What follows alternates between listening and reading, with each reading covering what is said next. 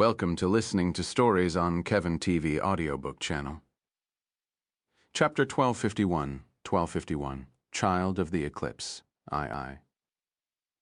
While Arad struggled to consume Betty's abundant light, Jack attempted to suppress Lydia's unyielding radiance. She stood at the heart of the open field, leaning on her longsword with pure divine light seeping out of her body like a beacon of hope, holiness, and unfiltered godly arrogance.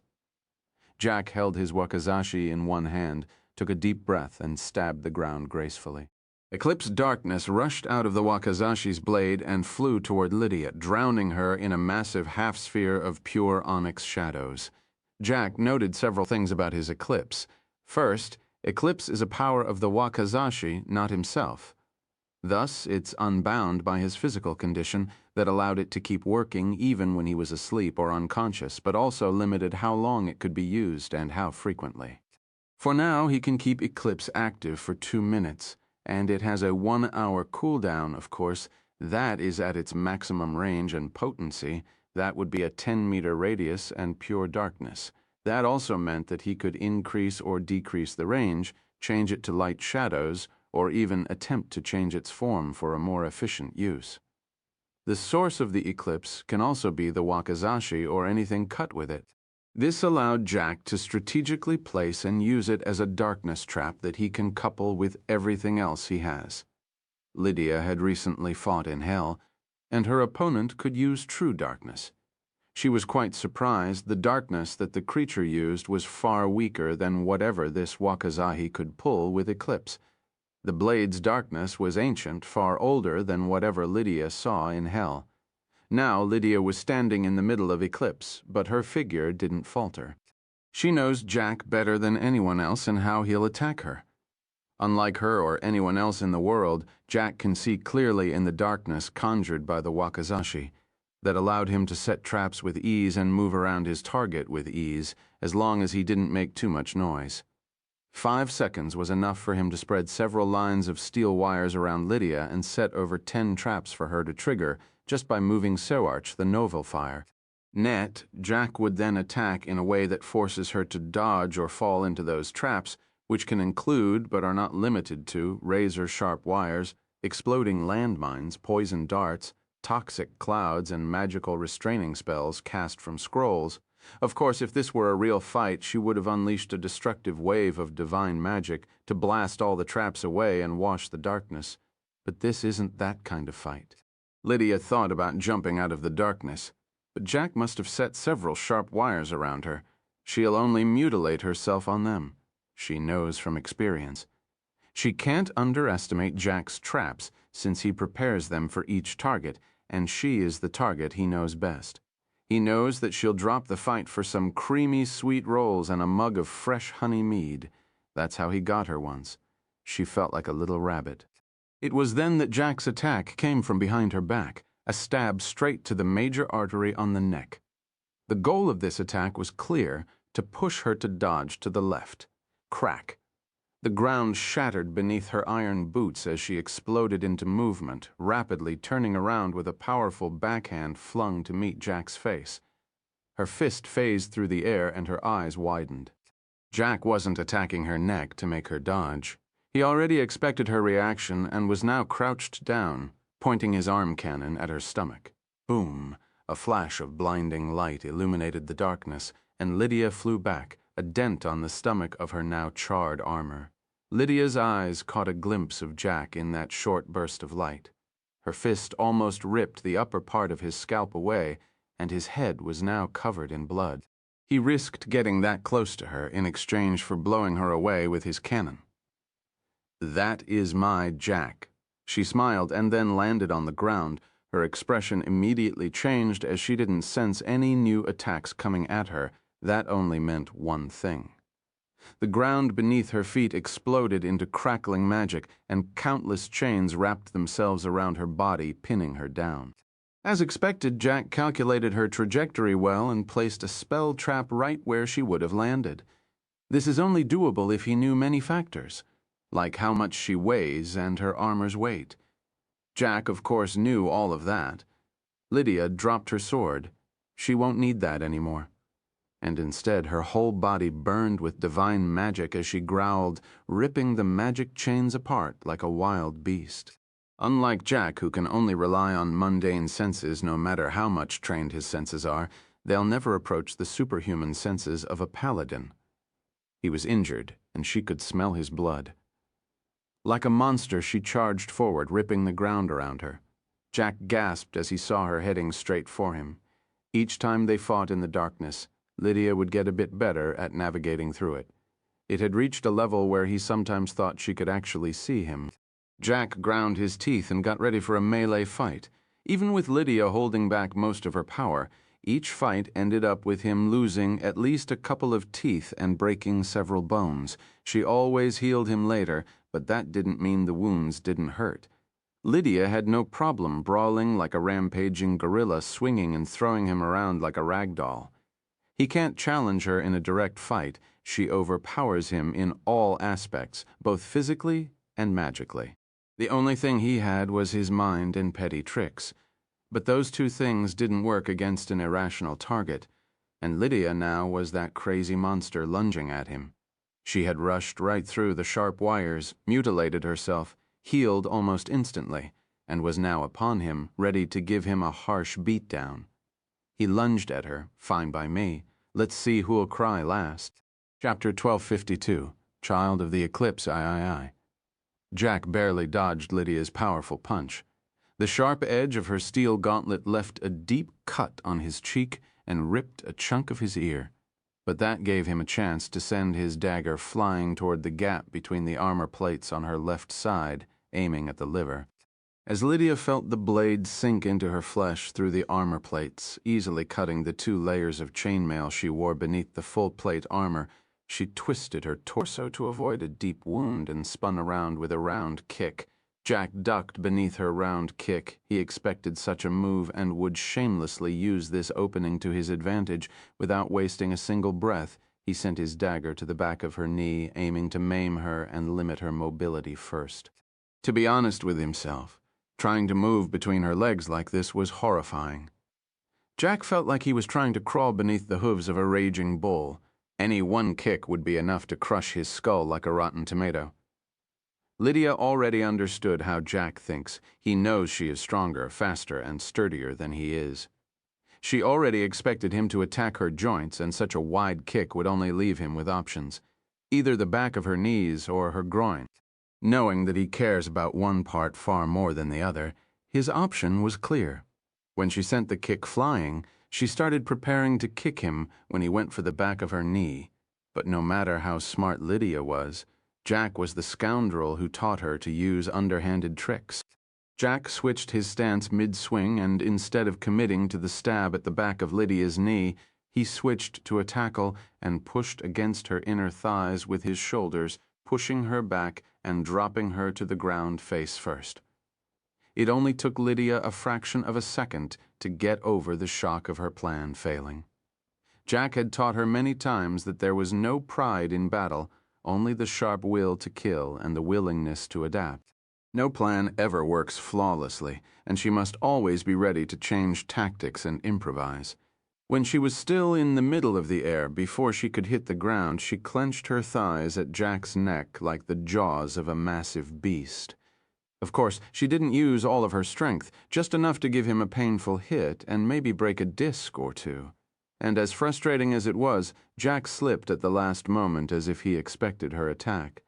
"I really expected to get you with that," she sighed, while still on the ground.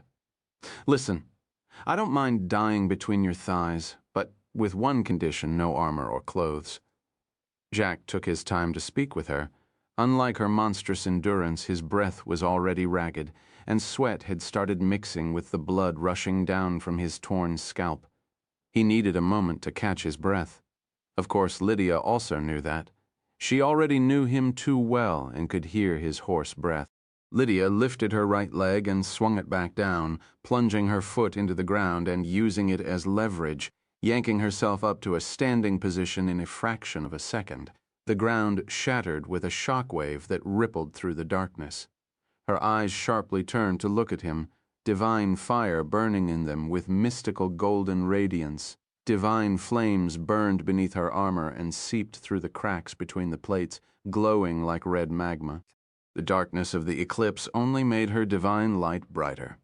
There was nothing holier than the sun in a world of pure shadows and darkness. Her radiance consumed the endless blackness around her and bathed the world in warm light. Jack knew that if Lydia wanted, she could unleash enough divine light to blast his measly darkness into nothingness. But the main purpose of all of their fights in the past days was for him to figure out a way to harness his power.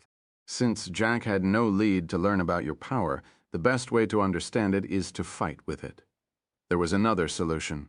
It was to gain a bit of faith in Amaterasu and have her divine power naturally seep into his body. But he refused to do that. If he is going to ever pray to a god, it is going to be Amaterasu. But he had made it clear. His first prayer had to be a thank for a meal. And Amaterasu knows what he was talking about. But now Jack had a big problem to think about. That meal is trying to break his bones. He barely dodged a punch from Lydia and swung his wakizashi at her neck. This time she jumped back, ignoring the possibility of him having traps around. It was quite terrifying to see her move like this, even though she is blinded by the darkness. Paladin's senses are sharper than any animal he has ever seen in his life. They can sniff a thief from 10 kilometers away. If he had one advantage over Lydia, it is that he could go all out while she can't. And with that, Jack made sure to use an ironic trick. He ordered the wakizashi to cancel the darkness, and Lydia was faced with something bright and blinding, the noonday sun. She had been in darkness for a while now, and her eyes had failed to adjust in time, getting blinded by the very thing that gives her power. Jack took that chance to rush in and swung his wakizashi, delivering a shallow slash to her neck, before getting faced with a solid kick to the gut. He rolled on the ground and caught a mouthful of blood. "Come on, I got a cut on your neck. It is my win today," he growled, and she rushed to heal him. Sorry, it was on instinct. She started healing him. The wound on her neck had already healed. Such a wound was small, but it was a death sentence to allow anything to get that close to her neck in a fight. Keep the apology for later. I'll take the lead tonight. He then passed out from exhaustion and blood loss. Chapter 1253, News from Senna later at night. Arad and Jack were going toward Croc City. They wanted to grab a drink before ending the day. Arad just liked the taste, while Jack really needed something to stop his head from constantly trying to think of a way to draw more eclipse power. Arad had some surprising information for Jack today. One that he got directly from Lunara, who was now on the moon, living with her moon rabbits. Did you know half of the moon is always drawn in light from the sun, while the other half is consumed by shadows and darkness? Arad sat at the bar, and so did Jack beside him. And when there is an eclipse, the moon stands between us and the sun. That's why we're faced by the dark side. Jack thought about it for a while. He already guessed as much. What he needs is direct knowledge on how to control and use the eclipse power, not how the eclipse phenomenon happens. But then it clicked in his mind. Amaterasu is a duality god, both evil and good simultaneously. The moon blots out the sun to conjure the eclipse. It masks her radiance from the world. Couldn't he do the same? Of course he can't. He isn't as big as the moon. Then, what light is he supposed to blot out? And it was then that it dawned on him, Lydia. Tsukuyomi blotted his sister's light to express the eclipse's influence on the world. People feared it, thinking that it was the herald of doom and the end of the world. Some even thought that the sun got destroyed by it. But that was all just a trick, a sneaky way to sow fear. It was a rogue's subterfuge. Maybe I shouldn't be fighting against Lydia to find out, but fighting alongside her to get an idea. He stood, gulped down his massive mug of beer, and cried, "Sorry, Arad, I have to go." The bartender looked at Jack speeding away and sighed. "What's wrong with him? He didn't even pay. Who knows? He is smarter than you and me." Arad sipped his mug of black beer. "I'll pay for him too, don't mind him." Arad then looked at his mug. Drinking alone is boring. He finished the mug and paid for everything before leaving. The battle at the Storm Titan's chasm was still raging on. Gale finally managed to join the fight, but he didn't seem to have a greater impact than a slightly larger soldier. The king's power might have looked bigger, but the presence of Arad and his wives masked everything. Arad. When someone called him, Arad stopped and looked back. Celica stood there with a basket in her hands. "My lady calls you." She approached him and gave him a gentle bow. Coupled with her slightly fancy red-purple dress, she looked like the daughter of a low-ranking noble heading to some party. Of course, the beautiful and gentle-looking smile didn't deceive Arad. He knew exactly what kind of powerhouse Celica was. Taking him out of the picture, she is probably the strongest boxer in the whole city now. Arad can remember when Jack had to kill a whole gang of goons to save her from getting ambushed and kidnapped, but now he is more afraid of the goons' lives than her safety. Cena? And no wonder they didn't have any elvish lemon wine or dwarven fire wine. "How many bottles did you get?" He looked at the heavy basket in her hand. 5 bottles each, their supply for the weekend. Lady Senna loves her drinks a lot, even though she can't get drunk. She smiled. "But what are you doing here?" Her eyes shifted to the bar. "I would have said that drinking too much is bad, but knowing you and Mistress, I can't really tell you off. None of you can get drunk anyway." "Speaking of Senna, how is that thing going?" Celica shrugged. Mistress contacted her mother and pulled some strings here and there. "Just keep in mind, she and her mother don't get along that well, even if they aren't on bad terms." She approached Arad and tried to whisper in his ear, but he was a bit too tall, so she pulled his head down first. "You'll still have to make your way to the Succubus Kingdom in the Abyss on your own, or with the help of a shadow dragon or a Dracana. But at least Lady Senna managed to make sure that Mira would get treatment when she is there." She looked around to make sure that no one was around. "There is one problem. The one who promised to be there wasn't Gracie, the mother of all life. But it was Gracie, death itself." Arad's eyes opened wide. "Are you saying that I'm taking Mira to the Grim Reaper? The goal of all life is death." Celica shrugged. "Death should be able to make sure neither Mira nor the child dies simply by not taking their lives." She started walking, prompting Arad to follow her. "Do you know what death is like?" Celica asked, and Arad nodded. "Heard about her in hell. Death is an emotionless maid with knives coming out of the sole of her shoes." Celica looked back at him with a confused face. "That is indeed death, but I wasn't talking about how she looks. I meant how she thinks and acts. That I don't know, except that she is emotionless," Arad replied. And Celica shook her head. "Even death has emotions. It's just that she can't show them on her face. Death likes sweet things, cooking, cleaning, and anything having to do with normal housework. It takes her mind away from the constant death and killing. That's why she poses as a maid." She shrugged. "I don't agree with her, but I kinda get it." She looked toward the cemetery.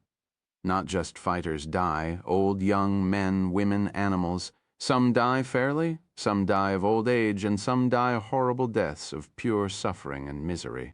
Death has to watch all of that. She is the one reaping their souls. She remained silent for a while.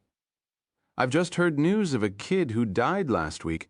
He went swimming in the swamp and drowned in the mud.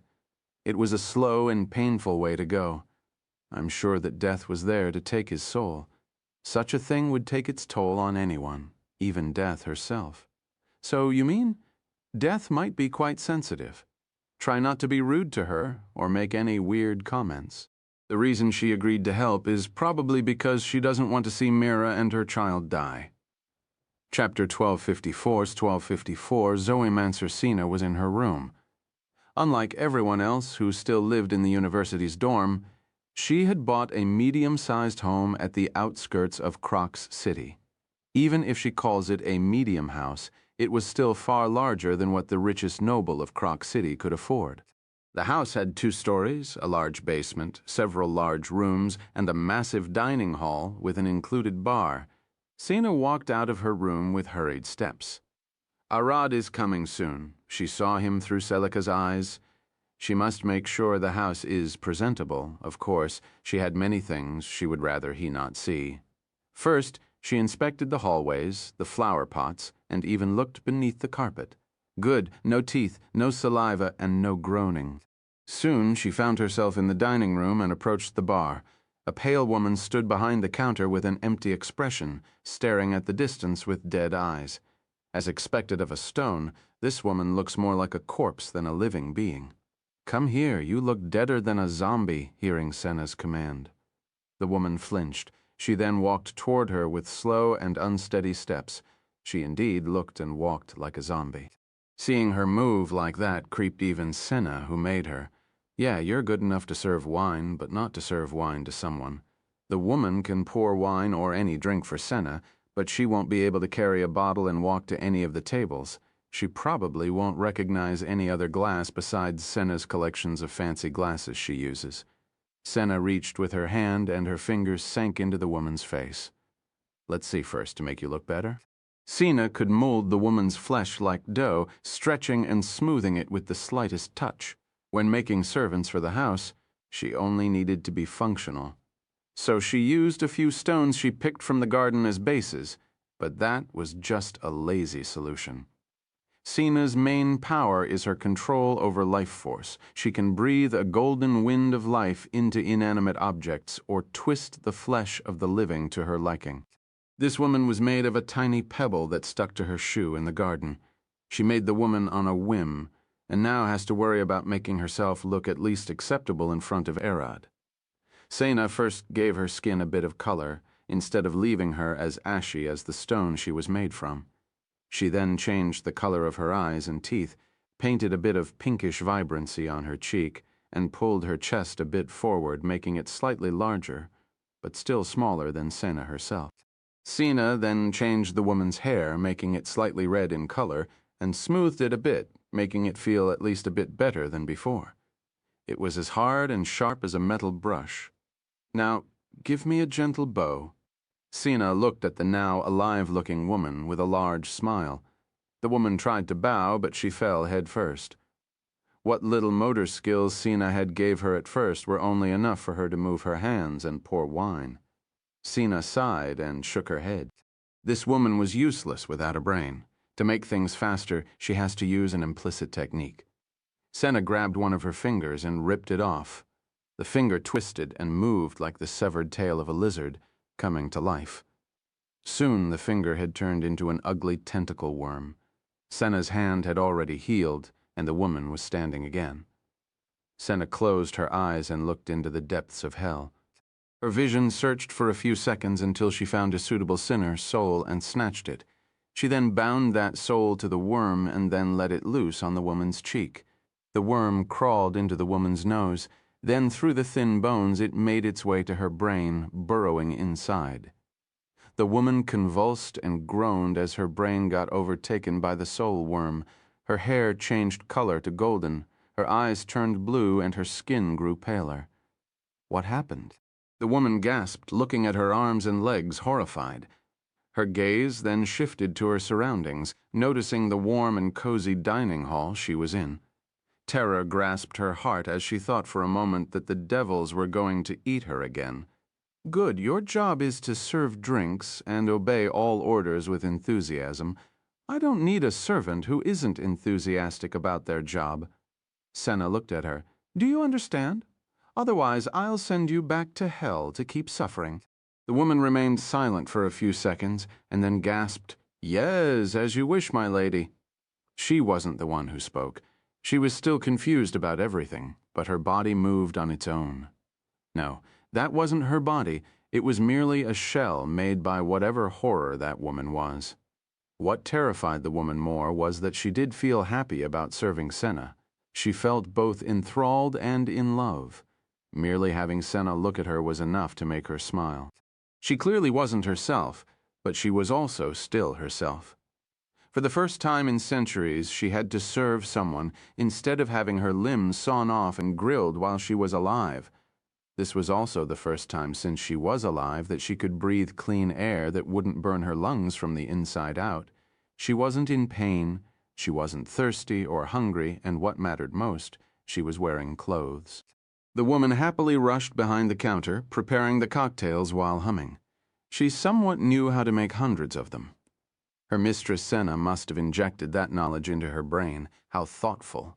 She won't need to worry about messing up and getting punished. As the woman made drinks, she watched as Senna made several more servants like her. Each one was happier than the one before. It was clear that she was manipulating them to some degree, but none of them cared. At last, they won't have to worry about the torture of hell. When Senna finished making all of the servants, she called them all to a short meeting in the dining hall. Your job is simple. Do your work perfectly and with a smile. If any of you don't want to work here, I can send you back to hell. Any questions? She looked at them with a smile, and another woman spoke with a fearful tone. Will we get tortured or eaten alive here? Sina looked at her. No, I won't eat any of you. Your bodies were original stones that I picked outside, but torture depends on my mood. If I need to experiment on a living being, I might use one of you, but that's a rare case. Sina took a deep breath. You're sinners. You've got no rights in the world of the living. All of your rights must be earned by hard work. She looked at them with a grin. Sleep, for example. Right now, if any of you fall asleep, your souls would get sent back to hell to be tortured until you wake up. That means you only have so much time to please, so I allow you to sleep peacefully. She looked at the terrified servants. And you're in luck. I've got an important guest today. No, 2 guests. Do a good job, and you'll sleep in peace. Chapter 1255, Living House. Arad and Celica were on their way to Senna's house in Croc when they met a familiar face in the street. Sarah looked to be heading to Senna's place as well. Sarah stopped and looked back. She then approached Arad and Celica with a smile and greeted them. Arad didn't need to ask why she was heading to Senna's house. Celica had already told him. Sarah got invited by Senna to join her tonight in a long discussion about hell. She needed someone in the 9th layer to give her access to sinner souls without her mother knowing. Sarah was Sina's contact in the 9th layer of hell. Using her connections there, she managed to procure some sinners for Sarah to use in her magic. Sarah might have been against using sinners from the upper layers in a magical experiment, since that might be a bit too cruel for them, but sinners from the 9th layer, that was like a vacation for them. The reason Senna's mother, or the Queen of Hell, would be against her taking sinners from the 9th layer in use in her magic is because they won't suffer as much as they should be. The worst evil souls were sent to the 9th layer of hell, and none deserved a moment of respite. Of course, the last 2 people who should be asked about morals are the devil, Sarah, and the eldritch monster, Senna. Neither of them really cared about much besides practicality, even if it left a sour taste in Sarah's mouth. Arad didn't find it hard to understand when Celica told him he had been to the 9th layer of hell and saw the sinners himself. What Senna is doing isn't that different from him taking souls and turning them into void creatures. What Arad cared about now is understanding Senna and the extent of her power. She was with him almost from the beginning. She had sold him his house, helped him on many occasions, and even introduced him to her father. And speaking of Old Man Cain, Arad now wants to have a lengthy conversation with him to understand what's up with him and Sarah and why everything about them seems a bit foggy, muddled, and uncertain. Arad, Celica, and Sarah stood outside Senna's house. The 2 women walked toward the door while Arad stood still, glaring at the house with a serious face. Sarah looked at him. What's the matter? She didn't notice what he noticed. Celica gasped. Please, don't worry. It doesn't bite, unless Senna wants it to bite. She giggled and looked back at the house. Sarah took a step back, made her way to Arad, and whispered, What is it now? I'm scared.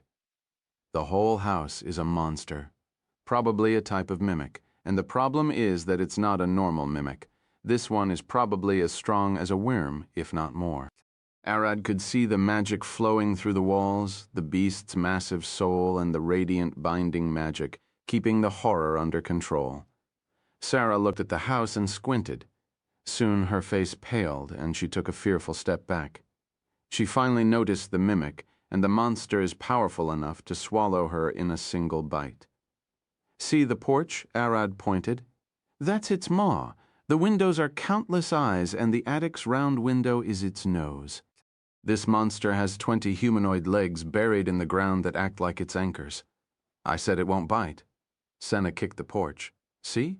It's as tame as a pet. You can think of it as the house's guard dog. Sarah looked at her with an appalled face. Hells, guard dogs are supposed to be dangerous.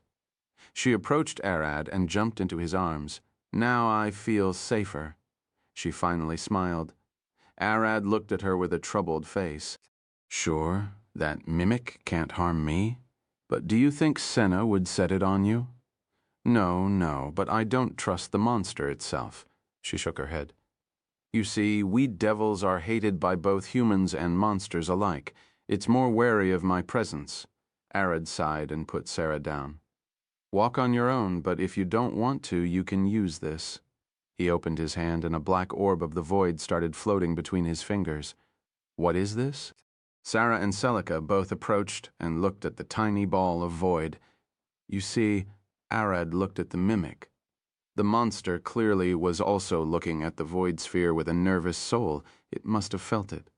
This is a genius loci, that one of my void creatures. They are like servants, defeated, and I've turned into a void creature as well, so this should be a void genius loci. Arad pushed the void sphere at Sarah's chest, and it flooded around her body like slime, soon hardening into a suit of crimson armor. Thanks to having a void body, this genius loci isn't bound by being massive and can now change her form just like a mimic. As Arad spoke, a bug-like fairy flew out of the armor's cracks and started flying around Sarah with a happy face. She then flew to Arad and floated in front of him. This is the genius loci's spirit. Usually, only children can see and talk with her, but since it's a void creature, she could cut a part of her body and use it as a physical body for her spirit. While the spirit couldn't speak as she wasn't as powerful as Loci in Alina, she could still communicate telepathically with people. Sarah could feel a surge of strange emotions coming from the spirits here, though availfire.net. Confusion, fear, awe, worry, and longing. She wants a name, Sarah mumbled, and the fairy flew toward her with a happy buzz. While Sarah and Celica were busy thinking about a name for the genius Loci, Arad looked at Senna's house with a smug face. What do you think, big boy? Mine is bigger than you are. And while they were fooling around, Senna had already set her dining room, turned the lights off, and only left a couple of candles burning as she sat beside the fireplace in her nightgown, sipping wine and waiting to make a dramatic show for when Arad arrives. Chapter 1256, Challenger of Fate. Celica opened the ornate wooden door with a gentle swing. Lady Senna is waiting for you inside. Arad looked inside the room and saw Senna sitting on a large chair, waiting for them while sipping her wine. She seems to have already finished a bottle while he was outside. Celica already told me everything I might need about Mira's case. So is this about Tina or Doma? He walked inside, pulled the largest chair, and took a seat. Sarah did the same while Celica stood beside Senna's chair. It's about Doma.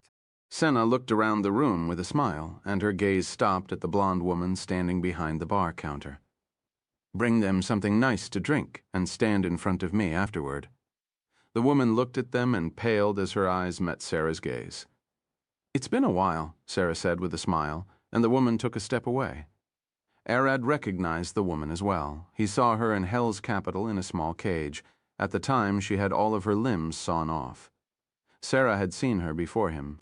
The woman was the sinner that Sarah asked about her sins in Hell to show Gammond and the others what happens in Hell. What are you wasting time on? Senna growled at her. To let you know, she was the one to recommend your soul for this. If not for her, you would still be rotting in the depths of Hell.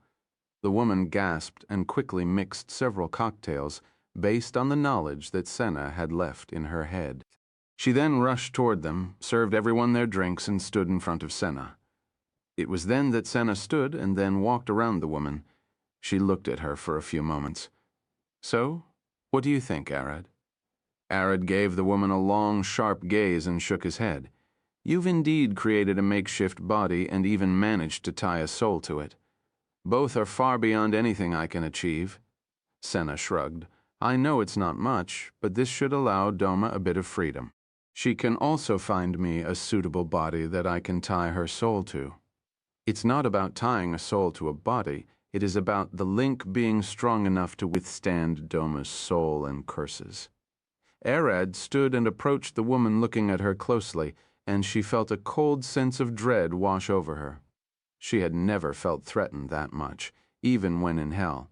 No, she felt the same cold terror before it was when the Emperor of Nothing stared at her for a second. Of course, a horrifying monster like Sena, who can snatch sinners from hell and give them bodies to use them as servants, also knows someone as horrifying as the Emperor of Nothing. Arad looked at the woman's soul and how Sena liked it to the body. It was both simple and complicated. The simple part is that the only thing needed to link a soul to a body is a silver chain made from the soul's essence. The complicated part is that extracting too much essence will destroy the soul. Forming the chain itself is near impossible, and even when formed, it's not always stable enough to be reliable. Divinity, without a strong enough divine essence to reinforce and mend the chain, fully bringing someone to life is near impossible. But Arad saw something strange as well. Give me a second. Arad sat on his chair and closed his eyes. Soon he was looking at his own soul, to be precise, the third dormant soul. This was the only soul that he ever saw that did not have a silver chain linking it to a body. There was also the problem of essence. Arad tried to pull essence from it, but he couldn't. Without the silver chain, pulling the essence was nothing short of impossible. Arad sighed and looked at Sena. This gave more questions than answers. Sena shrugged. You can take any of the servants with you to study if you want. But this is the limit of my current ability. Of course, unless I want to take a few major risks. Risks? Like what? Like my mom finding out and skinning us both before locking us in cages for a century as a punishment. She had done that once to me when I killed someone important. Sena sighed. It wasn't the killing that angered her. It was the fact that I destroyed the bastard's soul alongside all of his power. We needed that power. Sarah, who had been silent for a while, spoke. You said something about finding Doma a full body. How will that work? Same as organs. The closer to her bloodline they are, the better. The closely related and similar they are, the better her chances of fully integrating with the body. For small modifications like height, hair color, and magic circuit pathways, my magic should be enough. Sena then approached Arad and put her hand on his chest. Can I take a look at Doma's soul? Of course. A moment later, she snatched her hand away and looked at it. Now that's a problem. Her soul is cursed. She glared at Arad. Doma, how did you die? It wasn't a normal death, was it? Doma walked from behind Arad in a body made of pure void. Her voice rumbled across the room. Of course it wasn't a normal death. Who would be able to kill me? Sar the no-fire-et from everything. Sena knew about the Queens of Curses, Doma. She should have been far too powerful in her prime to be defeated. Even gods would have struggled to kill her. Doma sighed. I did see Arad with my clairvoyant power. The problem is that I was fated to die of old age before he was even born. She looked at Arad. Isn't that a bit cruel? Sarah, who was quietly listening, sighed. The good old path of destruction, a quest for immortality. How in hell did you die trying to become immortal? Doma remained silent for a while, and then Sena gasped. Wait, trying to become immortal is a bit too mundane for you. What did you do? What else? I tried to destroy fate, and ended up fighting the triplets of fate.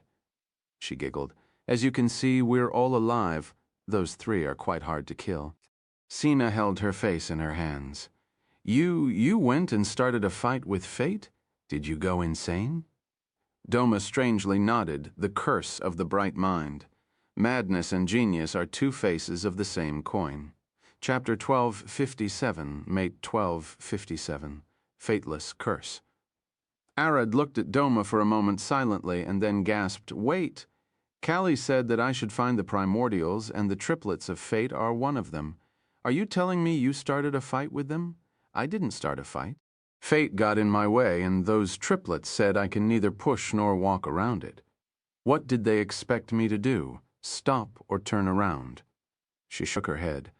"So I searched for several years, studying the tapestry of fate through my clairvoyance, and eventually I found a way to escape fate, and I did just that."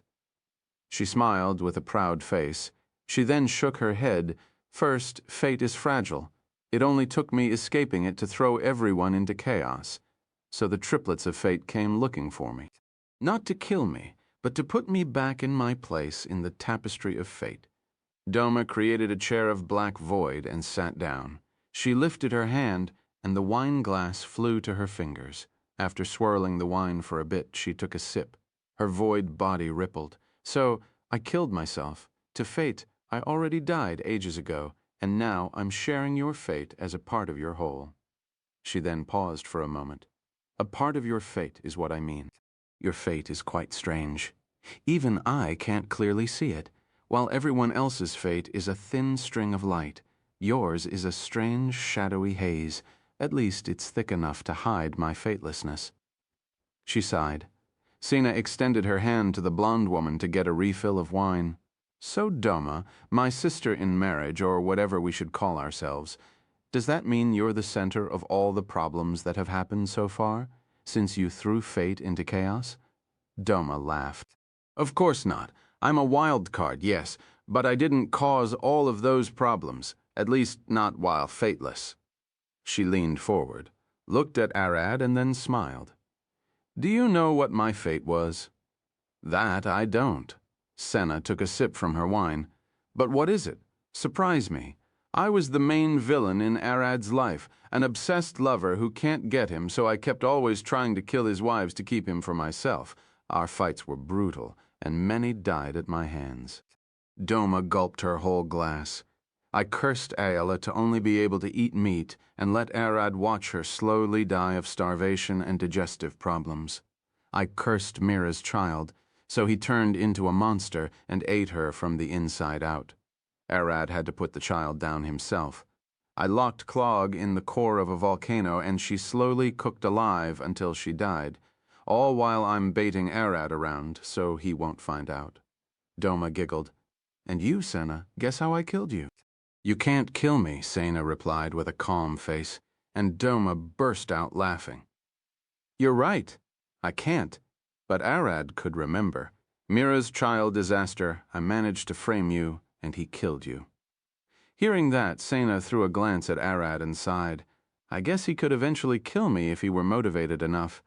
Arad took a sip of his wine. "That didn't happen, so it doesn't matter. The question is, how did you break fate itself?" The goddess of magic Yog, or as we mortals know her, Lilia, the archmagus of the Mage's Tower. She is omniscient. I had to make something that she didn't know about. It was, but at that moment, Yog appeared, standing on the table. SearTheNovelIr.net. Hush, that part is something you aren't supposed to say. Everyone froze, especially Sina, who started sweating buckets. There was no time to hide the sinners she pulled out of hell. Yog turned to Senna. "Hey, don't worry about them. I'm not telling anyone." She already knew what Senna was thinking about. "You always show up uninvited? Are you spying on us with magic or what?" Arad looked at her with a tired face, and Yog burst out laughing. She started floating and spinning in place. "I don't need to spy on anyone. I already know what will happen." Doma wasn't joking when she said that I'm omniscient, but that's all I have, knowledge of everything, even the forbidden one. Before Yog could sentry, Doma called her. "You knew I wasn't going to say anything about it, so why show up?" "You don't really need a reason, do you?" "A reason? I've luckily got one today, and it's quite important." She sat and looked at Arad. Kronos, the Titan Emperor of Time, and Vulcan, the Titan Empress of Space, were bitter enemies, but in secret they were lovers. They spent the day trying to kill each other and spent the night in bed together. She pointed at Arad, With Kronos finally at peace, Vulcan is slowly losing her grasp on the world, and soon an abomination called Damnation will erase the volcanic Titan kingdom from the map. She smiled. Technically, this might be your fault, so I came to warn you. She started disappearing. Aye, and by the way, Tina doesn't have much longer to live, and she disappeared. Wait, how long does she have? Sadly, Arad's words danced through the empty air. The damnable half-halfling was gone. Damn it, Arad growled. Back at the Storm Titan Kingdom, Arad stopped mid-flight and hovered in the air, looking at the depth of the chasm. Tile, who rode on his back, gasped, Arad, monsters. One of the monsters looked like a giant salamander that grew wings. One was a humanoid ladybug, and the other was a wolf and a mosquito hybrid. All of them were powerful, fast, and capable of flight. It took them only a second to take advantage of Arad's momentary pause to coordinate an attack aiming to kill Tile first Clack. But at that moment they heard something click inside their heads, and then it clicked again. Soon, the clicking and clanging noise washed over their brains, drowning all thoughts and emotions in a flood of madness. The three monsters fell dead, and the monsters surrounding Arad paused, looking at him in terror. Something was off. Void dragons are capable of communicating telepathically, since the void of space has no air for sound to travel. When Arad received the news, his brain went into overdrive, trying to figure out a way to solve and finish the mess here, and fly to the volcanic Titan's kingdom to kill Damnation. But what worried him more was Tina, and he had to use all of his intellect to try and guess how much time she had, and why her soul would degrade so quickly. The three monsters happened to brush against Arad's raging psychic energy, causing their brains to be fried by the flood of thoughts. At that moment, Arad decided to end this war as quickly as possible. Chapter 1258, 1258, a hurried plan. All the monsters in the chasm wanted to flee, but Arad was faster. He took back control from Tile and flapped his wings, flying through the hordes of monsters and ripping them apart in seconds. Tile gasped as she held for her life on the back of his neck. The shaking was almost to make her throw her lunch out, but thankfully, Arad finished the monsters quickly. "What's the matter?" she cried, and Arad halted his flight, remaining silent for a long moment before replying. A huge problem. Another abomination rose in the volcanic Titan's kingdom. I have to send one of my incarnations there to deal with him. This means we have to wrap things up here quickly. He looked at the endless depths of the chasm. Zeus, we don't have any time. If we dally too much, the volcanic Titan kingdom would get destroyed and a flood of monsters would ravage the world. I don't know what kind of horror hole they guard, but I'm sure it's just as vast and deadly as this chasm. Arad looked at Zeus, who, alone on the cooled magma, holding a blinding spark of lightning in his hand. Arad had managed to separate the lightning portfolio from what Caden gave him. The plan was now to turn Zeus into a lightning god, or at least a demigod, which now made Arad think. Zeus has less talent for godhood than even Mira. She just needed to touch the portfolio to absorb it while he was here, trying to tame it. I got it. Just give this old man some slack, would you? I'm old, and my bones aren't as strong as yours. Zeus scowled as the lightning in his hands surged with power. Just hurry. I can't stay here for long. He looked back at what remained of Kronos' corpse. He has to stay here and prevent the monsters from devouring it. The plan was for Zeus to drag Kronos' corpse out and claim that he came back to life with divine hood to slay the overtaken first emperor of the Storm Titans and put an end to the Kronos raptor. But in the meantime, Arad had another problem to worry about Tina. At the time, Arad was still in his office working on some papers. Night still didn't arrive in Alina, unlike the university. Arad lifted his head, and Izdis immediately noticed that something must have happened. What kind of queen would she be if she can't even understand her king's feelings and intentions? What kind of wife would she even be? Did something happen with your other incarnations? See the Hovel fire. A powerful abomination would soon strike the volcanic Titan's kingdom, and what worries me more, Tina's situation is going to suddenly get worse rapidly. He stood and approached the door. "Call Tina." One of the two guards that stood outside looked at the door with a surprised face and nodded. Her voice came a bit hoarse. She had never been addressed by the Emperor since Queen Cyrilla put him there as a guard. At once, she gasped and rushed away with hurried steps. Moments later, Tina rushed into the office and walked inside with a worried face. Arad had never called her like this before. He always used to give her some time, like telling her to come as soon as she could. Arad looked at her for a moment and then stood. "Follow me inside." The two of them headed deep into the royal's personal quarter and ended up in Arad's room. It was now fully empty without a single maid inside. Want the full story or just what you need to know? Arad sat down, and Tina remained silent. After a while, she replied, "Tell me only what I need to know. If it is insufficient, I'll ask questions. From now on, you'll have to remain by my side at all times, no matter what. You can't leave my sight for any reason." She looked at him. "What about the bathroom?" "I'll be standing at the door," she sighed. "Is this my fault?"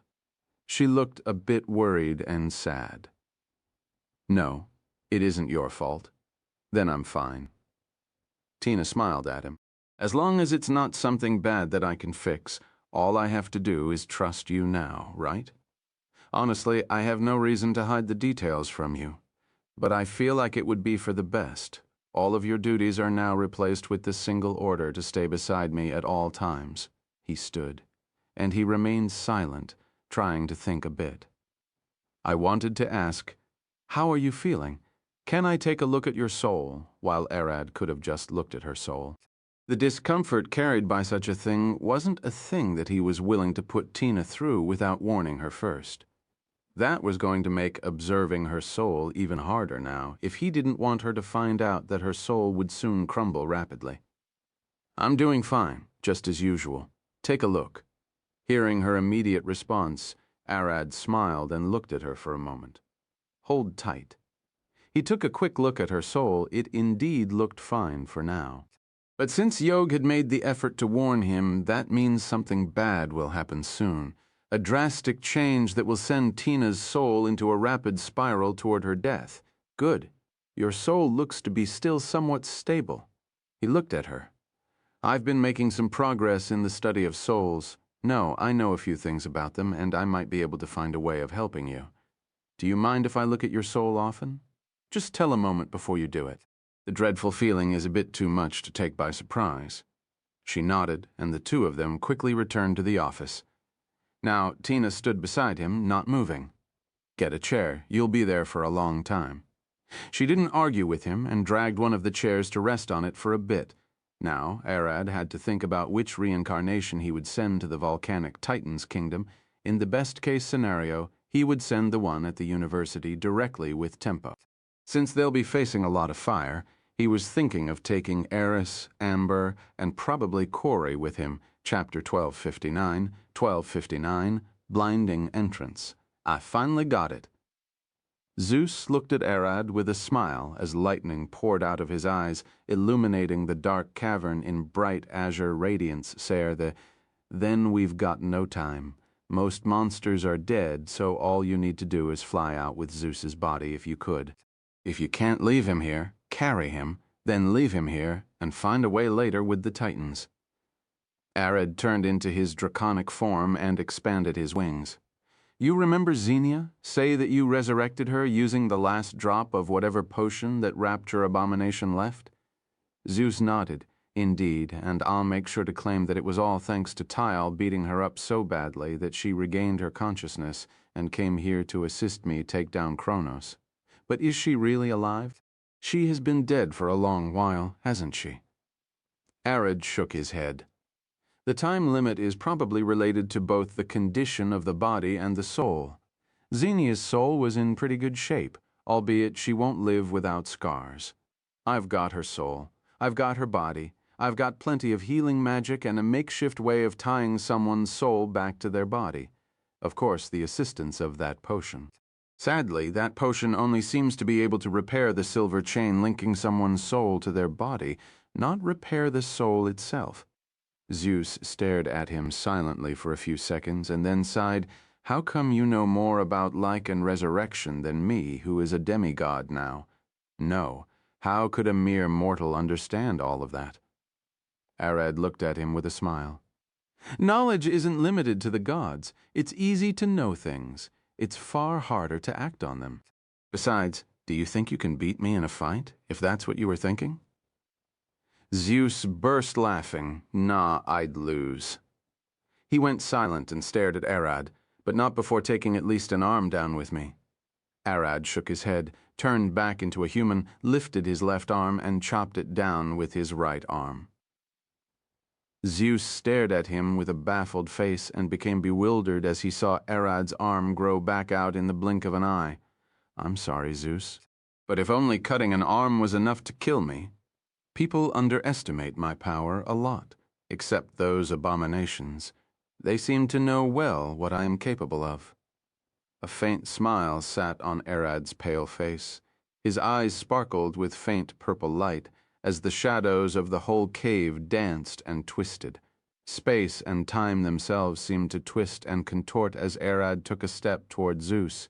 Zeus could feel it, the overwhelmingly heavy pressure of Arad's magic. It far surpassed anything he had ever seen in his life. And it then dawned on him. Kronos, the Titan of Time, was perfected by rapture, and both of them reached a new realm of power. But they were crushed and driven away by Arad, and without blowing the whole Titan kingdom into ash. The world won't survive Arad, let alone its inhabitants, demigods or not. Arad smiled and then looked up at the chasm. Gale is overestimating my power from the act I showed him. But even his overestimation is a great underestimation of what I am capable of. Tyal knows, you know, even Xenia knows, but that's what matters now. Arad took a deep breath. I'll help you make an entrance. It already took you a while to absorb the lightning portfolio, so I guess it'll take you even longer to get accustomed to your new powers. Sparks of lightning flashed through Arad's wings and his eyes burned blue. He opened his maw and unleashed a massive lightning breath that pierced the chasm and blasted its way right to the surface. Arad's incarnation up on the surface roared, warning the soldiers to get away from the chasm, but he wasn't so lucky and got caught in the lightning breath alongside Tyal.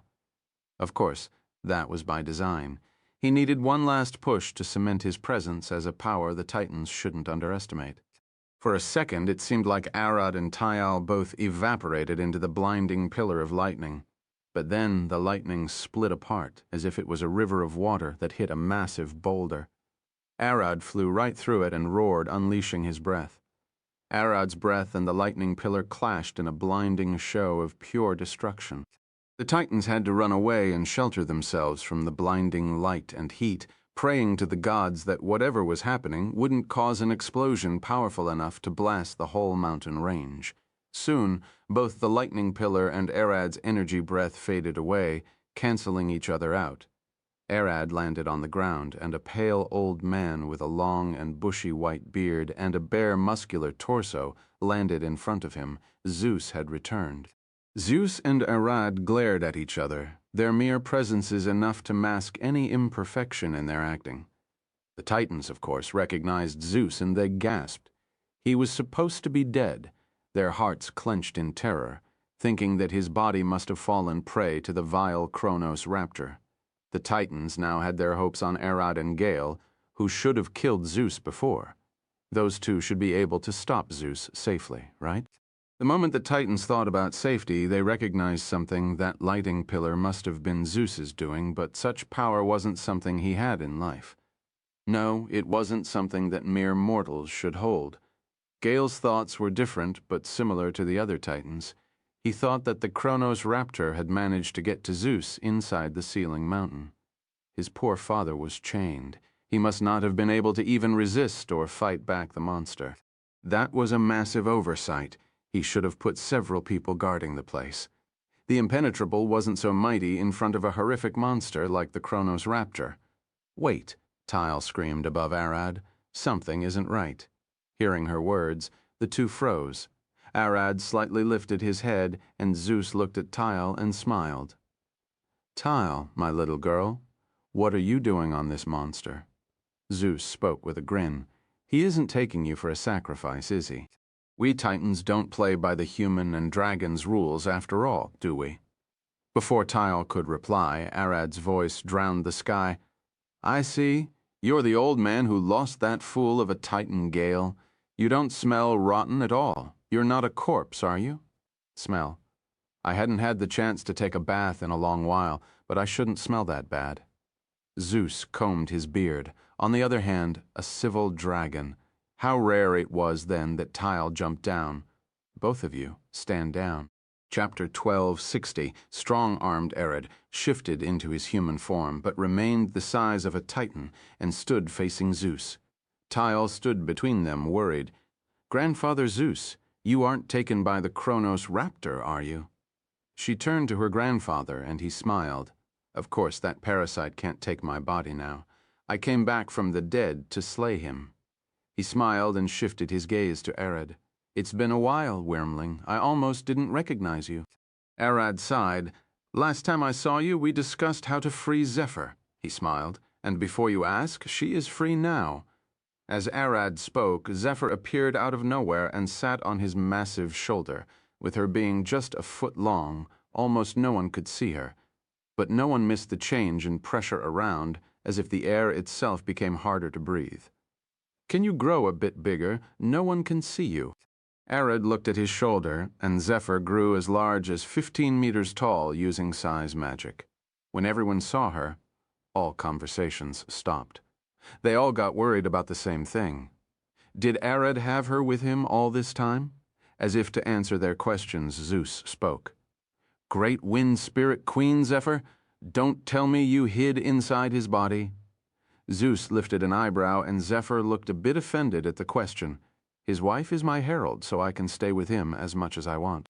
Zephyr then stopped talking and looked around at the storm, a bit annoyed.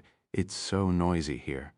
She lifted her hand, and the eternal storm faded away, blown by mighty torrents of howling winds.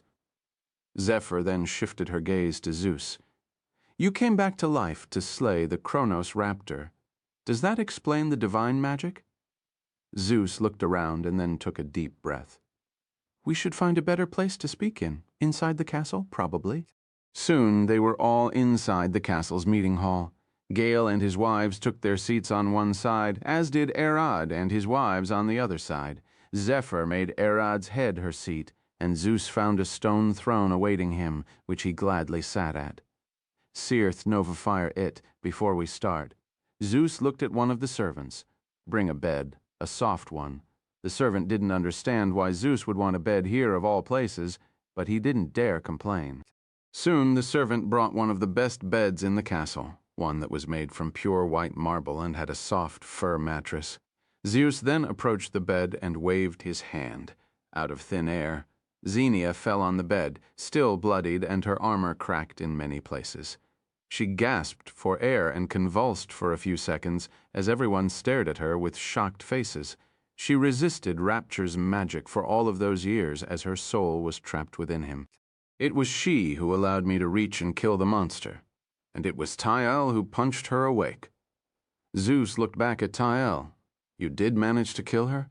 When she died and Rapture's latent magic turned her blood into the powerful reviving agent, her soul managed to take hold back on her own body and resist the parasite. He walked back to his stone throne and sat down. She was the lightning rod that allowed me to reach Rapture, so we'll have to thank her first.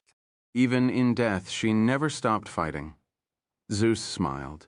She has every right to be honored for her resistance. Thus I shall give her the title of Undying. Xenia, the Undying Lightning. Arad spoke next. I understand that, but what I'm more interested in is you. He smiled. You aren't the first demigod I meet. The last one had to die at my hands. But I never heard of someone coming from death to become a demigod. Gale and his wives stared at Zeus with terrified faces. They did notice the sharp divine magic rushing through his body, but they never expected him to have become a demigod. Ah, about that. I wasn't dead. Zeus laughed for a while, then suddenly stopped, his face turning into a frown. This prick of a son I have.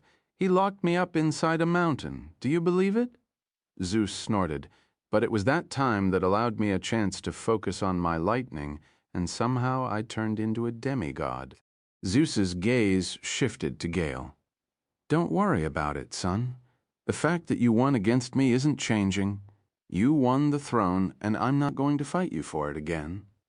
His eyes then twitched. But what I care to hear about is why Tyle is sitting beside Arad and not beside you. It was then that Gale spoke, barely able to get each word out of his dry mouth. Tyle is Arad's wife. No, a concubine. Alice is the wife above her. Zeus blinked twice with a surprised face. And you let her be just a concubine? What kind of father are you? Zeus immediately turned to Arad. Make her a wife. We're not taking any concubines. Arad looked at him in silence for a second and sighed. Is Raptor really dead? Isn't that what we should care about now? Zeus shook his head. Raptor is dead. He won't be coming back. The body of Kronos is inside the chasm and needs us to drag him out for a proper burial, and you should make Tyle a wife. He threw a sharp glance at Arad. By the blazes, why would she be just a concubine? Competition is her problem. Alice is also a storm titan, far more powerful and versatile than Tyle, and is the founder of the Adventurers Guild. I don't need to explain how a guild with thousands of powerful warriors, endless resources and branches in every single kingdom of the world, far surpasses the status of a storm titan princess. Arad looked at Tyle. I can't make her a wife since that would undermine Alice's achievements. Zeus thought about it for a second or two and then smiled. What if she became the Storm Titan's queen? She'll stand in the same way as the Elvish Queen Cyrilla and the Dark Elvish Queen Jasmine. I would have to take her as a wife due to her status as the ruler of a whole kingdom. Arad sighed, and Zeus stood. Then it's decided, Tyle, you're going to fight your father for the title of the Eye of the Storm. You don't need to kill him. Just make sure to win and become the queen. He then glared at Gale. And before you disagree, she did better than you earlier against the monsters. If not for her, the kingdom would have been monster food by now. Zeus cracked his neck and approached Arad. My granddaughter is going to show you what she is made from. Chapter 1261, 2061, Twisted Emotions.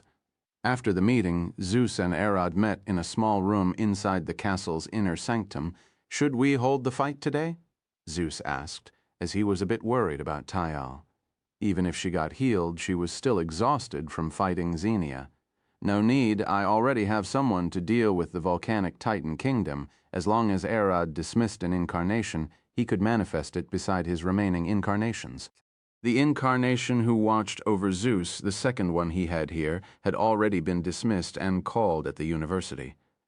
Arad wasn't in a hurry anymore. He was now in the process of dealing with the current problems. While Arad was quite impatient to start working on a problem, once he started, all of his moves were calm and calculated.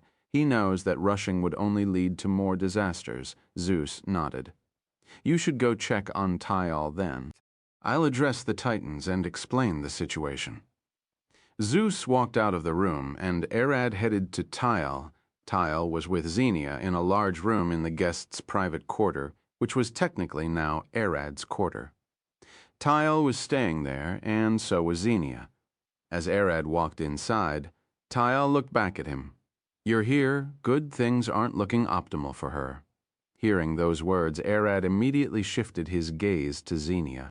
Her body had already been fully healed, but the link between her soul and body was still damaged quite a bit, causing her to remain paralyzed and numb. She couldn't even use magic to control her body with lightning. At least she can speak and move her head. Her organs also seem to work quite nicely, or at least good enough for her to stay alive. I mean, she can't expect a full recovery after being quite literally dead for 5 years, and I'm not a resurrection master. He approached, and Tyle shook her head. I'm not talking about her body. That would heal in time. It is about my mind, you bastard, Xenia growled. Rapture manipulated emotions and feelings. I escaped him and resurrected, true. But now all of my emotions and senses are quite jumbled. All of Xenia's emotions got reversed now. the same way Rapture used to manipulate them to keep his subjects in check. If she felt stuffed, then she was starving. If she felt pleasure, she was in pain. And if she was angry, then she must be happy.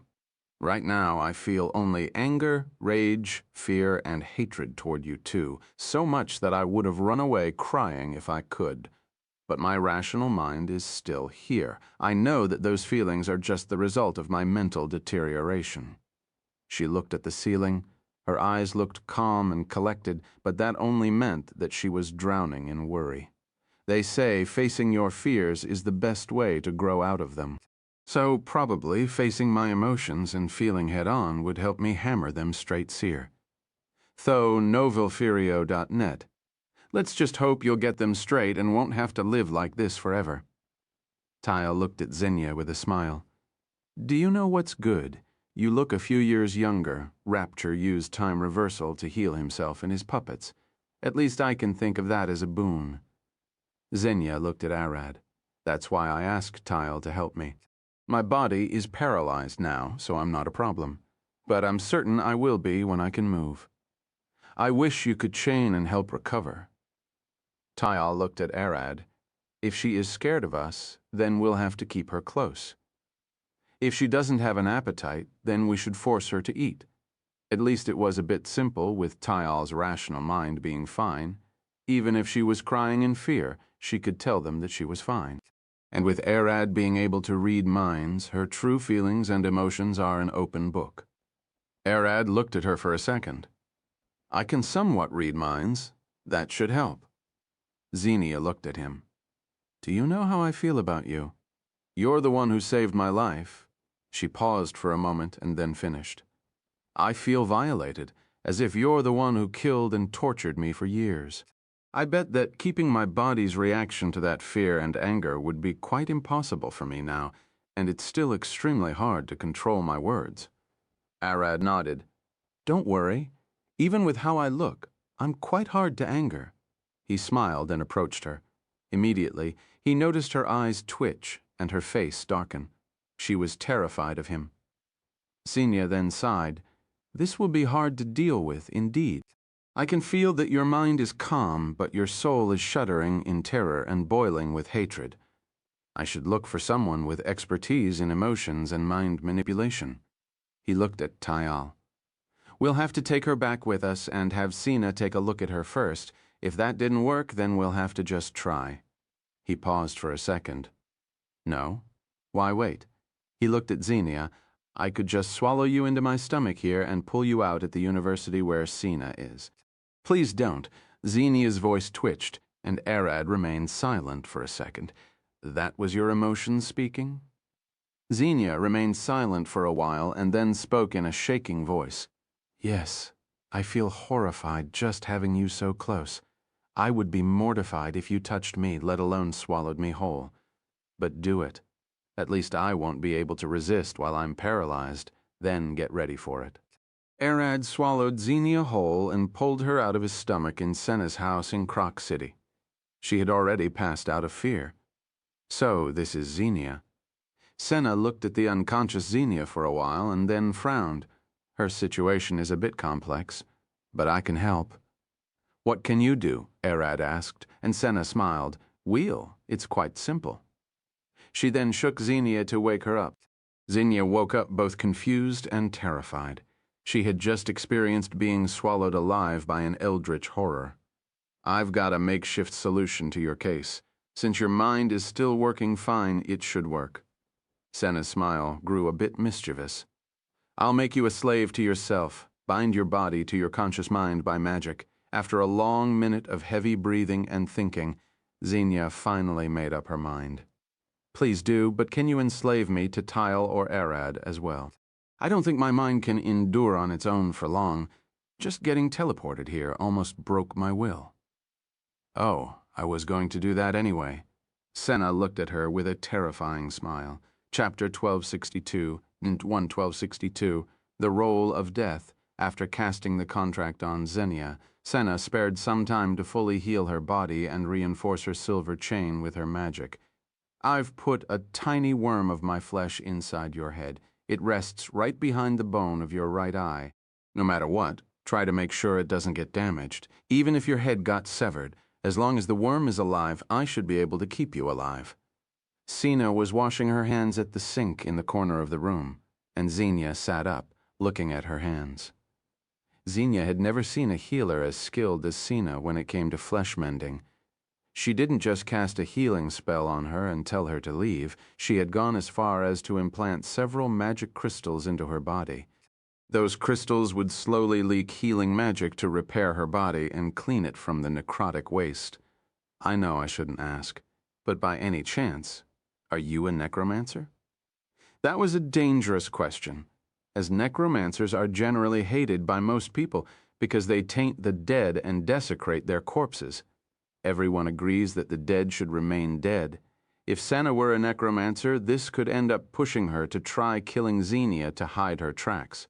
But to Xenia's surprise, Senna laughed. Sadly, I'm not. I'm a zoomancer. We're the opposite of necromancers. They manipulate the dead, and we manipulate the living. She then smiled. But my older brother Gray is probably the best necromancer in the many worlds. Gray? Where did I hear that name before? Xenia's face then paled. Wait, that Gray?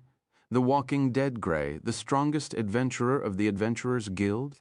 Xenia had heard a lot about him. A thin and tall man with a lot of sutures all over his body, walking around in a gray robe and with skin even paler than ash and eyes milky and dead. He is a living corpse, a walking dead man. What was most terrifying about him wasn't that he could summon thousands of powerful undead to fight for him, but the fact that he was an accomplished brawler and a swordsman of great renown. There were even tales of him using his own bones as weapons or ripping someone's spine out to use as a whip. That's him, and he is in the opposite room having a drink with Arad. He showed up while I was working on you. She sighed. He sensed someone who defied death's will and came to kill them. Xenia paled. Wait, what? You didn't revive with Raptor's blood for all intents and purposes. You should be dead. Senna looked at her. Brother came here to make sure you stay dead.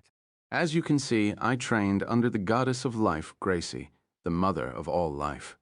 Brother trained under the goddess of death, Gracie, the inevitable death. Sina dried her hands and approached Xenia with a stern face. You should stay here until Arad and I finish the negotiations with him. The fact that death sent him instead of claiming your soul herself means that she is open to making a deal. Sina then closed the door and left Xenia alone. Xenia looked around the room feeling quite happy and thrilled that Gray was here. But that wasn't her true feeling. The curse of Raptor still twisted them. She should be terrified. That man was the most infamous adventurer in the whole world. Seer Tho Novelfirenet. But Senna is his sister, and Alice should be his boss. Xenia could only hope those two can speak on her behalf and get something done. She really wants to go out and see what he wants, but that was also not what she was feeling. She wasn't crazy enough to dare ask what Death herself wanted in exchange for letting her soul go. She was supposed to be just a soldier, a scout of the outer skirts of the Storm Titan mountain range. How did she end up as a target for Death? Why did she have to be the one to fall to the Kronos Raptor? Everyone who got captured beside her is now either peacefully dead or lost to oblivion. Only she remains alive, suffering from Rapture's curse even now. Minutes later, Senna walked into the room and looked at her. Gray left. You're free to remain alive now, but you'll have to find a god to speak up for you in the land of the dead if you die again. You can't die faithless now, unless you want to suffer a fate worse than hell. Xenia's face brightened with a large smile and an excited gasp. Really, is she that mad that I'm alive? No, from what Brother said, that has nothing to do with her. You've escaped her grasp. If you died with your soul not being tied to the universe by a god, you'll get ejected out like an abomination. Sena looked at her with a sharp glare. You'll turn into the same kind of monster as Raptor and Abomination. All souls came from Ao's great soul, and death is the binding that keeps them anchored to the world. It preserves the cycle of life and prevents the souls from getting lost through time. The goddess of death has no followers, No worshippers and no churches to chant her name, but she doesn't need them too. Life itself is a pilgrimage to death. All living beings are believers of her great power. They'll understand the finality and inevitability of death, and have long since accepted it as a part of their very nature. No living being is truly faithless, for even the atheists believe in death and worship her even if they don't know it. Those who claim that nothing comes after death but the endless void are granted that wish by death, their souls turned back into energy and spread through the world. Those who claim that there is no heaven or hell, and instead all living beings are reincarnated into new lives, are granted that wish by death. That's all that Brother wanted to say. You're free to live your new life, but don't ever think of dying faithless. Find a divine being to pray to and make sure your soul isn't lost. Otherwise, if you're dying, just pray. The goal of all life is death, and death herself would claim you as hers. Chapter 1263, Arad Veers Tayal. Arad had just finished talking with Gray and was left puzzled. The man didn't stay for long. He came and left in less than 5 minutes. The goddess of death didn't send him to negotiate, but sent him to warn and deliver a message. Death is the lid preventing the world from bleeding the souls of mortals into the void of the outer world, the only thing that's preventing them from being passively consumed by Nayar. Death's will was clear. Xenia is one of the only mortals who escaped the shackles of death, and all of that is thanks to Arad and Senna's study of souls. She had both an intact soul and a suitable body. This had allowed Arad to easily connect her soul with her body, even if his handiwork was nothing more than a mess. She won't have been paralyzed if not for that, but it was a start, and she should be fine after a few days, hopefully. Gray only informed Arad that he should make sure that Xenia doesn't fall prey to the abominations, and he left. Soon after that, Arad teleported Xenia back to the Storm Kingdom through his stomach and almost gave her a second nightmare in one day, but thankfully, she can now use the slave contract on herself to banish her fear. But that didn't mean it didn't take a toll on her already exhausted body, and so she fell asleep almost immediately. Arad left her under the servant's watch and left to check on Tayal, who was now training with Alice inside the castle's sealed hall. The castle's sealed hall was one massive stone hall illuminated by tens of crackling lightning bolts that danced on the ceiling like snakes. Ash and gravel covered the floor, painted red by blood and sweat. This was the place where the Titan's royal guards trained. On one side, Arad could see Alice and Tayal training. Tayal was kneeling on the ground, her sword firmly planted in the ground as she tried to resist the violent push of Alice's wind. Gale would mainly use wind magic after all. On the other side of the castle's sealed hall, Gale was training with Zeus of all people, if anyone can call what those two are doing training. Gale dodged a left hook, only to end up getting grabbed by the beard, punched in the guts, and then ate a right hook to the chin that made him spin like a ballerina.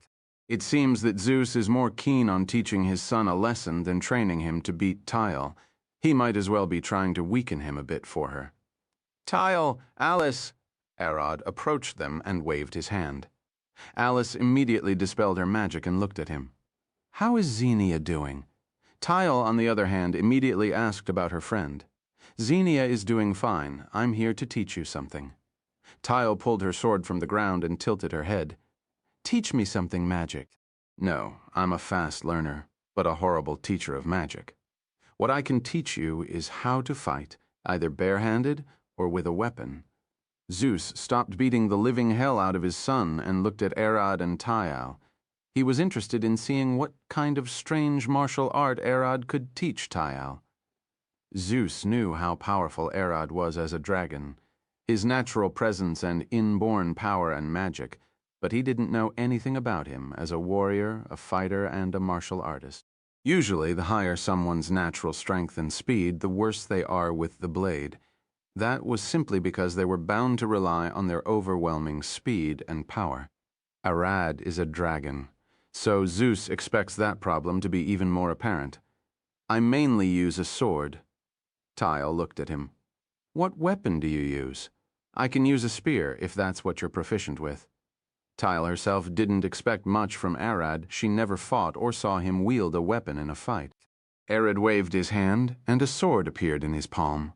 A think, long black longsword with a decorated edge, a simple handguard and pommel, but its blade was sharp enough to cut the world itself. That sword was the Dragon Slayer's blade, and Arad had empowered it with a barrier of sharpness just as Caden had taught him. The fact that Arad had pulled such a thing made even Zeus shudder. Even he can't endure a single slash from that sword. Arad looked at the Dragon Slayer's blade for a moment, and then gave it to Tile. This sword is made to kill dragons, and I made it even more powerful. I bet even a human kid could wound me with a slash from it. Tile looked at the sword in her palm, and she could feel sweat running down her neck and arms. This sword, just holding it, was scary. You want me to fight you with this? You remember that you're a dragon, right? She looked at him with a pale face, and even Alice looked worried beside her. This is a stupid idea, Arad. Alice made sure that Arad heard and understood what she meant. Tile might not have been strong enough to beat him, but with that sword she might gravely wound him. Arad cracked his neck and looked at them with a passive face. Don't worry about me. I want her to fight with her life on the line, and so I'm putting mine on the line too. He then smiled. But I'm not going to let any of us die. He looked at Tile and then extended a hand toward her. Come, want to learn how to swing a sword? I'll show you what it means to fight with a blade. Tile didn't understand what Arad was talking about, but she took a stance. If that's what you want. Before she could fully take a stance, Arad was already on her, swinging a violent fist at her face. She gasped, barely dodging the deadly blow, and swung her sword upward, slashing a wound on Arad's forearm. Any fighter would have taken a step back after taking such a hit, but Arad's wounded arm dripped right down on her head, and she was forced to block with the sword. The Dragon Slayer's blade cut into Arad's flesh and stopped at his unbreakable bones. Tile could feel her back jolting with pain and her knees almost giving up from the weight of Arad's arm. She was a titan, damn it. She was supposed to be able to deal with heavy weights better than humans. And what scared her the most was how Arad was fighting. Before that thought could finish in her mind, Arad's foot connected with her thigh and dropped her to the ground. I've seen you fight, Xenia. You're a talented swordswoman. You have the skill and will to wield many weapons, but you have one huge flaw. Arad lifted his arm and the wound healed immediately. I'm not that good at killing things. Tile looked at him with a smile, trying to catch her breath while kneeling on one knee. That one hit that she blocked almost broke her back. No, you're one ruthless fighter, both on your opponent and on yourself. Arad took a stance. What you lack is the cold will that comes from experience. You've never experienced facing a true horror before, and because of that, you still treat fights as something inherently dangerous. Tial looked at him with a confused face. Fights are dangerous. You can't tell me otherwise. They are indeed. What I'm saying is that you shouldn't worry about that in the middle of a fight. Arad smiled. That's my husband. I can't swing at his neck. I might kill him. That's my father. That's my friend. What if I tried to block this attack? I will get cut. As Arad spoke, he started approaching Tile. Stop wasting energy thinking about unnecessary things. All you need to think about is how to take that blade of yours and put it either in my chest or head, of course, without letting me do the same. And then Arad exploded on her in a storm of fists. Chapter 1264. Forced growth. Tial swung the Dragon Slayer upward, deflecting Arad's thundering punch, and the whole hall shook as a shock wave exploded from the impact. Tial winced as she got thrown back, the bones of her arms screaming in pain, almost shattering at the heavy weight of Arad's fists before Tial could land on her feet. Arad's knuckles had already healed, and he was charging at her like a raging boar, both of his fists stretched forward, aiming to shatter her guard. Tial used her wind magic to spin her body mid-air, dodged Arad's fist, and swung the dragon slayer at his elbow. She isn't getting anywhere if he still has his arms. She must sever them first, and then use that opportunity to attack his vitals. Arad turned his arm to face upward and clenched his elbow like a bear trap. Tyal's sword got caught in the grip, and she got pulled out of the air toward him by the power of her swing. Tyal couldn't believe what happened. She had never seen such a move in her life, and almost at the same time, Arad's other fist was already flying toward her head at a blinding speed. She didn't have enough time to dodge, and her sword was stuck. So that wasn't even possible in the first place.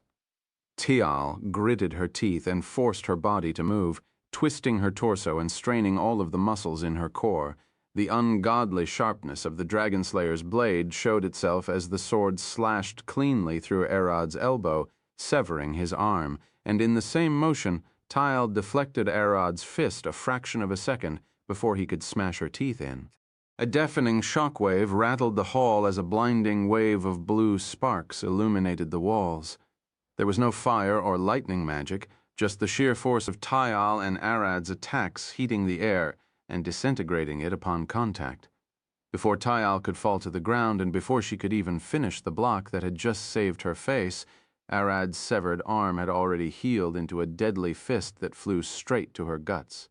Tyal couldn't guard or dodge, and Arad's fist smacked into her torso, almost rearranging her organs and knitting a vest out of her intestines. Her armor cracked, and she flew faster than sound, leaving several shockwaves as she smacked into the wall. Arad was faster than Tyal, stronger, more durable, and what scared her the most, he was far more cunning and devious. All of his attacks were premeditated and planned to kill her. Tyal couldn't even imagine fighting him without the Dragon Slayer. Without the deadly blade, she won't even be able to scratch his scales, let alone block attacks. This fight is a losing battle. Tyal had no way of getting a hit on his vitals unless he made a mistake, unless Arad let her win, but Arad wasn't going to make any mistakes. He planned all of his moves a long time ago. If Tyal wanted to win, she'd have to make the opening herself. Is it possible to defeat an opponent that's far stronger than herself? She won't know until she tries it. Tyal landed on her feet, and Arad was already charging at her, not giving her any time to get into a stance, but that was all right.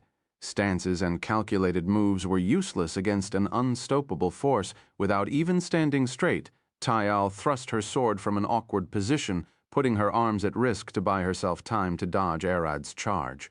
Sierre the Covil fire. The Dragon Slayer connected with Arad's fist, and the two bounced off each other.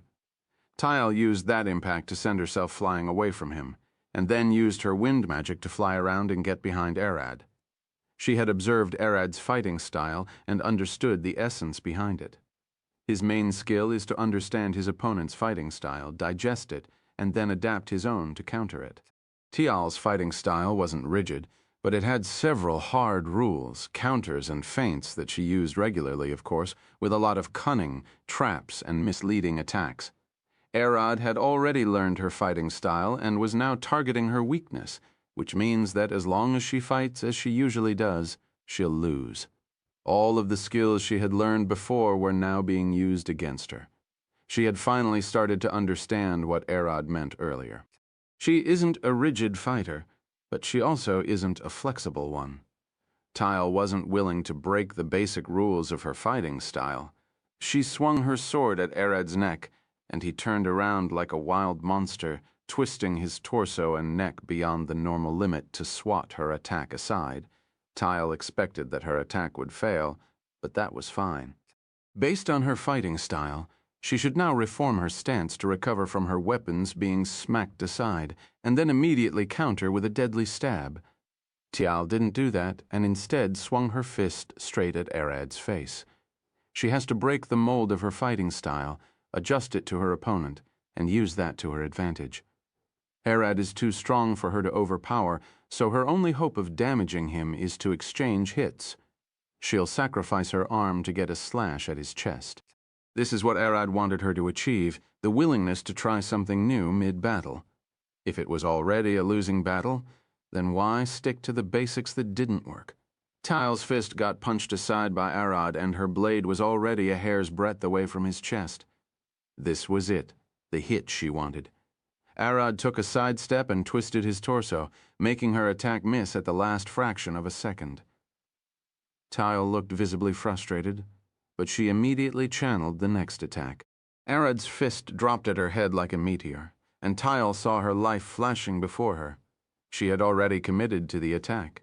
Most of her weight was being pulled by the unfamiliar sword, and she couldn't dodge or counter now. As Arad's fist was a fraction of a hair away from her face, he smiled. His knuckles connected with her face, and her skull exploded into 1,000 white splinters. For a moment, it looked like Tile had just been killed. But it was then that weak sparks of lightning spread across her whole body. It wasn't blood that splattered from her shattered head, but white mist. Tile's whole body exploded into a massive gray thundercloud that split into ghostly snakes swirling around Arad like a tornado. The snakes brushed across Arad's skin, and his scales got torn apart, filling his massive body with countless wounds. Blood splashed in the air as Tile roared around him, shaking the whole hall. Arad recoiled, a smile crossing his face as his blood evaporated, and he turned into a black cloud of bloody mist. Everyone ran to the edges of the hall to avoid being caught in Arad and Tile's clash, but even that wasn't safe. The gray thunder cloud and blood mist clashed and mixed together, rattling the whole castle. Tial had finally unlocked her beast form, and Arad was now facing her in his vampire mist form and still managing to put a lot of pressure on her. She was a raging typhoon and should fight like it. Chapter 1265, Nash 1 through 65, Adaptable Style. The whole castle trembled and its walls vibrated violently as a battle raged beneath it. The clash between Arad and Tial grew more violent each second. Her wind stormed with lightning and rage while Arad's blood mist resisted like an eternal mist. Ziarch the no-fire et. Tial would try to contain Arad and jolt him with lightning, but he'll slip away from her grasp and seep into the torrents of her winds, separating them and breaking her stormy body. Each roaring thunderclap shook the castle, and Arad's attacks almost ripped the ground. The fight looked like two powerful elemental forces were clashing, thunderclouds fighting blood mist to the death, but the fight didn't last that long after both of them transformed. A minute later, Tile got forced back into her Titan form. She rolled on the ground and coughed blood, her head throbbing as if she had been smacked with a bat. Arad's blood mist flew through the fading clouds. He stepped onto the ground, his eyes burned red with blood magic. "You've done well, but this is as far as your mana pool allows you. Never expected that I would be able to beat you." Tile chuckled as she rolled on her back. "I won't be a concubine if I could do that, would I?" "Well, at least you've learned a few things." Arad sat beside her and pointed at the Dragon Slayer's blade. "When you turn into a thundercloud, your clothes, armors, and weapons also turn with you. Their enchantments aren't lost, they still apply to you." Arad smiled. "You can turn into a whole storm, and each gust of wind will carry the sharpness and magic of your weapon. Your whole misty body would be protected by the powerful enchantments of your armor. You get more use of equipment than anyone else at your level." Tial looked at her hands. What Arad said was true. She had been strong for decades, and the only thing that prevented her from accessing her beast form was herself. She never tried to fight outside of her well-trained moves, which made it extremely hard for her to incorporate magic directly into her fighting style. Arad stood and helped Tile stand. "Go rest, eat well, and get healed. You'll need all the energy you can have in the fight." He looked at the terrified Zeus and Gale in the back. The two of them didn't expect Arad and Tile to go that hard in a mere training fight. Gale had been with Tile since she was born. He saw her grow and train, and in the past years she was never able to achieve a beast form no matter how hard she tried. Tile had trained hard many hours each day swinging her blade, trying to become the best version of herself. But she always ended up failing at the last step. She was never able to assume a beast form, and she had to just achieve that power right now before fighting him. He didn't even know if that was a stroke of bad or good luck. Should he be happy that his daughter had achieved something so important, or worried that she would be stronger when fighting him for the throne? Gale knew that one day he would lose the throne to one of his children, but he expected that at the time he would be quite old and frail. He thought that his eldest son would have grown into a powerful fighter who achieved many great things, and that the fight would look more like a formality than an actual challenge. But now he was still young, and his daughter is even younger, in her prime days. It would be a huge embarrassment for him if she were to actually win and overthrow him.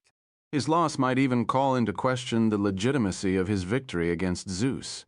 Zeus, on the other hand, was thinking about something else. Arad wasn't just a brute. All his moves were well thought and trained, but his style was quite malleable. Zeus could bet that Arad didn't even use a quarter of his martial skills against Tyle. What was more scary than a massive and powerful monster? It was an even bigger monster that learned how to wield a blade. Zeus approached Arad and looked at him. "Did Alcott train you?" "Father, yes, he did train me on how to use weapons. I also did train with Dala and learned a few things here and there from the opponents I faced." Arad replied with a smile and looked at Alice and Tyal, who were heading back inside. Zeus remained silent for a few seconds and sighed. "What is your favorite weapon?" "My fists and claws," Arad replied, and then contemplated his answer. "No, you said weapon." "I want to say the sword, but I think that's it, even though I fight with a sword a lot." Arad scratched his head. "My best weapon is a knife, but I would have to say that my favorite weapon is a stick." He extended his hand forward, and a wizard's staff appeared in his palm. A long and brown quarterstaff with a large glass sphere on its top. The wood looked mundane, but Zeus could smell the vibrant citrus scent of the world tree. If something about the staff was actually mundane, it was the glass sphere, which was supposed to be the magical part. The staff's whole design was backward, and the glass sphere was empty, filled with nothing. My wife, Mira, made this staff for me. I rarely need to use it, but it's quite the powerful weapon. Arad then quickly stuffed the staff back into his stomach and sighed. "I wish there were more strong monsters that I would need to use against." Zeus laughed. "I don't think the world would survive such a fight." Gale looked at the two, confused. He still can't understand the nature of the relationship between his father and Arad. At the start, he could swear those two were ready to rip each other apart, but then they recognized each other and were in a good mood. His father was even willing to set Tyal against him to make her one of Arad's wives instead of complaining directly to him. Gale couldn't really argue with Arad's personal power, but he did question if his grandfather had planned something from the very start. Even with how little knowledge he has about divinity and demigods, Gale is almost certain that someone can't just become a god out of nowhere like his father did. He has to find out what those two are planning before the fight with Tyle. If possible, it was time for him to start doing something. Chapter 1266, N1266, A Fool's Errand. Gale watched Arad and Zeus talking with a stern face. His brain was now rolling and twisting. Those two were clearly conspiring to pull something off. It was just too strange for Zeus to escape and be this friendly with him, let alone take Arad's presence in the kingdom for a given. Now he has many options to act upon, and the first of them is to kill Arad and completely give up on making any friendly relationship with him and his kingdom. Once Arad dies, his countless wives are bound to fight over power and cause his growing empire to crumble. As long as he eliminates Arad from the table in secret, everything should return to normal, unless Zeus is willing to plunge the Storm Titan's kingdom into endless bloodshed. Gale walked away and headed deeper into the castle. Soon, one of his wives approached him. "How is it going? Is Zeus planning something?" "I don't know. He looks frustrated, but nothing more." "I don't even think he is angry." Gale sighed with a somber face. "That's the scary part. That means he either has a plan in motion or has given up." She looked at him with a frown. "The latter isn't impossible. He did give up when fighting you, but the former is most likely the case." Gale nodded. "We need to do something to ruin whatever plan he has in mind. First, we can't spy on them. Tyle holds a huge portion of the kingdom's assassins and spies in her fingers. We need to act in secret, and quickly, with just what little information we have." The wife took a deep breath and looked at him. I can eliminate Tile before the fight with you, but we'll have to deal with Arad somehow. Gale looked at her with a deep frown. Eliminate Tile? She immediately understood what he was thinking and quickly explained herself. I don't mean kill, just make sure she can't fight. She gulped. I'll give her a laxative and she'll be out. Of course, not in food. I'm sure they brought clog with them, so we can't poison them. I'll mix it with an aphrodisiac and call it a royal secret drug to help at night. She smiled and Gale almost laughed. Gale was almost certain that such a thing would get past Clog's detection. Aphrodisiacs, in general, are unregulated and usually have many side effects. Then, how about Arad? Killing him would be hard. Gale looked at her and she paled. You want to kill him? No, I don't care. Killing him, as you said, is hard but not impossible with a well-thought-out plan. But I want to suggest another solution to eliminate him from the board entirely. She looked around and made sure they were alone. We can spread a rumor that Tile has been with another man. With how proud dragons are, he is bound to leave without a second thought. I mean, he already has her as a concubine. How hard would it be for him to drop her? Gale's frown grew deeper. So you suggest we tarnish Tile's reputation for this? It is indeed the safest option for us, but I don't want to go that far. He then looked at her. Tile controls most of the assassins, but not all of them. Out of those we have, do you think anyone can kill Arad? There's this one called Melina. Her skills are unmatched and she has never failed to kill her targets, but she is quite picky and only takes the contracts she likes. She is also very expensive, almost 5 times the other assassins.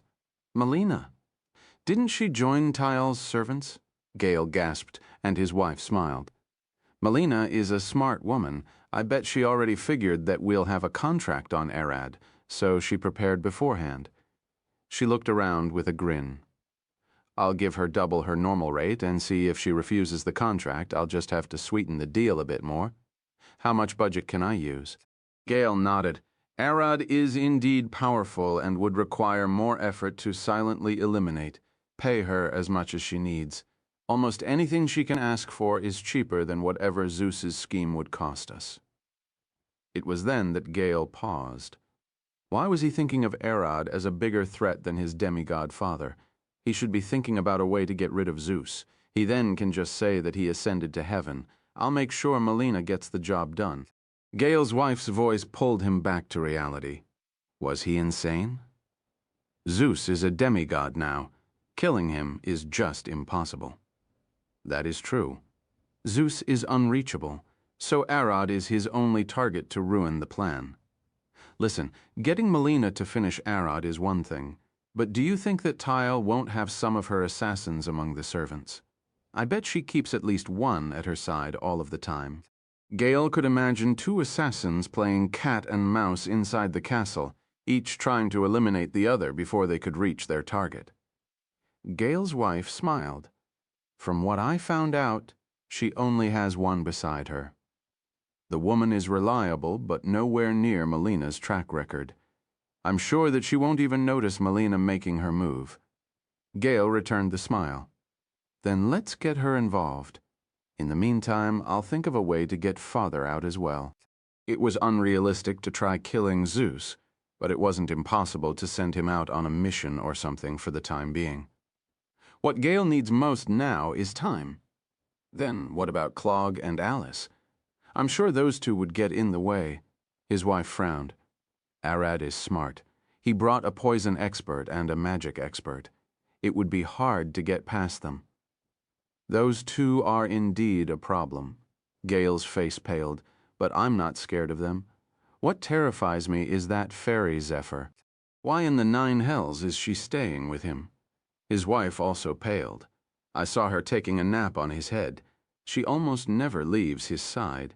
Melina would have to act in the rare moments when Zephyr leaves Arad alone. How about the bathroom? He looked at his wife and she shook her head. She enters with him. In fact, he is treating her like a hat on his head. Arad doesn't seem to care about her presence around him. She had asked Tile once about Zephyr earlier. It seems that from what Tile saw, Zephyr's herald is Arad's first wife, and thus the mighty fairy is basically a first wife. Do you know? She approached Gale and whispered in his ear. Arad has a child with Zephyr. Gale froze, and his face contorted into a deathly pale frown. A child with the wind spirit queen? So he took both the spirit and her herald, the crazy bastard, see, the Novilliran. His wife nodded. We have to act around Zephyr. Alerting her would be spelling the kingdom's doom. She might have forgiven us normally, but not when she had a child with him. Gale growled. So this dragon is protected by his harem, and what a powerful harem he has. But that only means he is aware that we should be able to kill him. That is why he brought them to protect him. As long as we play around Arad's protections, he can be killed. Gale smiled. This is good news. He isn't unkillable. Chapter 1267, 3067, 1,000,000 metric ton of gold. Melina walked into a large dark room, and inside, one of Gale's wives waited for her. So you've come? You've never replied so fast. The queen looked at her with an amused smile and sat on her wooden chair. Silence and blinding magic immediately swallowed the room so the two could talk in peace. Melina looked at the queen with a passive face betraying any emotions. I wanted to say that I'm not taking any jobs now. See you later. Melina immediately turned to leave. She didn't come here to take missions. She had already done enough for the Storm Titan Kingdom. Metallic dragons are generally good-aligned and strive to serve the powers of good, unlike the selfish chromatics who see themselves above the mortal races of the world. Through the past years here, Melina had served as both a royal maid and an assassin, taking down targets that the royal court deemed harmful. Of course, she accepted and refused contracts based on her own moral compass.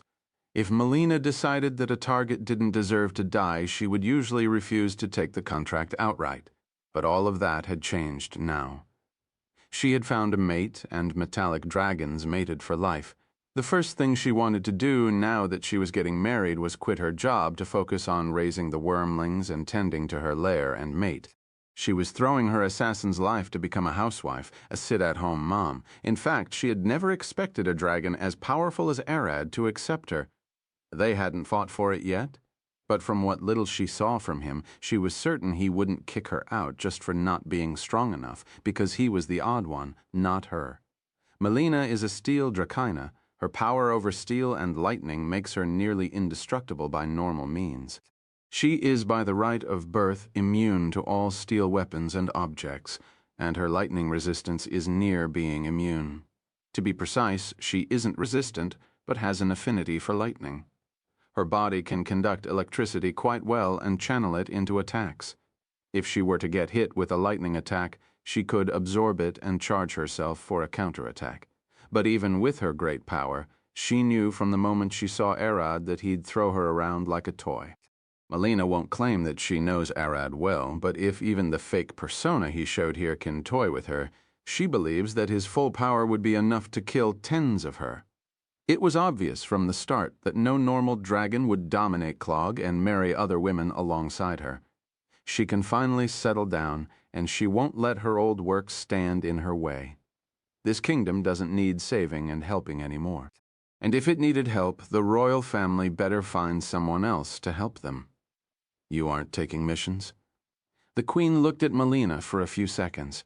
Are you in the middle of a mission? Depending on who sent you, mine might take priority. The kingdom's future rests upon it after all. Melina remained silent for a long time, then asked in a calm voice, The kingdom's future? If that is the case, then why are you here asking me? Get someone more reliable to do it. You're the most reliable person I can think of. You've never failed a mission before, and you've done hundreds of them. I think this will be just like them. Another job well done. The queen waved her hand and pulled a huge suitcase from her storage ring.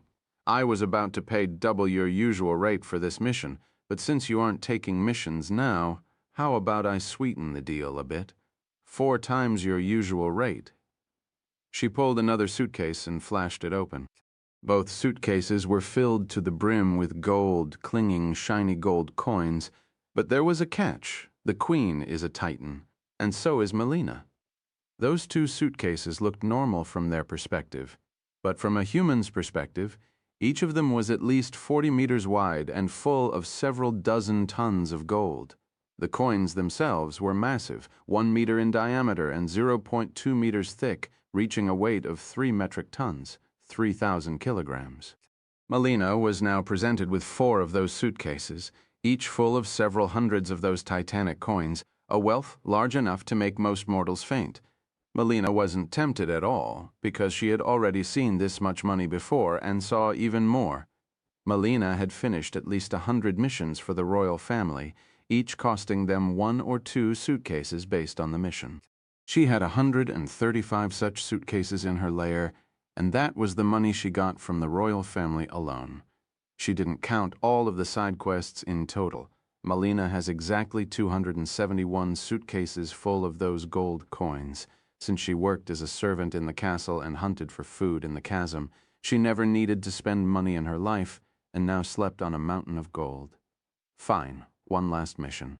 But you pay in advance, and I might double the cost based on the target. Melina sighed, and the Queen smiled. Good, good. Those 4 are yours, and I'll give you another 4 once you finish the mission. Melina blinked. If you're throwing that much money, how much of a problem my target is? The Queen remained silent with a somber face. Arid Orion, I want him dead. You're already by his side. Just find a way so that he never wakes up from his sleep. Melina frowned. There is a healer that specializes in sight and hearing problems. You better go see him. The Queen froze at Melina's words. It took her a long moment to realize what she meant, but before she could speak, Melina started talking in a calm, neutral tone. You saw what he could do. You saw him blast the chasm and heard that explosion. What makes you think that I can kill someone like that? Melina knew that Arad was far stronger than that, but just that power alone would have made her refuse the contract before. But this was beside the point, and Melina knew it. She didn't want to kill Arad, not because he was strong, but because he wasn't evil. She only picked targets that were a threat to the kingdom. Arad wasn't a threat, he was a wind of change. I saw his power, and I think you're the only option. That is why I'm willing to pay this much for his life. The Queen looked a bit worried. Melina sighed. Fine, I'll take the contract. She turned to leave, and the Queen called her. Your gold, Soar, the noble Firette. Keep it. I'll collect it later. Melina never intended to finish the mission and thus won't take payment for it. She is only taking it so the Queen doesn't hire another assassin. She'll stall for time until Arad leaves and then ghost them. Chapter 1268, Barely Using Any Power. So, they wanted you to kill me. Arad didn't expect them to attempt such a move.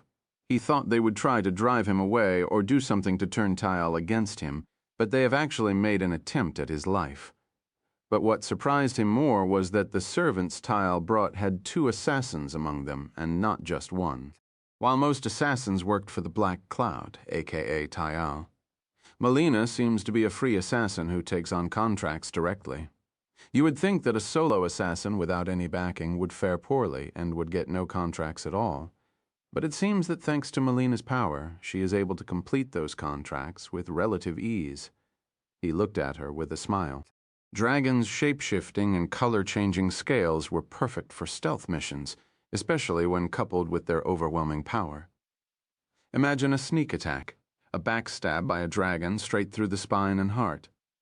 Melina had several decades to master her shape-shifting and now can almost disguise herself as anything she wants. Titans, humans, elves, and even unanimate objects like chairs and barrels. She had even just taught Arad something when shape-shifting as a dragon. He should be able to turn into anything with a smaller mass than himself, but his power would be reduced by the same percentage. A 100-meter-tall Titan has only 1% of his mass as a full 1-kilometer dragon. That was the rule for metallic dragons. Arad is a magic dragon, so the nature of his shape-shifting is slightly different. To test it, he flew away with Melina into the mountain range and found an isolated spot for them to use. Arad and Melina had shifted into small humanoid forms to be able to sneak through the Titans unnoticed, and they were successful, reaching their destination without anyone noticing. The two of them quickly found a nice and dry small cave beneath a massive frigid cliff to hide inside from the storm. Melina looked around them at the empty cave, noticing that it was the home of a clan of Yetis just days ago, but those monsters must have perished in the monster flood. Arad opened his arms. "What do you think? This is my natural human form. I didn't put any effort into creating or maintaining it." She approached him with careful steps. "Do you mind if I touched you a bit?" "Sor the novel Farron Nyot." He shook his head, and she put her hand on his chest and closed her eyes. The magic flowing through his body was the base of the shapeshift, and it was truly astounding, the natural shapeshift of void dragons. Unlike dragons who carry as much percentage of their power as their size in the shapeshift, Arad seemed to carry far more power since he has a human soul as well. But that extra power is only for the human form, not anything else right now. You should be carrying around 20% of your full power. That means your natural shapeshift is 20 times better than metallic dragons. She was already amazed, but what Arad said next made her immediately pull her hand away with a terrified face. "The 100-meter dragon isn't my true form. I made myself smaller with size magic. She indeed based those numbers on that form. I'm a kilometer-long dragon without the tail." Arad looked around, locked the area of a 20-kilometer around them with a void barrier so no one would notice them, and walked out of the cave to shift into his draconic form. When Arad transformed, it was as if the world itself was drowned in darkness. The shadows grew deeper, the storm and snow faded away, and all of the mana in there turned dreadfully cold to magic, almost refusing to obey all commands that didn't come from the void being that just appeared. The moving onyx slowly lowered his head to look at Melina. "This is my true dragon form, but keep in mind, I'm still far weaker than my peak." Melina stared at him for a long while, gulped, and walked out to transform as well. With a spark of lightning, her body morphed and twisted into an iridescent, hulking steel mountain with wings made of sharp blades. A steel dragon's whole body was covered by thick and sharp steel plates that served as its scales, and the wings themselves were made of hundreds of feather-like sharp blades. The head was decorated with 2 silver horns, and her eyes flashed with a vibrant green light. But she was small, far too small than Arad, being only a little bit over 150 meters long without her tail. "I've never seen a steel dragon before." "You don't look like the gold or silver dragons. They looked like their bodies were sculpted from a single solid mass of their metals." Arad looked closer, and she took a sky step back. "Gold and silver dragons are an exception. Their scales are too small, that's why they look like that." Melina couldn't take her eyes away from Arad's smooth and glistening body. It looked like it was carved from a single precious stone, a titanic black diamond that was cut and refined by a master to make it sparkle like the night sky. "This is probably my strongest form, but just a quarter of my power." Arad's deep voice pulled her back to reality and away from her own fantasy. Melina felt a cold chill run down her spine as Arad's beautiful scales lost their color and turned matte. His eyes burned with purple, red, and golden light. Fur grew from between his scales, an extra pair of wings burst from his back, bat-like and frail-looking, and another pair of arms emerged from his chest. Those ones muscular and hairy, ending in long, sharp claws. Arad's head didn't change that much. If one didn't count the extra pair of black horns that emerged from his forehead, pointing forward, the 4 vampire fangs, and that all of his teeth became sharper and longer. He even had a second row of teeth emerge from his gums, and his tongue seemed to twist a bit as it hid a poisonous spike. Arad's tail split into 3 tails, a thick, muscular, and black draconic tail, a smooth, long, and sharp leathery tail with a poisonous needle at the end, and lastly, a furry wolf-like tail. That was Prickleichi Void Dragon, Arad's strongest form without starting to be radioactive. Of course, he won't pull the death curse now. Otherwise, Melina would die by just existing close to him. And I have 3 more incarnations, but they aren't the same. 2 are draconic and can assume this form, while the other 2 have to stay human. Arad was using Gemini and his 2 souls to get 4 incarnations, which meant he had 2 dragon incarnations from his draconic soul and 2 human forms from his human soul.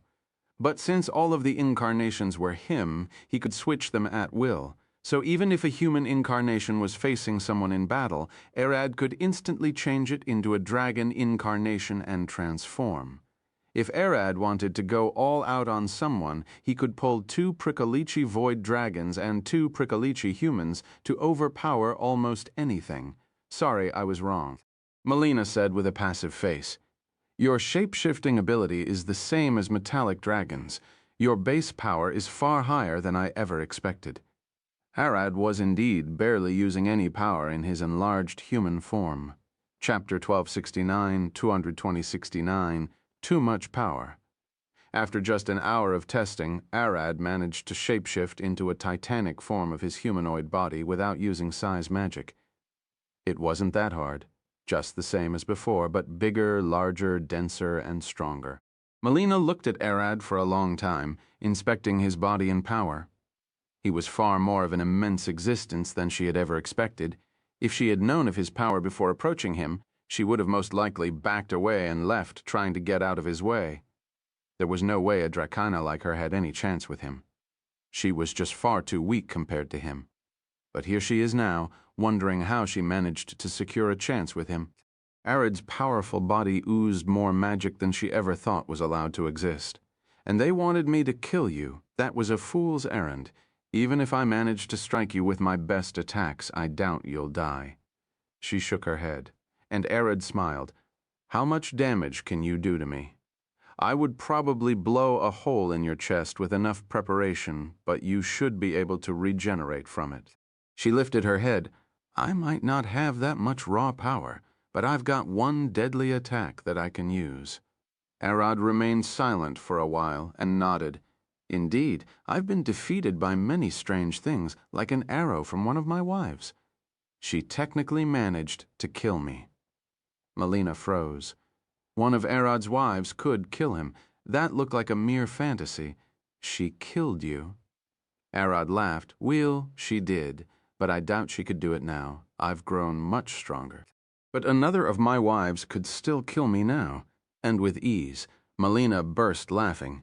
You must be joking. What could harm you? You're basically stronger than most lesser gods, are you? By any chance married to Amaterasu or something? Arad nodded.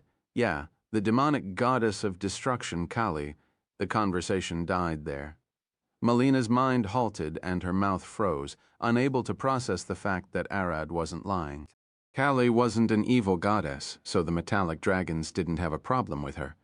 But her power was nothing but terrifying. What could be more destructive than destruction incarnate? Kali, the goddess of orphans and destruction. Melina gasped and her mouth opened and closed on its own, as if she was trying to say something, but the thoughts kept leaving her tongue. Wait, how is that possible? Is that goddess taking on husbands now?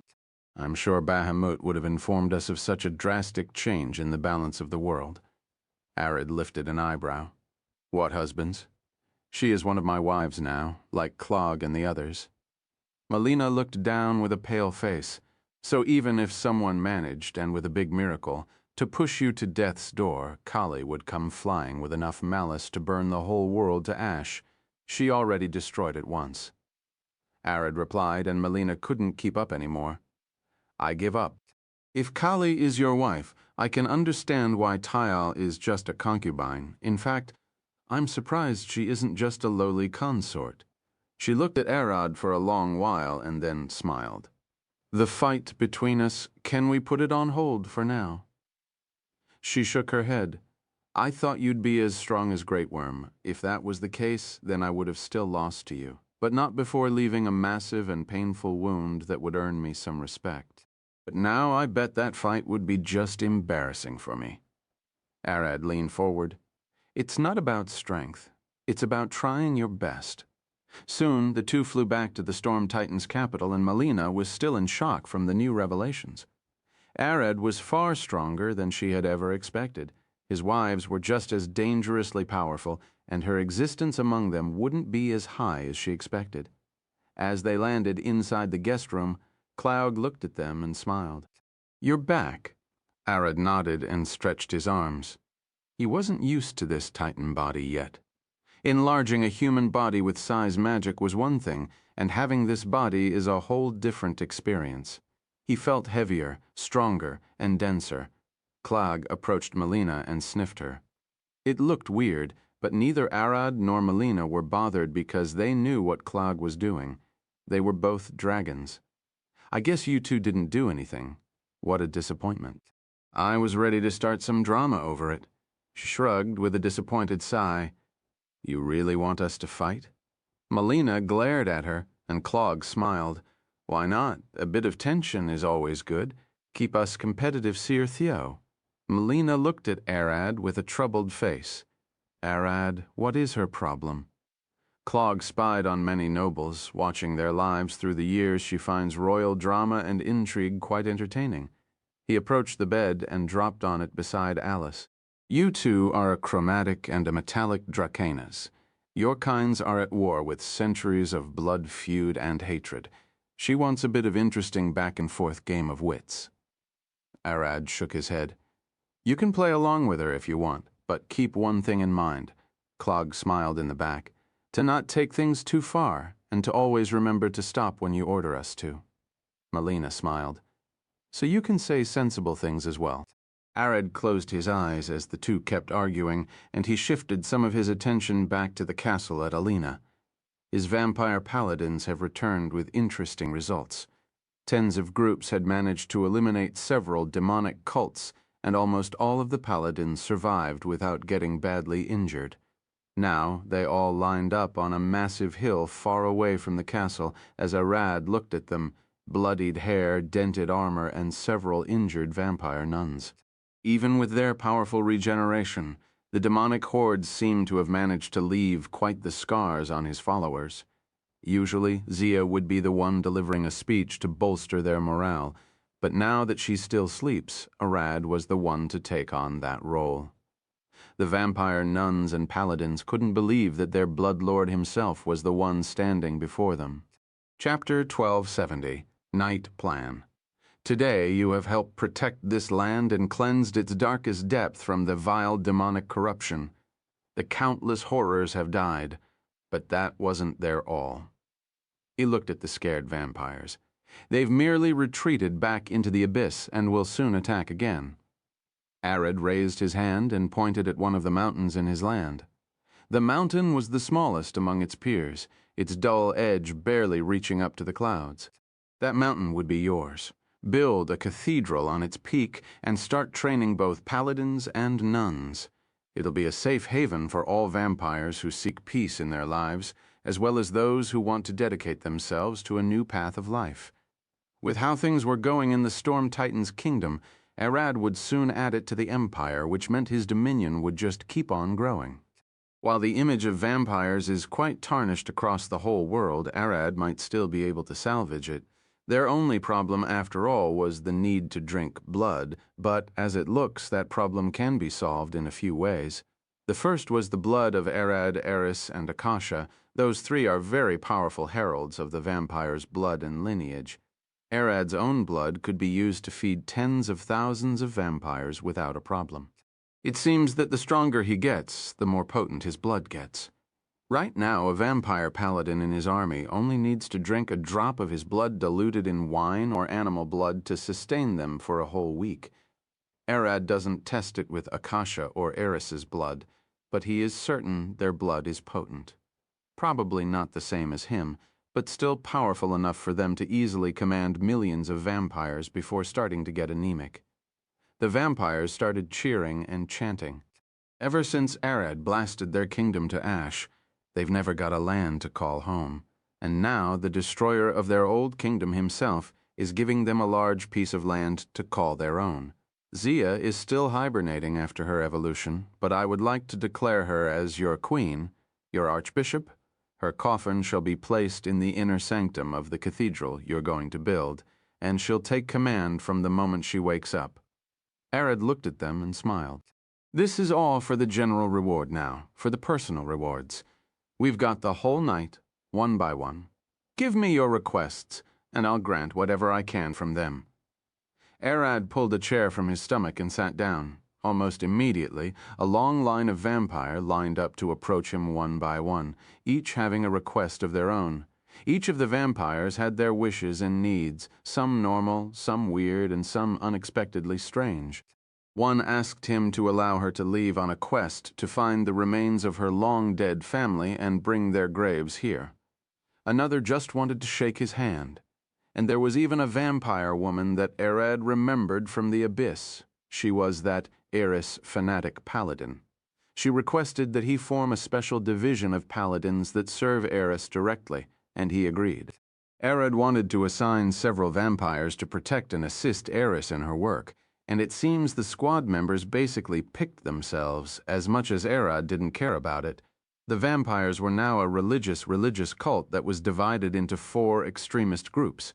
One group worshipped Eris, the ones from Yog's world still worshipped Akasha, the others worshipped Mira, and the rest worshipped Arad. While they all would follow Arad's command as the Blood Lord, it was good for their morale to set them in the service of whoever they worship.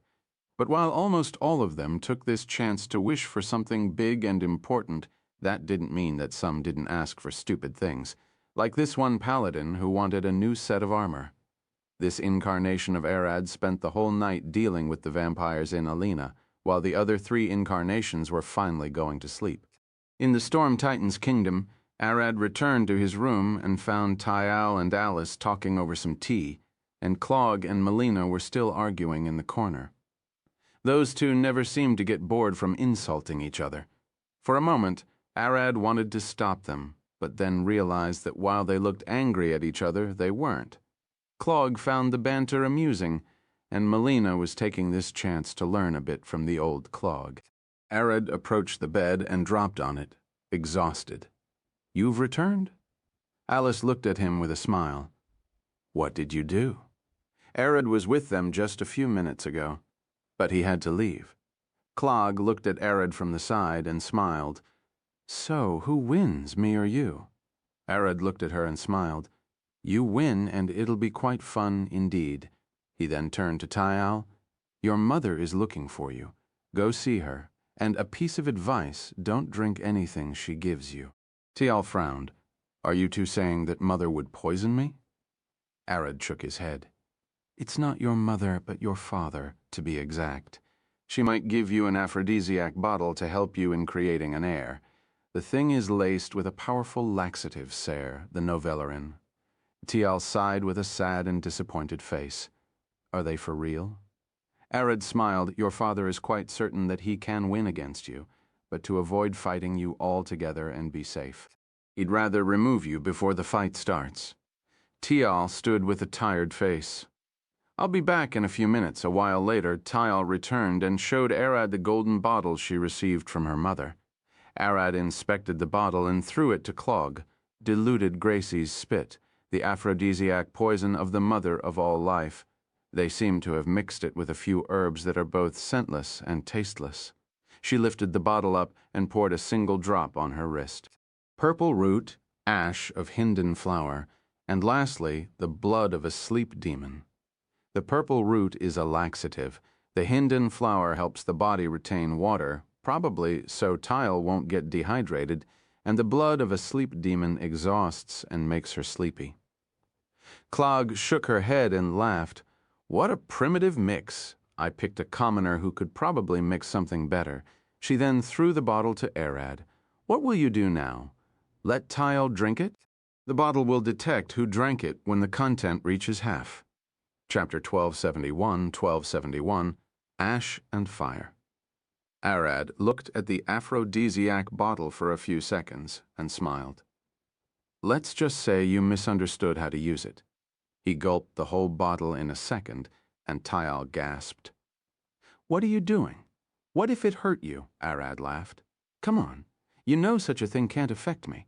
He threw the empty bottle to her. "Tell her that it didn't work. You thought I was supposed to be the one to drink it, as if a light bulb illuminated over her head. Tile smiled. I see. And how about I also say it had the opposite effect? Ruining the mood for the night? Clog laughed. That would give them something to think about in the morning. Tile looked at the door. She can't speak to her mother right away. She'd have to wait until morning. To think they aren't just trying to kill Arad, but to force Tile to drop out of the fight. Melina growled, Should I pay them a visit tonight? No. Arad looked at her with a stern face. It works in our favor like this. Let them burn themselves to the ground. The more Gale and his wives struggled, the more reasons Arad and Zeus would have to force them to step down from the throne. But those reasons need to be a bit silly and nothing too incriminating, since the goal isn't to kill Gale and his wives, but to make them step down. Soon, Arad found himself on the bed with the 4 women asleep around him. He would have gone to sleep if not for what was happening with his other incarnation. Ah, damn it! Tempo's loud cry boomed across the sky.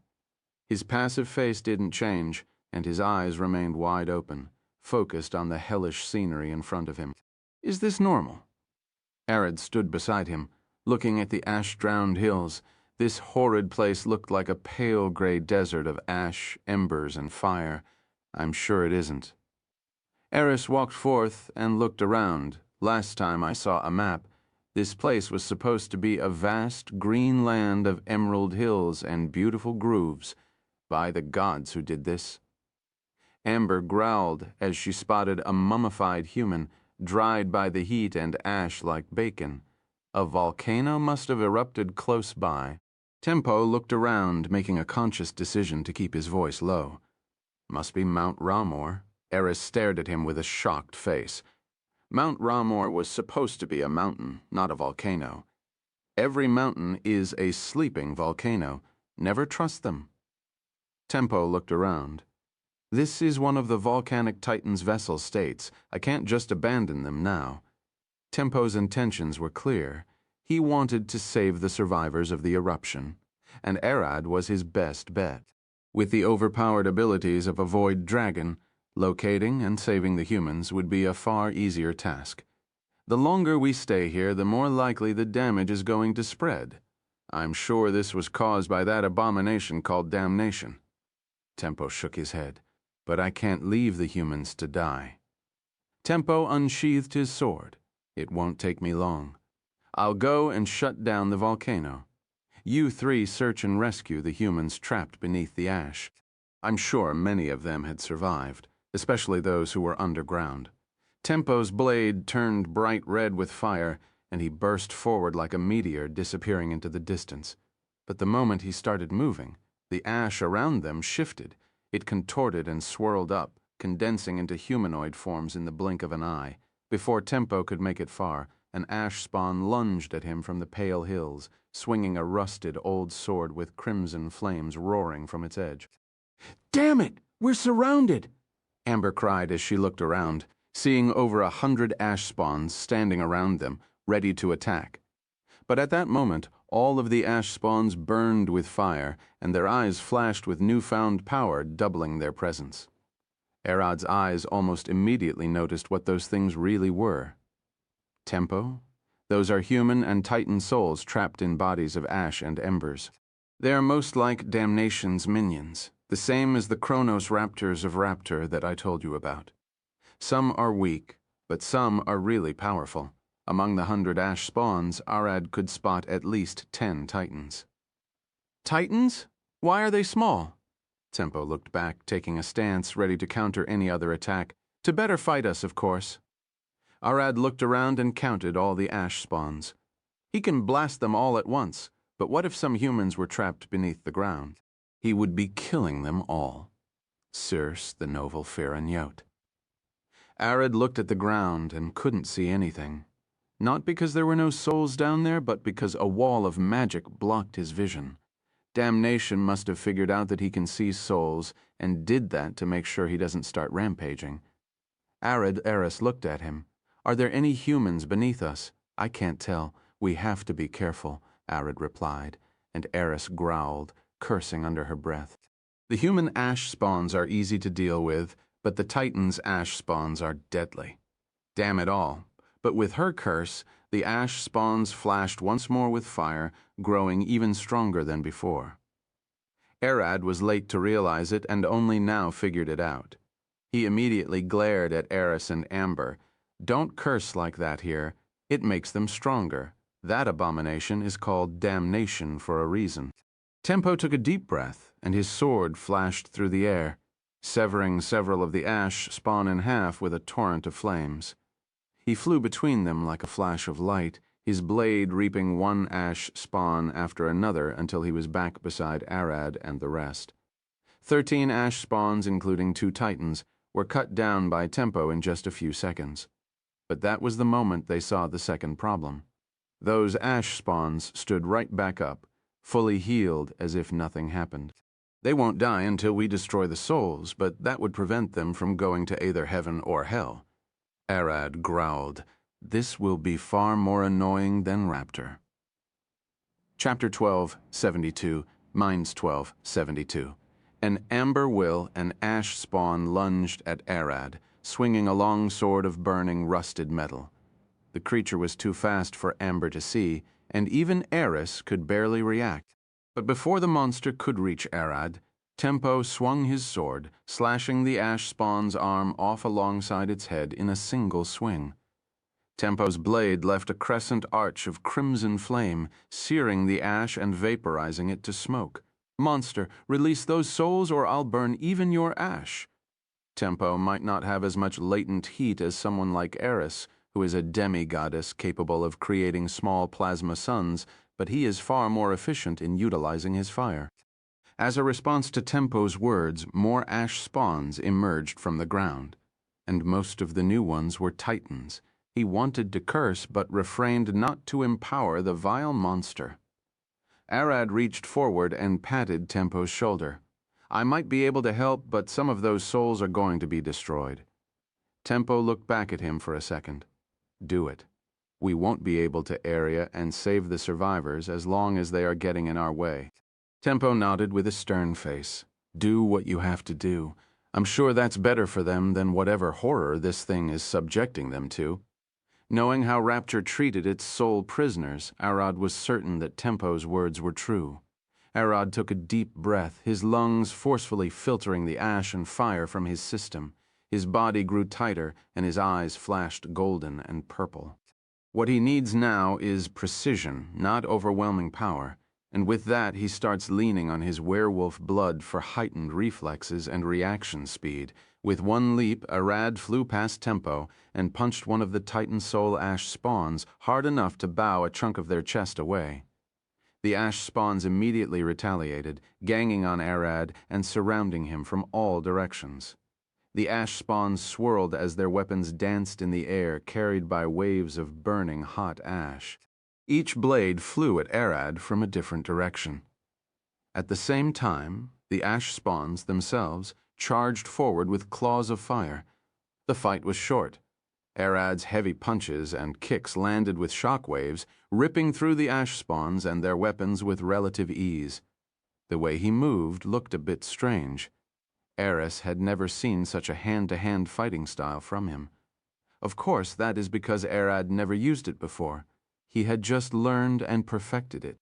That was the style that the Overgod's dead heart used, and he mixed it with Xenia's combat style, giving birth to something new.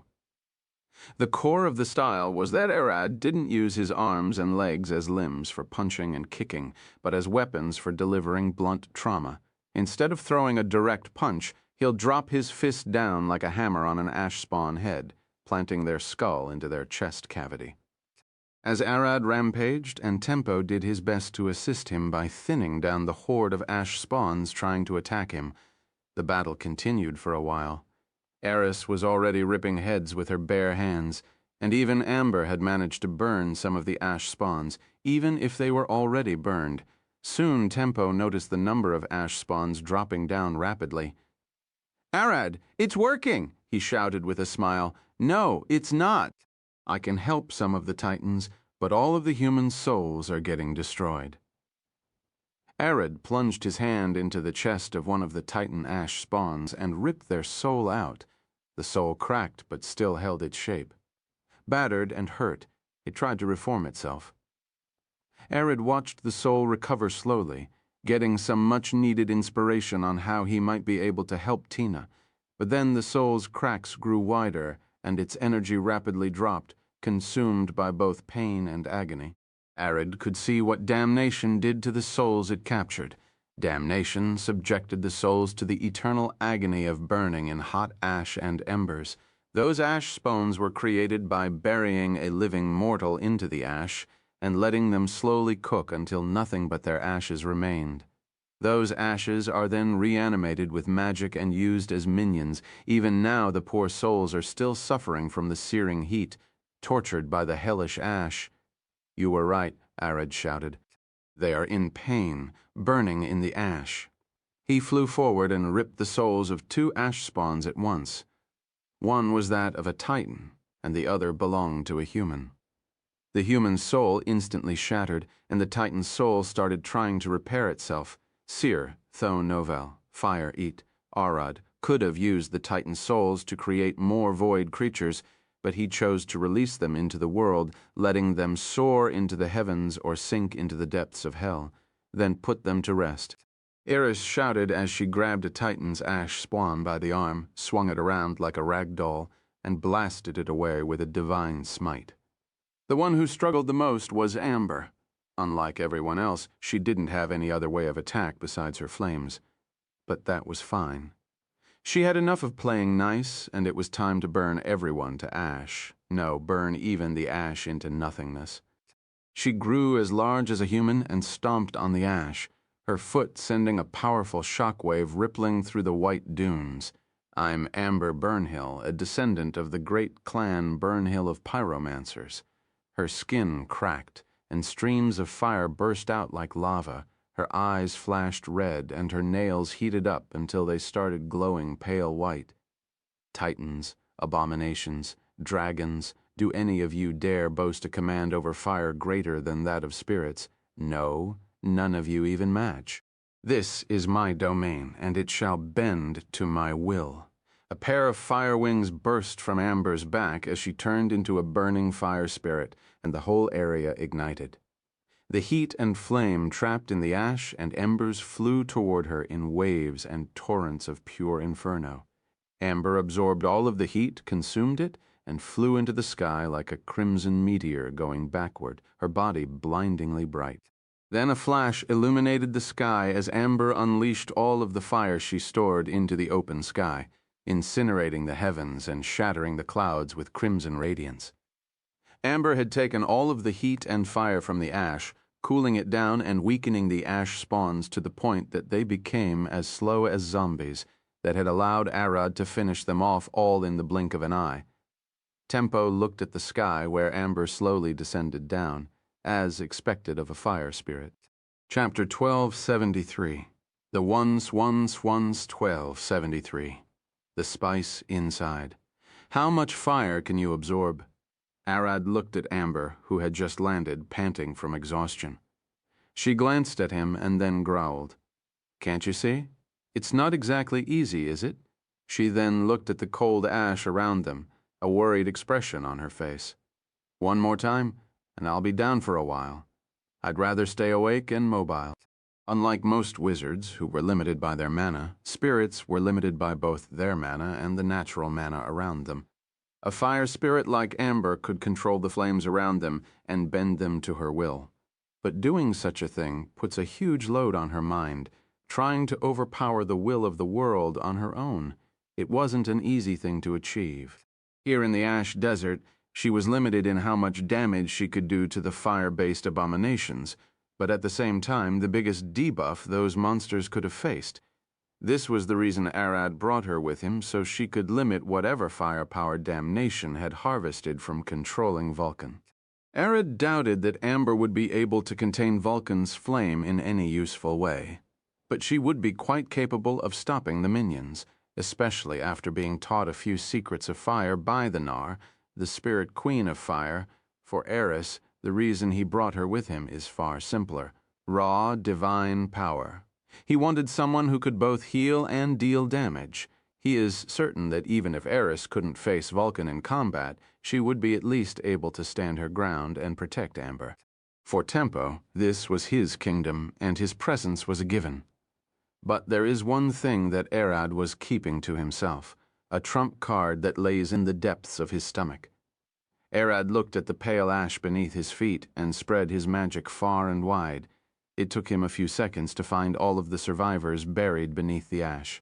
Around 100 humans were holed up in a small bunker 200 meters beneath the ground, and there were also several alive people literally buried in the ash, their skin burned and their minds almost breaking down from the slow death that loomed over their heads.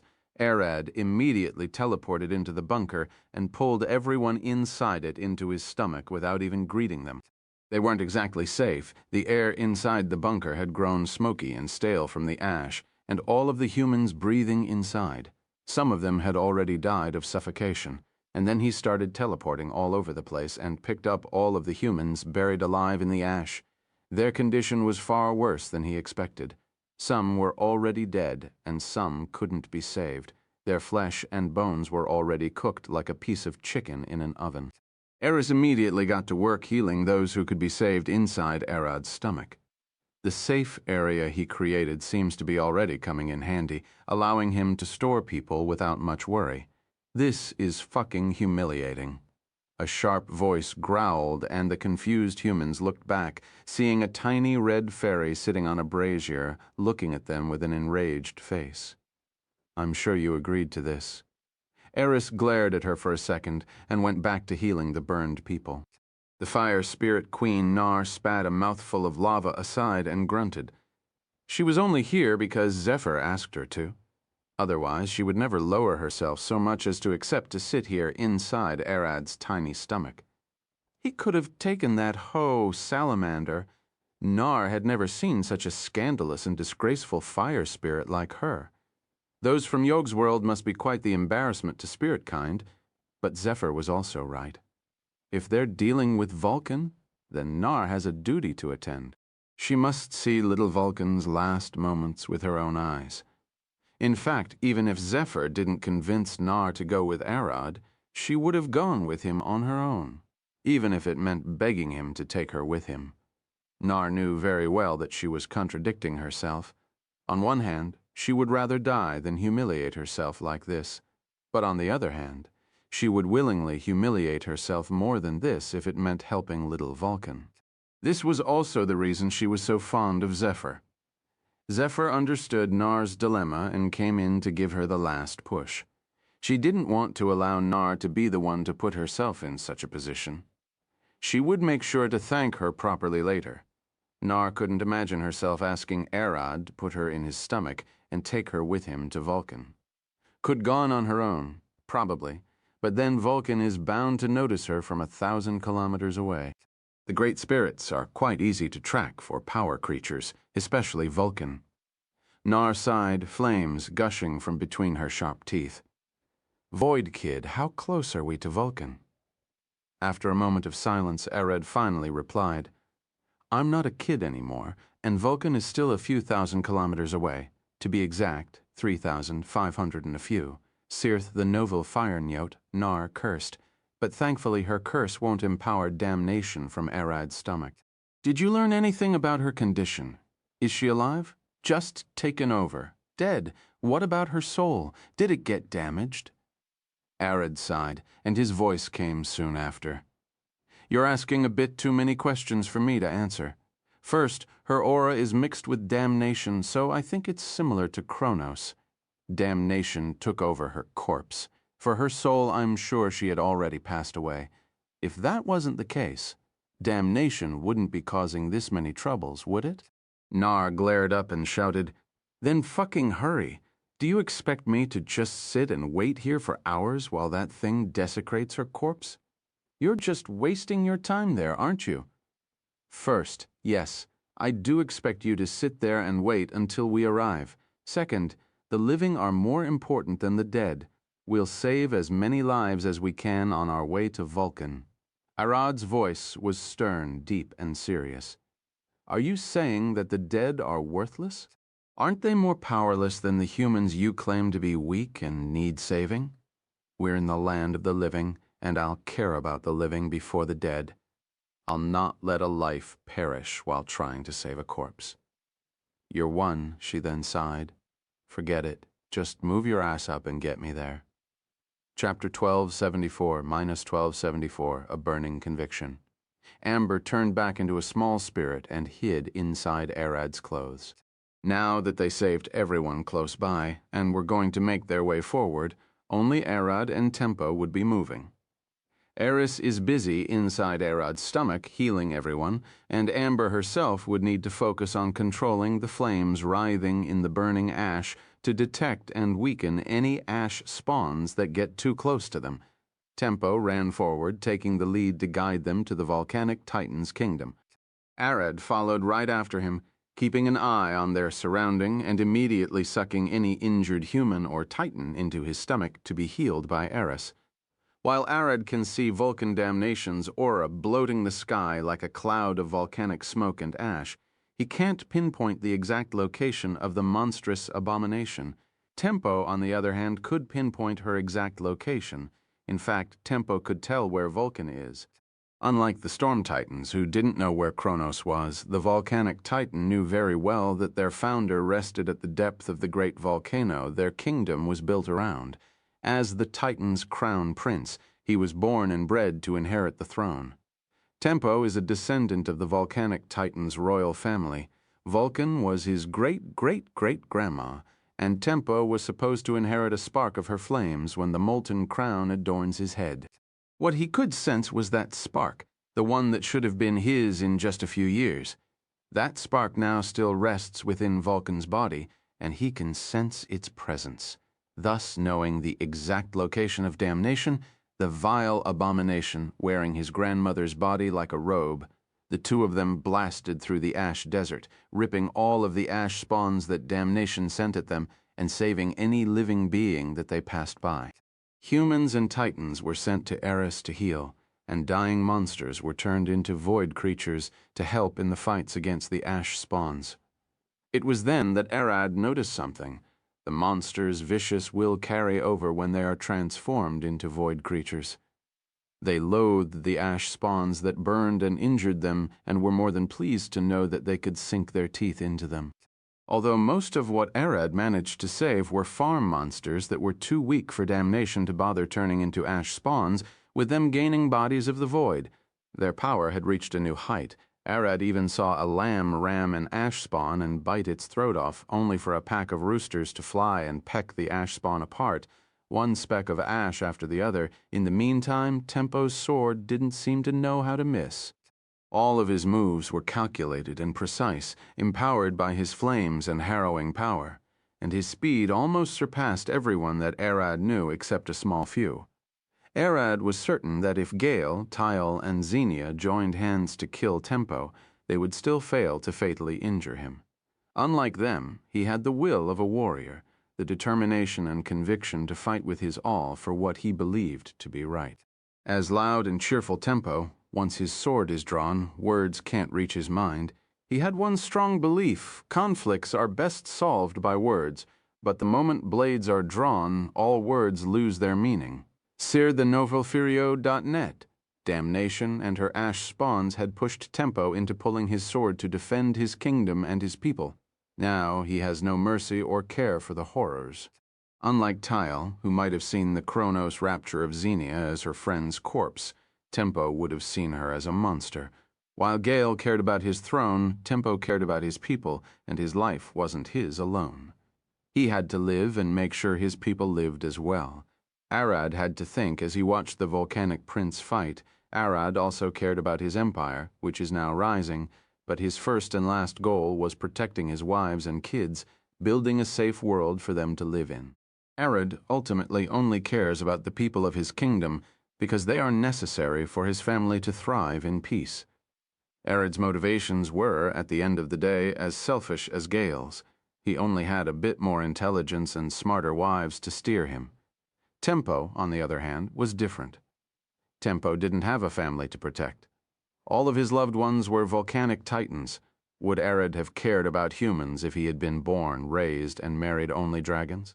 He probably wouldn't. Just like he doesn't care about the animals in his forest, even though he can speak with them just as well as he can with humans. Arad saw Tempo take a sidestep and behead a human ash spawn with a single swift swing, whispering under his breath, "Rest in peace." And when he turned around and cleaved a Titan ash spawn's head, he whispered, "May you rest in boiling depth?" His steps were measured, and his sword never missed, cleaving one ash spawn after another, like an elaborate dance. Tempo was ruthless, swift, and respectful to both the Titans and the humans he put to rest. Arad even noticed that Tempo used a different fighting style to finish each one. Tempo used a human-made fighting style to slay the human ash spawns and give them an end at the hands of their kin so they could rest. He also slayed the Titan ash spawns with what he once told Arad was the royal sword style of the volcanic Titans. Arad wasn't sure that humans cared about which style they got killed with, but Titans might have cared and wanted to die, probably rooted in their inborn sense of superiority, not wanting to die by an art created by lesser beings. Tempo has taken his race's arrogance and turned it into honor.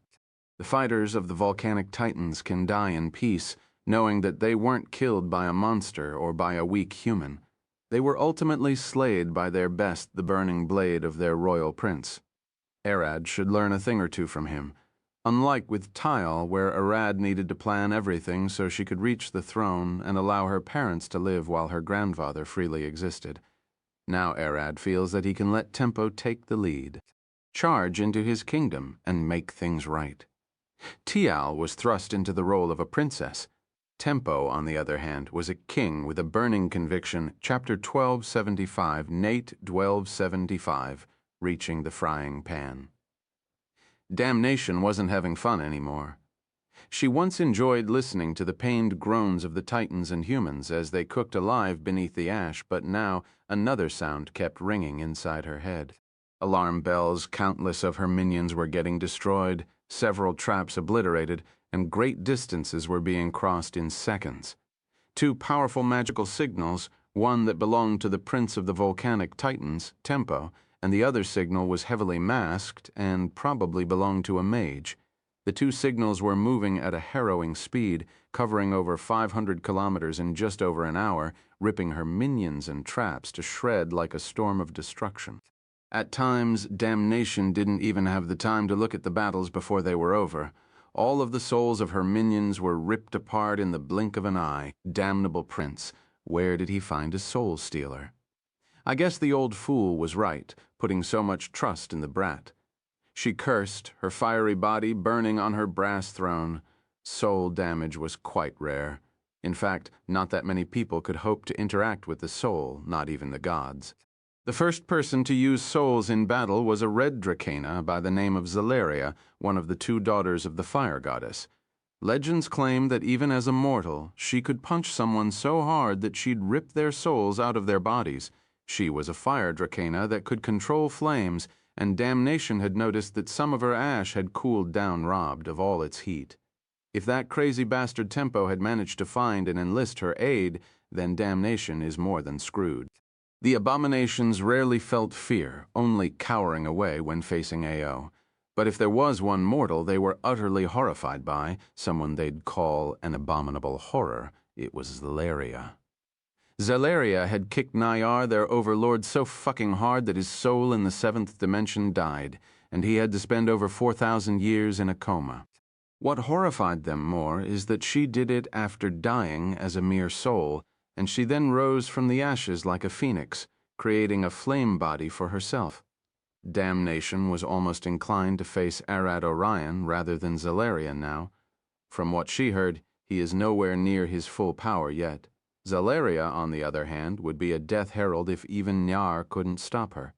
Soon, Arad and Tempo reached the borders of the volcanic Titan's kingdom, a massive wall of volcanoes that stretched as far as the eye could see east and west, forming a massive circle. Don't tell me it's a massive valley like the one the Storm Titans guard? Arad sighed, and Tempo immediately replied. It is a massive crater where a great battle once happened. Some even say it was caused by an attack from the chromatic draconic goddess Tiamat. Tempo sheathed his sword and jumped into the sky, flying with jets of crimson flame like a rocket into the air. Seer, though Novelere net, Arid expanded his wings and flew right after him, quickly changing his appearance, so Damnation wouldn't recognize him and run away as Rapture did. Arid first used Virgo to turn into a woman and then shifted the color of his scales to give himself red hair with golden ends similar to what Tempo has. He even switched his armor to a black one that belonged to Eris and focused on fighting with a spear. To the unassuming, it looked like Tempo had found a sister out there in the wilds of the world. As the two landed on the peaks of the wall of volcanoes, they looked at the endless crater of pure boiling lava. The volcanic Titan kingdom was suspended over the burning pool with great black chains. A massive and fortified structure that is at least 1,000 kilometers wide floated before them. "How are you even keeping that thing up?" Arad gasped, and Tempo smiled. Gravity magic mending spells and several durability enchantments. Unlike humans who shy from using magic in everything, we volcanic titans don't. Why would we need to build cities beside rivers when create water exists? Why would we need roads when teleportation exists? Arad shrugged. To me, there are a lot of reasons why you might not want to live on a frying pan above the biggest stove in the whole world. But to each their thing, right? Tempo laughed for the first time in a long while. He had been so busy and grim while putting all of Damnation's minions to rest that he couldn't even spare himself a moment to breathe. But now that he found himself taking a breather, he finally looked at Arad and lifted an eyebrow. "And who might you be?" Arad smiled. "A fellow volcanic titan lady. How come you've forgotten me, Prince Tempo?" "I'm certainly not here to eat some outer abomination." Arad's plan was simple. Hide and pretend to be just a titan, hopefully giving Damnation a reason to think that turning him into a pawn is the easiest way to kill Tempo and then turn on her. This time, Arad won't allow the abomination to escape. Last time when Rapture escaped, the Mad Slayer Vorvados ended up stealing the kill. He'll take her down with a single sneak attack that won't even give her the chance to know that she got killed. How do we get there? Arad looked at the massive frying pan of a kingdom that the volcanic titans lived in and sighed. The air around it was filled with anti-magic barriers and anti-flight arrays. Even the lava surface was enchanted to swallow anything that touched it. Usually there is a flying platform that will come and pick us up. Tempo sighed, but our luck seems to have run out. I can't communicate with the city from here. My magic is being blocked by that thing. Tempo looked at Arad. "Do you have any idea?" Arad shook his head. "None that would allow us to get in without exposing myself. I can use Vorvados's teleportation, and it would slip past the barriers with ease, but Damnation is bound to notice me. But I have a few things I can try."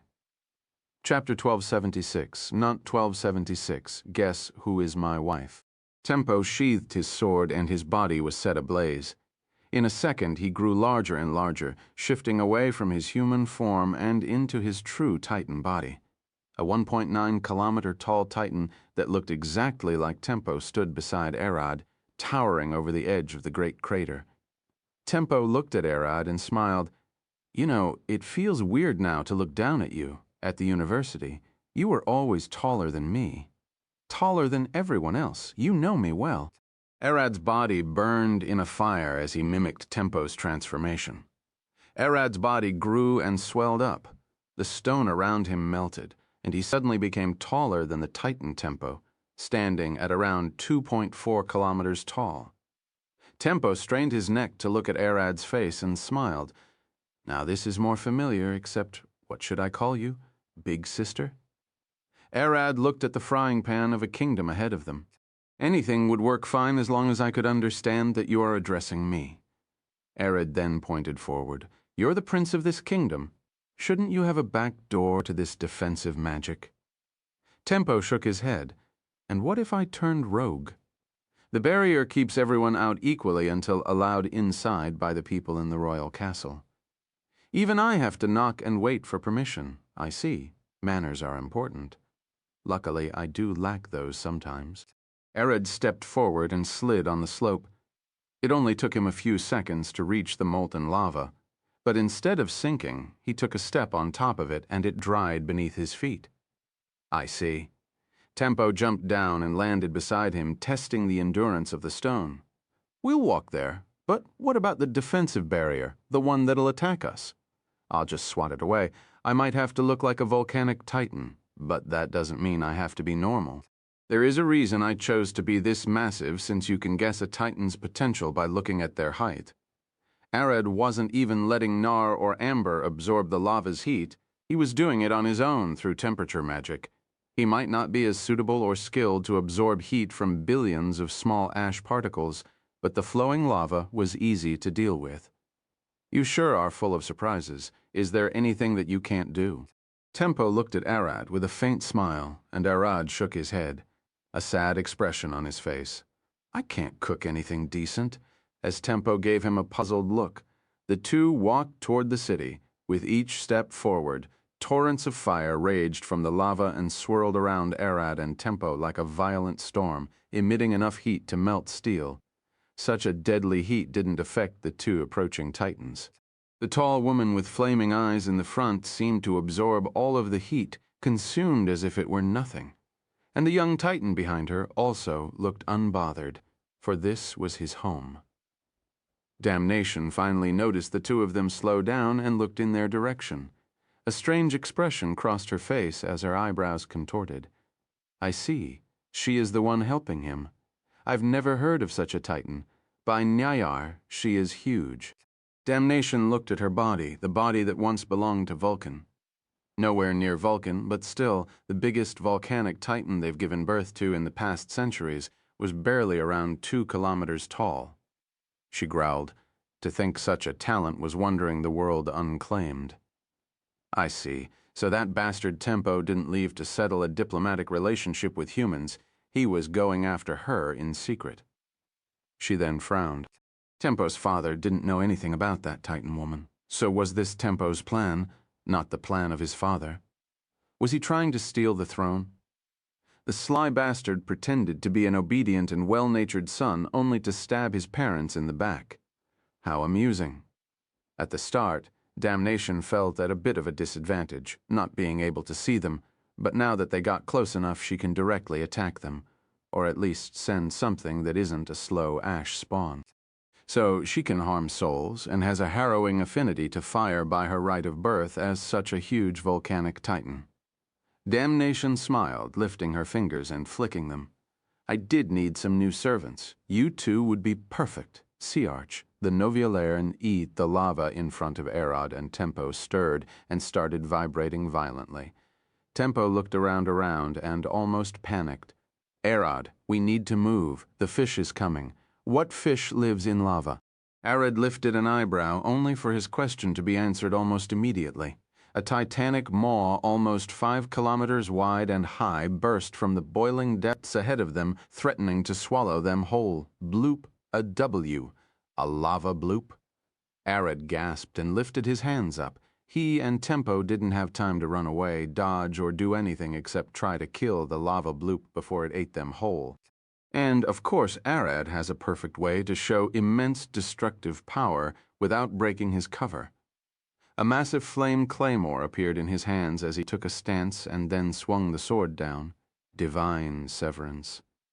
The flaming claymore silently fell down and the sky twisted, ripping apart. The flames surged and the lava evaporated. The sun turned off, and the lava bloop looked to have blinked out of reality for a second and returned in the next one, severed in half from head to tail.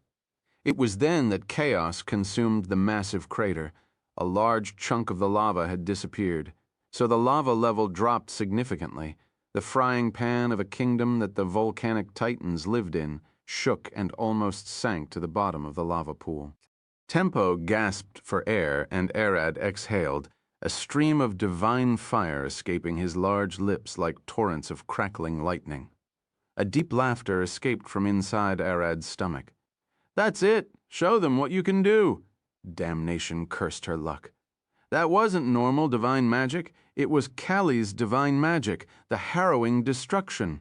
The Titan woman was an orphan, most likely, and so gained the goddess's favor. A paladin of destruction? How in the fucking bloody hell no one ever heard of her? Shit. How long has that bastard been planning to bring a herald of destruction to his kingdom and a one capable of such devastation? She stood from her throne. The situation had suddenly changed a lot with such a thing being involved. Arad smiled. Thanks for the help, Kali. Don't mention it. I'm your wife, after all. Use as much divine magic as you can. Chapter 1177. Destruction Paladin. Damnation rushed out of the throne room and looked out at the lava pool, directly spotting Arad and Tempo as they approached. Her eyes burned with malice. She wanted to attack immediately and eliminate the paladin threat, but paladins are always a pain because they are the gods' weapons, their eyes and ears. Coming into direct contact with Kali's paladin would draw the goddess's gaze and potentially set the horned nest that is the divine realm. It would only take a few minutes for the angels to swarm down to murder and throw her corpse out of the world.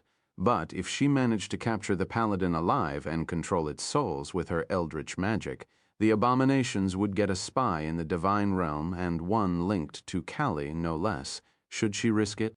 Should I engage in direct conflict, or would it be better to snipe them from afar? That woman had just slaughtered the ancient predator of the lava pool with a single swing, which means she is either an ascended or at the cusp of it. When a paladin reaches their peak and surpasses their god's expectations, achieves a great deed of goodness, and forces a miracle to happen with their own power, their god might give them a chance to ascend into becoming a celestial being, a pseudo-angel. And when they die, they'll be reborn as a real angel to serve their god, an angel of destruction. Now that's horrifying, especially since angels are already weapons of mass destruction. What could the harrowing goddess of destruction give her angels and paladins to make them even more potent? The best way to deal with destruction is creation, but damnation was an abomination, and she didn't even know if a god of creation existed. That option is scrapped, and so she is only left with one way out, to fight the destruction's paladin herself. As she was looking at Arad from afar, his head slowly turned in her direction and stopped. She froze, looking at the red-head paladin. Damnation woman had beads of lava sweat dripping from her flaming forehead. She could feel that something was off. Arad smiled at her and winked, causing her to gasp, close her eyes, and fall back. She could see me from that far away? Mortals aren't supposed to have such a sharp vision.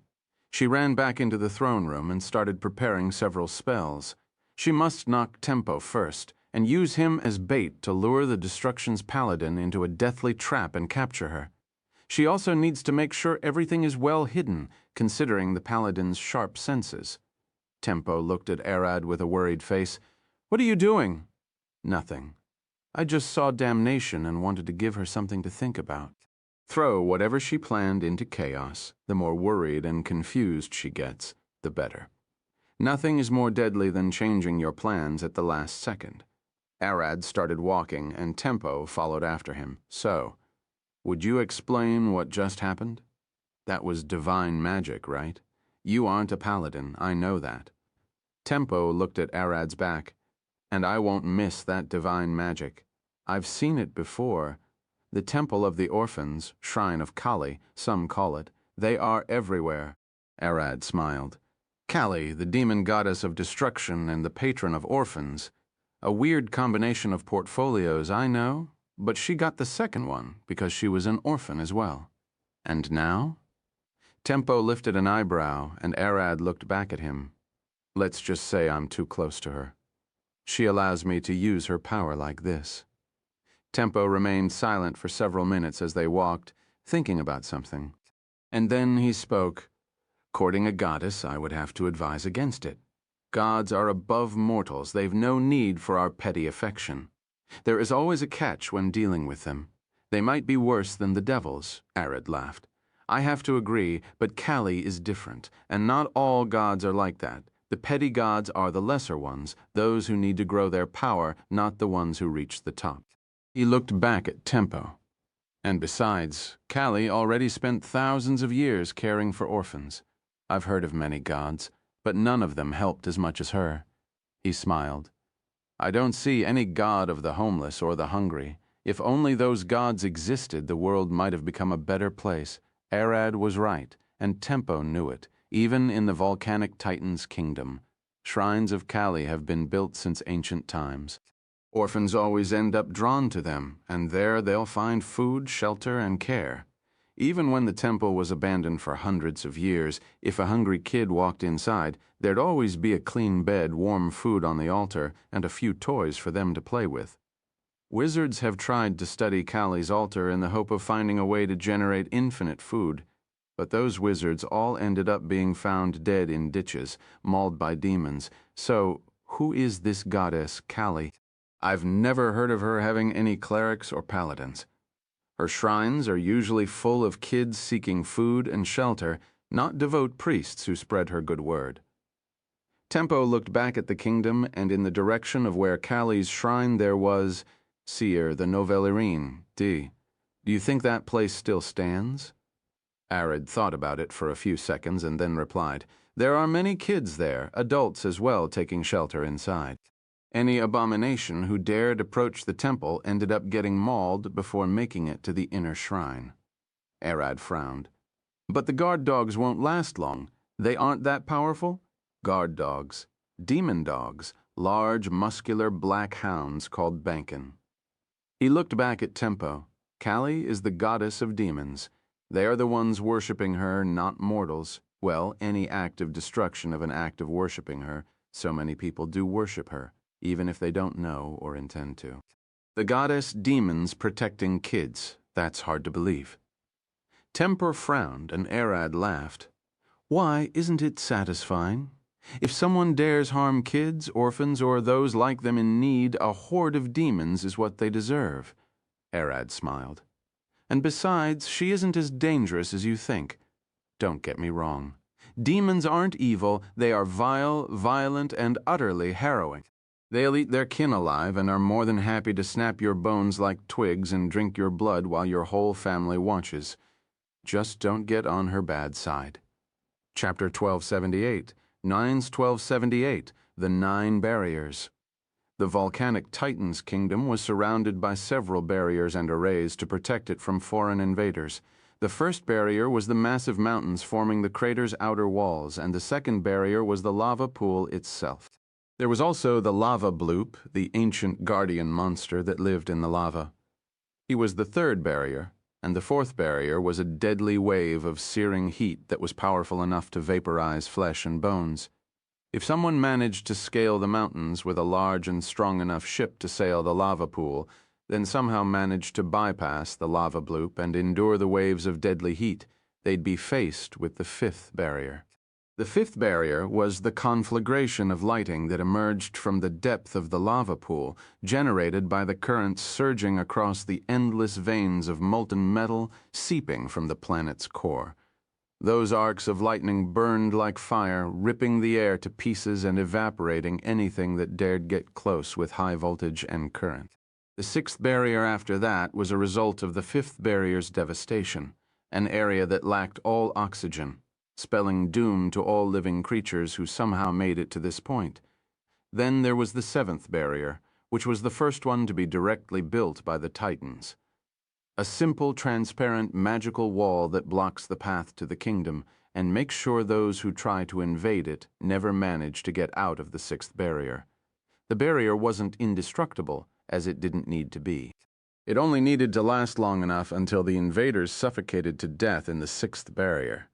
Since the lava bloop lived in the lava pool, then he had to have something to eat. The eighth barrier was a swarm of farm-raised, titanic lava krakens that would attack and drown anything that got past the seventh barrier, all while the ninth barrier fired down a barrage of magic missiles to sow devastation. Most of the spells cast in the ninth barrier were ice magic, which contrasted with the deadly heat of the lava pool, destroying anything that had heated up by rapidly cooling them. Arad and Tempo walked past the bloop's massive floating corpse, which was several kilometers long, and then reached the fourth barrier of searing heat. This was almost nothing to them, as they were both highly resistant to heat, and so they just walked through it. Soon they reached a barrier of great lightning which would have been deadly for Tempo. This is where he'll have to stop. But that wasn't necessarily the case, especially with Arad being with him. Tempo shrank back into a human size and hid in one of Arad's mouths to not get evaporated by the lighting. Arad, on the other hand, took a step forward, nonchalantly walking into the blinding conflagration. The lightning exploded into a cacophony of horrid rumbles and explosions as it assaulted Arad's body, trying to rip it apart. Washed by the primordial lightning, Arad's flesh melted and healed instantly. Step, step, then another. The lightning grew harsher and harsher, but Arad still walked through it unfazed. Arad was receiving a lot of damage, in fact, more damage than he expected. The lightning was a natural phenomenon of the world itself. It was far greater than anything a mortal walking the earth could hope to achieve through magic. Even if Arad could destroy the whole world, if that world was allowed to fight back, he might have a hard time standing his ground. It was a humbling experience, and soon he realized something. Isn't Gaia the spirit of the world? Mother Earth herself? He looked at the lightning.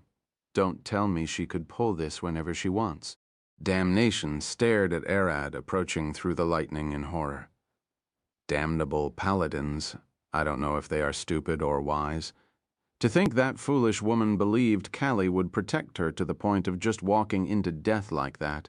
At least this is bound to take a huge toll on her body, even if Callie used her portfolio to prevent her from getting destroyed. Sare the Noviolier.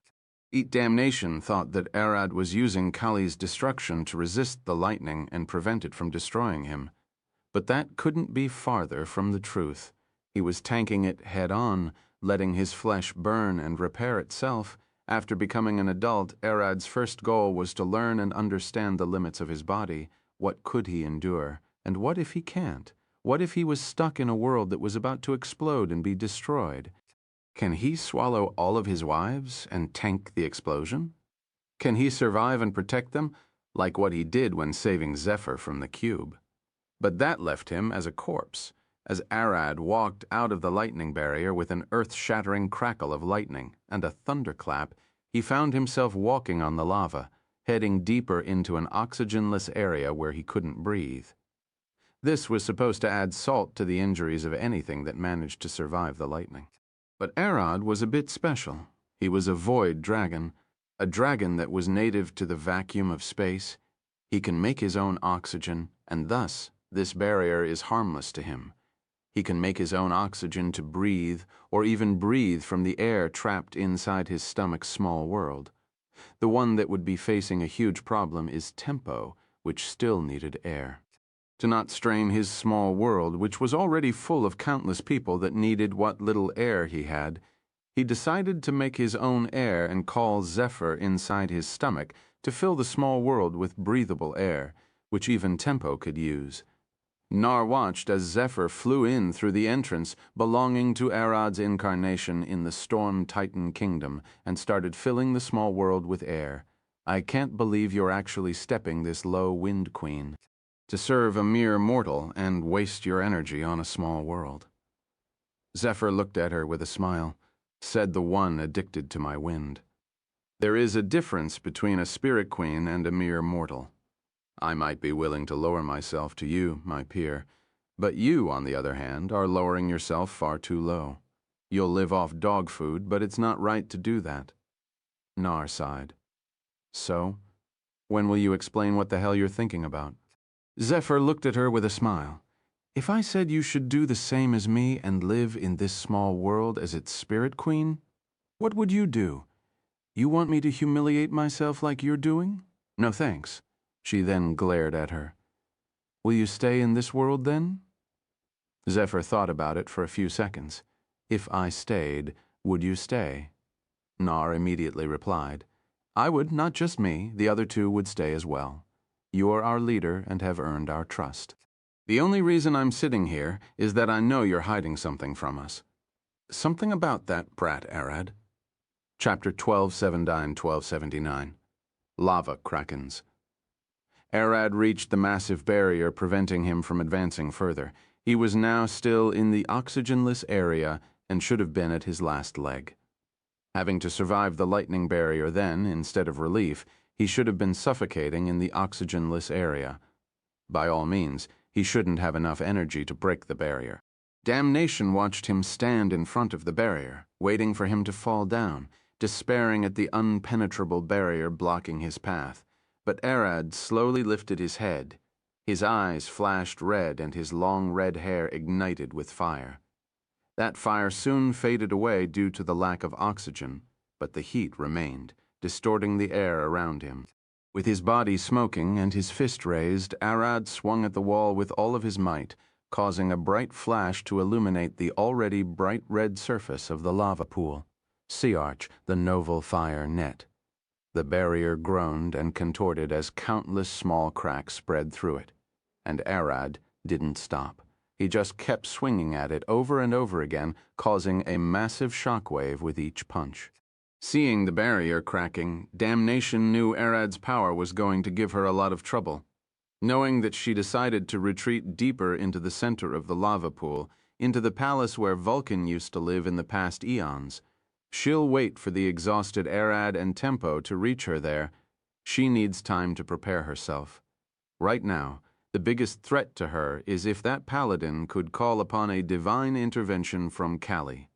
Just one of the goddess's 1,000 golden hands would be enough to crush Damnation like a bug, so she must be careful. Soon, Damnation's presence disappeared and Arad shattered the 7th barrier and stepped into the 8th. Soon, he was surrounded by tens of titanic lava krakens, hungry to feast on his flesh. Tempo jumped out of Arad and landed on the frozen lava around Arad. He looked at the krakens and growled, brainwashed and starved, kill them all, there is no saving them. Arad and Tempo lunged forward to start fighting the krakens. Arad swung his massive flaming sword and slashed it. Tempo burned them, but both of their fires could do little to harm the monsters used to living in the lava. Arad found himself relying on a basic property of magic to fight the krakens, which was something he never realized before. When casting a weapon spell like a flame blade, which created a sword of fire. The magic itself is forcing the flames to take the shape of a sword. It won't allow them to morph or take another shape, which means that it'll resist anything that tries to change the sword's shape like another blade. That's why you can block attacks with a sword made of pure fire. That meant one thing. Even if Arad's sword was made of pure fire, which those monsters were highly resistant to, the weapon was still hard. Arad could use it like a normal sword to slash the krakens. So what was the difference between a fire sword and a steel sword in this situation? A steel sword would melt. A fire sword won't. Right now, it was Tempo's turn to observe Arad's swordsmanship, if it can be called that. With one swing, Arad would be holding the sword properly, attacking with it like a master, and barely making any mistakes. But in the next swing, he would be holding it like a stick, and just whack the kraken with it. Arad's sword then shifted into a long burning chain with a morning star at the end. He'll swing the massive morning star with ease and throw it like a meteor, shattering several kraken heads like fragile eggs. Arad never used one weapon for long, switching between several ones. His hands for wrestling, a dual daggers from close combat, a sword, and then a spear. Sometimes he would even change the flames into a bow or a javelin for a sneaky long-range attack.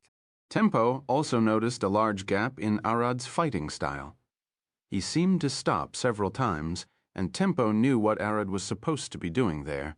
Those moments were the moments he was supposed to use a void step to teleport away or cast a spell.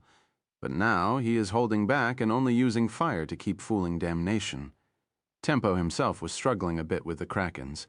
Those were supposed to be the guardians of the kingdom, after all. No matter how trained or armed a soldier is, he won't be able to defeat a whole pack of military-trained dogs. He might be able to kill several, but a pack would still kill him in no time. And that was another spot where Arad had an advantage over Tempo in this battle. The reason why a dragon would naturally have an advantage in this fight. Arad was a monster, an apex predator, and those krakens were sea lava food for him. Even while holding back, Arad can still trash all of the barriers. If he had decided to destroy the volcanic titan's kingdoms, no one would be able to stop him. Tempo had a faint hope that his kingdom's barriers would be able to impress the dragon, and he hoped to at least use that as a bargaining chip to ally with him. But alas, Arad had no need for such a barrier. What is unpenetrable for humans and titans is nothing for a great dragon. Whether the world likes it or not, it'll end up relying on Arad's power to keep balance. Tempo slashed a massive tentacle in half and watched as Arad grabbed a kraken by the beak and swung it at another, violently shattering both into a splash of boiling blood. It was then that something happened. A javelin flew through the air, aiming at Arad's head with terrifying precision. As the javelin was just a few meters away from Arad's eye, he caught it mid-air. The sheer force of the throw sent Arad flying back. Arad turned around and drove his feet into the lava, freezing it to stop himself.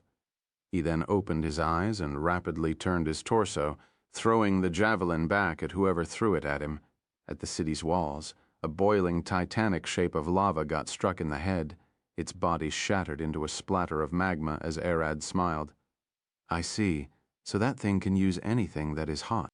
Chapter 1280, Storm Brat. Arad wanted to quickly kill the Krakens and rush after damnation, but that wouldn't do. He can't kill all of the Titan's guard dogs.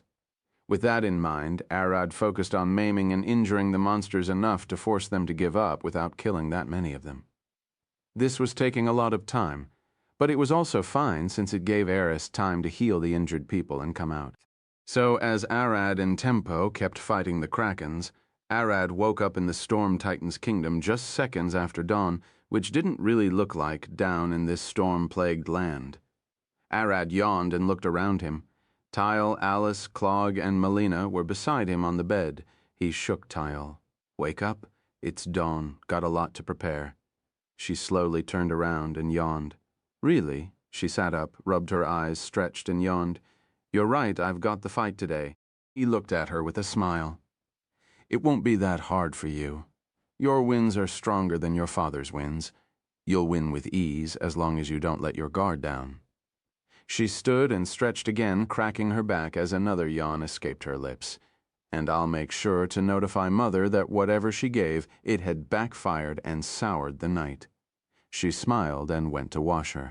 Arad stood and stretched his arms, letting the others sleep a bit longer as he walked out after Tile. 2 hours later, and after breakfast, Arad was sitting in a VIP room looking over a massive coliseum. The thousands of seats were filled with cheering and excited titans, and the red arena of blood and bones reflected the crimson light of the gargantuan piers that the titans used as torches. Soon, magical spheres of light appeared in the sky and illuminated the whole arena with pale white light.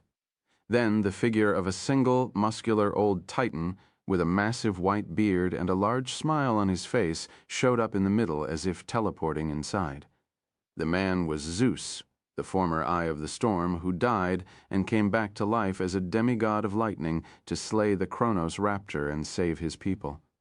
That was what the common titans thought. That was exactly what Arad wanted. And he had 2 reasons to want it. The first is that now the titans won't demand Gale's head for deceiving them since they still think he killed Zeus. They can't blame him if the man came back to life. The second reason is the weight of Zeus's words now.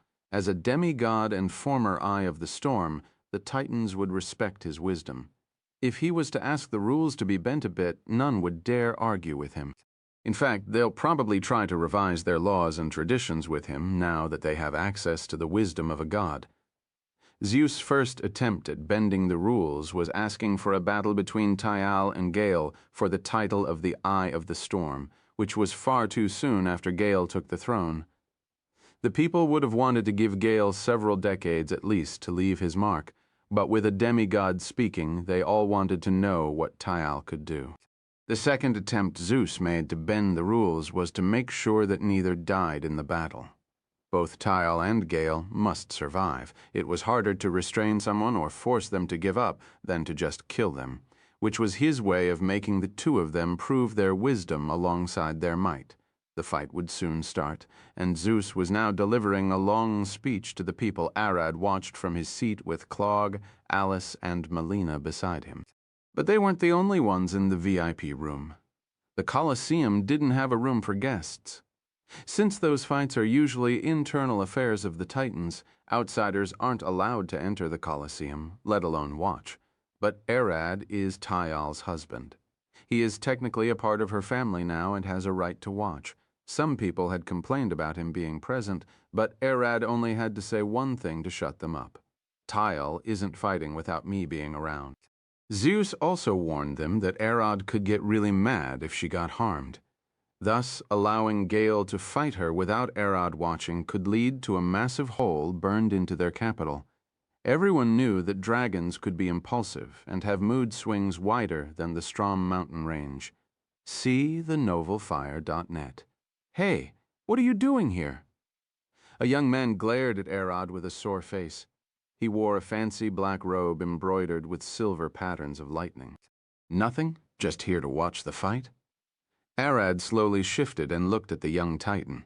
He would have called him a kid if he didn't look to be almost 20 or in the Titan's age. 2,000 years old, the brat must have been born before time itself. The brat remained silent for a while and then frowned. Those spineless bastards, treating our tradition like it's some kind of joke, to be bent to their whims. He glared at Arad. Outsiders aren't welcome here.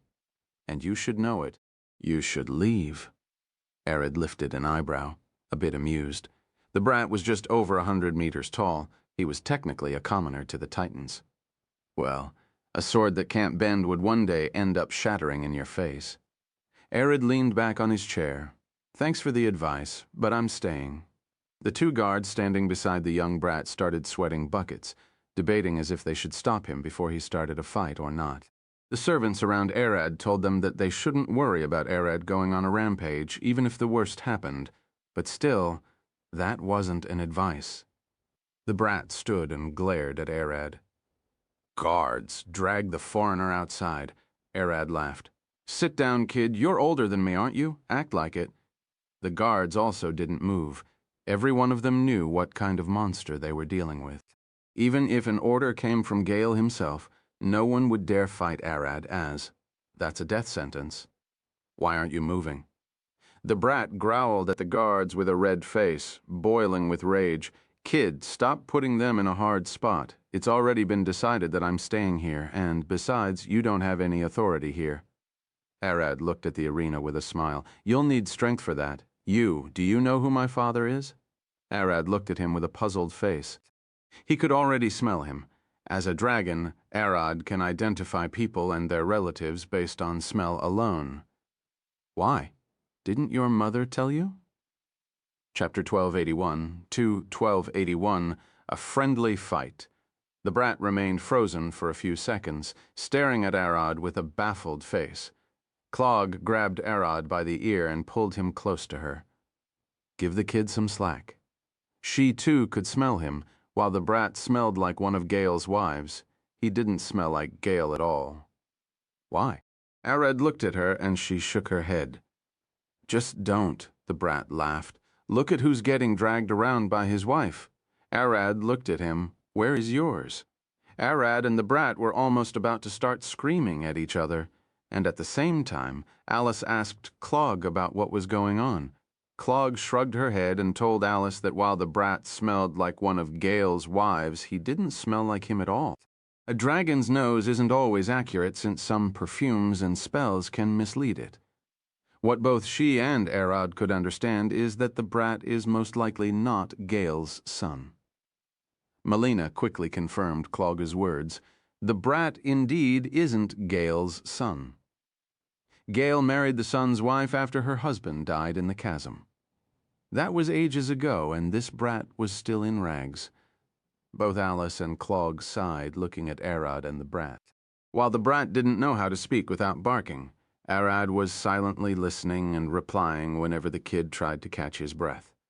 There was still some time before Tyal and Gale fought, almost a whole hour, so Arad suggested something to change the pace a bit. He pointed at the arena with his thumb and smiled. So, how about you show me who you are? I couldn't care less who your father is. Fine by me. The brat jumped out of the balcony and landed in the arena. Zeus was still there and saw him land. Yuri, why did you come here? But before Yuri could reply, Arad landed behind him. Nothing? We're just going to have a small match, warm the crowds a bit. Zeus looked at Arad for a second and then asked with a worried tone, You don't mean a one-sided beatdown, right? That would be boring, Arad laughed. Of course not, I just want to see what he can do, since he was very clear about how amazing he was. Zeus sighed, Fine, but don't go too far. He then glared at Yuri. And you don't think I'll forget this? Yuri frowned. Hey, Grandpa, do you think I started this fight? Zeus laughed. Of course, I think Arad suggested it, but only after you've started nagging at his head. A minute later, Arad and Yuri stood facing each other in the middle of the arena. Yuri swung his long black spear and took a stance looking at the unarmed Arad. What are you waiting for? Where is your weapon? Arad smiled and waved his hands. I'm more comfortable with these. What did Arad want from this fight? Nothing. Of course not. He was a dragon, and his brain never stopped planning ahead. This fight allowed Arad to stand in the arena without drawing suspicion, and thus he could check if Gale had planted any traps to help him take Tyal down like he did to Zeus before. And Arad was right, masked with several barriers, and just beneath the ground, several arrays were set up. Come on, Gale. Did you really think such a thing would get past me? There were 3 arrays beneath the arena, and all of them affect Gale himself and not Tyal. The first one boosts his magic, the second one boosts his reaction speed, and the last one grants him a general boost to resistance. The funny part is that those arrays were built into the Colosseum to make sure the fights lasted a long time to entertain the crowds. Alice, how long will it take you to mess with the arrays? Arad asked Alice through a telepathic message, and she replied a few seconds later, Using you as a beacon? Depends on how I mess with them. 10 seconds to turn them off, an hour to erase the runes altogether, half an hour if I want to make some modifications. What do you want me to do? The fight between Arad and Yuri started, and Arad had to take his time. Even if Yuri didn't come, Arad would have found a way to start a fight with Zeus to get into the arena. At first he thought that sitting in the VIP room would allow him to check the arena for magic, but he was wrong since the whole arena was encased in a protective barrier to keep the crowd safe. Now, what kind of modification would Arad want Alice to do to those arrays? He needs to leave them active so Gale won't notice a thing, but also make sure they won't get in Tyal's way. The first and easiest thing Arad could think of is a modification to the array that boosts Gale's magic. It would be nice if it made his spells fail, or more likely to fail. The magic array, when Gale uses it, will still boost his magic, but the spells have a 50% chance of failing and exploding on his face, Arad asked, and Alice replied immediately. Sounds reasonable. Will take me 6 minutes to rewrite the array. Keep the brat busy. Arad kept thinking while he stalled for time. Yuri, on the other hand, was doing his best to keep up and show off. But all of his attacks had failed to harm Arad. It was like fighting a steel statue with a foam stick. Then Arad got an idea about the array that makes Gale more resistant. How about a bit of fun? He is more resistant, but more likely to flinch when taking a hit. That would allow him to endure attacks, which means he won't suspect a thing, but him flinching more means more opening for Tyal to attack through. Alice agreed, and doing that would take her about 10 minutes, since it's a complicated mental effect, and not just a simple one. The last barrier is the one that accelerates Gale's reaction speed. That is a tricky one to deal with. He at least has time to think about it, and this brat Yuri is quite similar to Angar. Hot-blooded and rash, and it looks like he didn't receive any training at all to most. That looked like a bad thing, but to Arad that was raw talent. You're a good one, but a spear doesn't suit you that much. You're better with a halberd. Arad looked at the guards.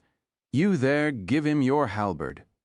The guard looked around with a confused face, and then just threw his halberd to Yuri. Arad then pulled a 3-section staff from his stomach and swung it around before holding it from the outer sections like 2 small clubs. Too poor to afford a whole quarterstaff. Yuri smiled, and Arad laughed. No, this is just 2 clubs linked together with something I can block with. Arad then lunged at him, swinging the 3-section staff like a whirlpool. See the novel fire.net. Chapter 182, 9's 1282, Hatred.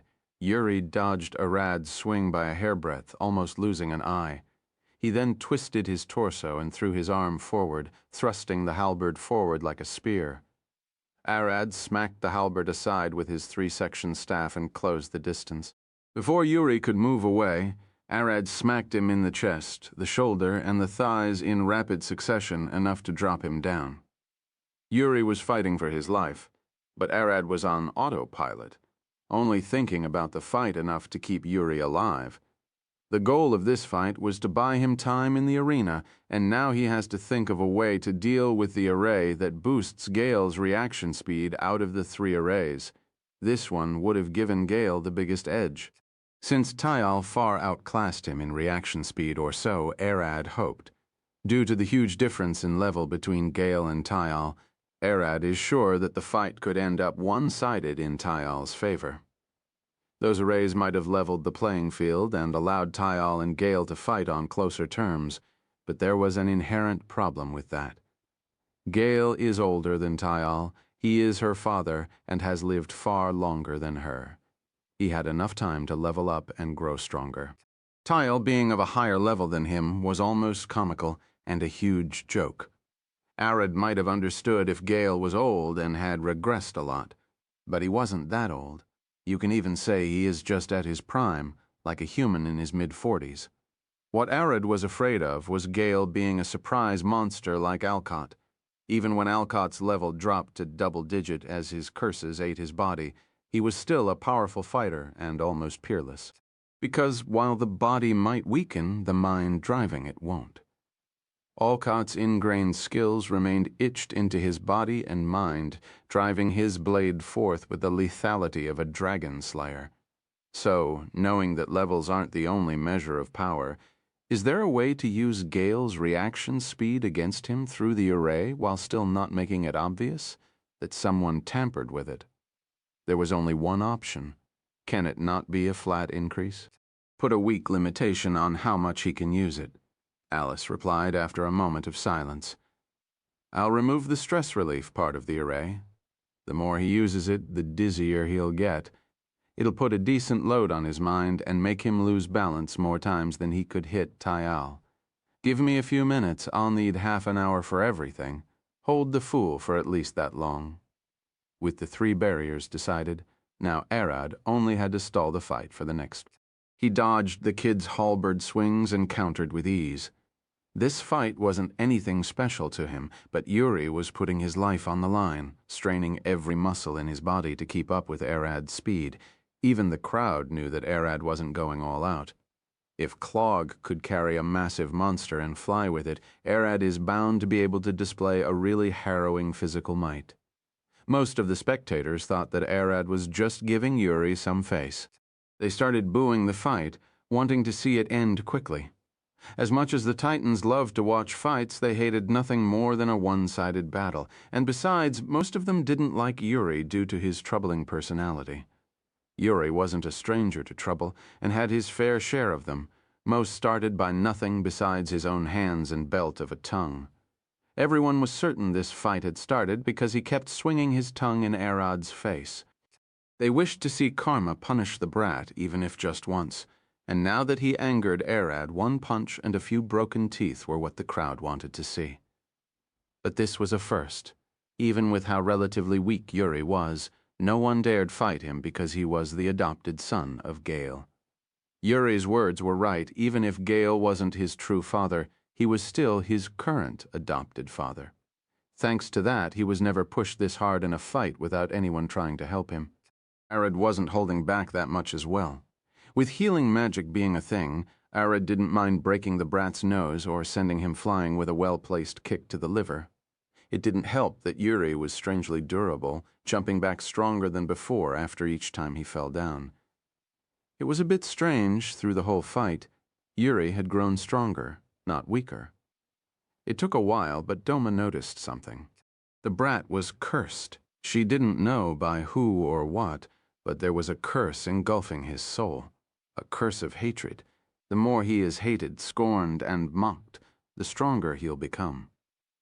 Arad thought about what if Gale was a hidden powerhouse like Alcott, and what if Tyal got surprised in her fight, but he should have really taken his own advice. It happened in a fraction of a second, but something changed about Yuri, and before Arad could react, a three-headed trident pierced his left arm and cleaved it off. Arad's eyes quickly moved, and he caught his arm before it could fall off. Then, with a swift move, he attached it back and looked behind him at Yuri, who stood there with a burning red trident in his hands. Yuri wasn't cursed, and Doma realized the difference too late. His soul was the source of the curse. Arad smiled. How surprising, a devil's curse. Didn't smell that on you before, Yuri.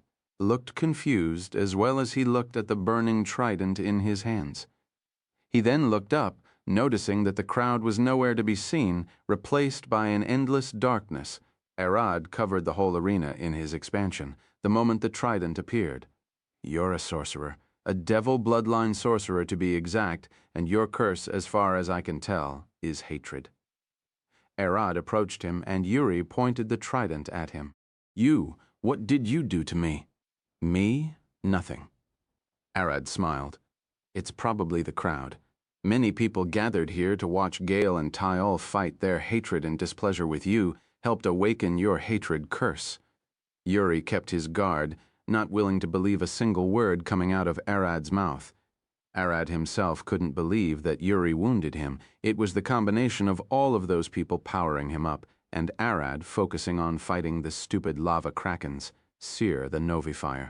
At Chapter 1283, Devilish Intellect. I don't know what the Titans would think, but humans would be scared of you. They might even try to kill you. So, for now, try to get that devilish curse under control. Arad cracked his neck and looked at the walls of his expansion. This great expansion had been reduced to nothing more than a veil to hide inside. He doubts there'll be a chance to use its full power anytime soon. Even damnation might not force him to use it. Yuri glared at his blood-red trident with disdain. Where did this vile blood come from? Even he wouldn't let a half-devil like this live, and now he had ended up as the monster. They would try to kill me. We Titans don't get along with devils that much. He tried to put the spear away, but it refused to turn back into a halberd, and his blood kept boiling. He could feel a deep rage boiling in his chest, lusting for blood. It seems the devil's curse is only granting you a physical boost and that trident. That means you'll turn back to normal if you pass out of exhaustion. Arad swung his three-section staff. Come, I'll play with you for a bit. You'd better kill me. What's the point of letting me live if they'll kill me tomorrow? It's pointless. Yuri pointed his trident at Arad and smiled. At least they'll kick you out of the arena if you kill me. It would be better if they sent you back to whatever cave you crawled out from. Arad laughed. You're still about that? Well, fine, let me tell you something. As long as you survive this fight, I'll get Tyal and Zeus to make sure no one harms you. Devils are evil, true, but there are exceptions, just like how there are both good and evil among humans. What's more, you've merely got their blood, not their soul.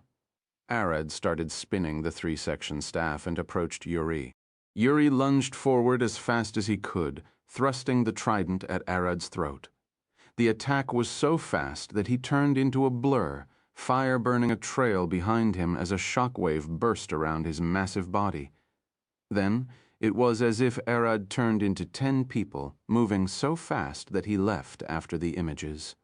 He swatted the trident aside, breaking Yuri's wrist, and sent a punch so harrowing that the brat saw his death approaching and soon watched his whole life flash before his eyes as Arad's fist blasted him with a shockwave.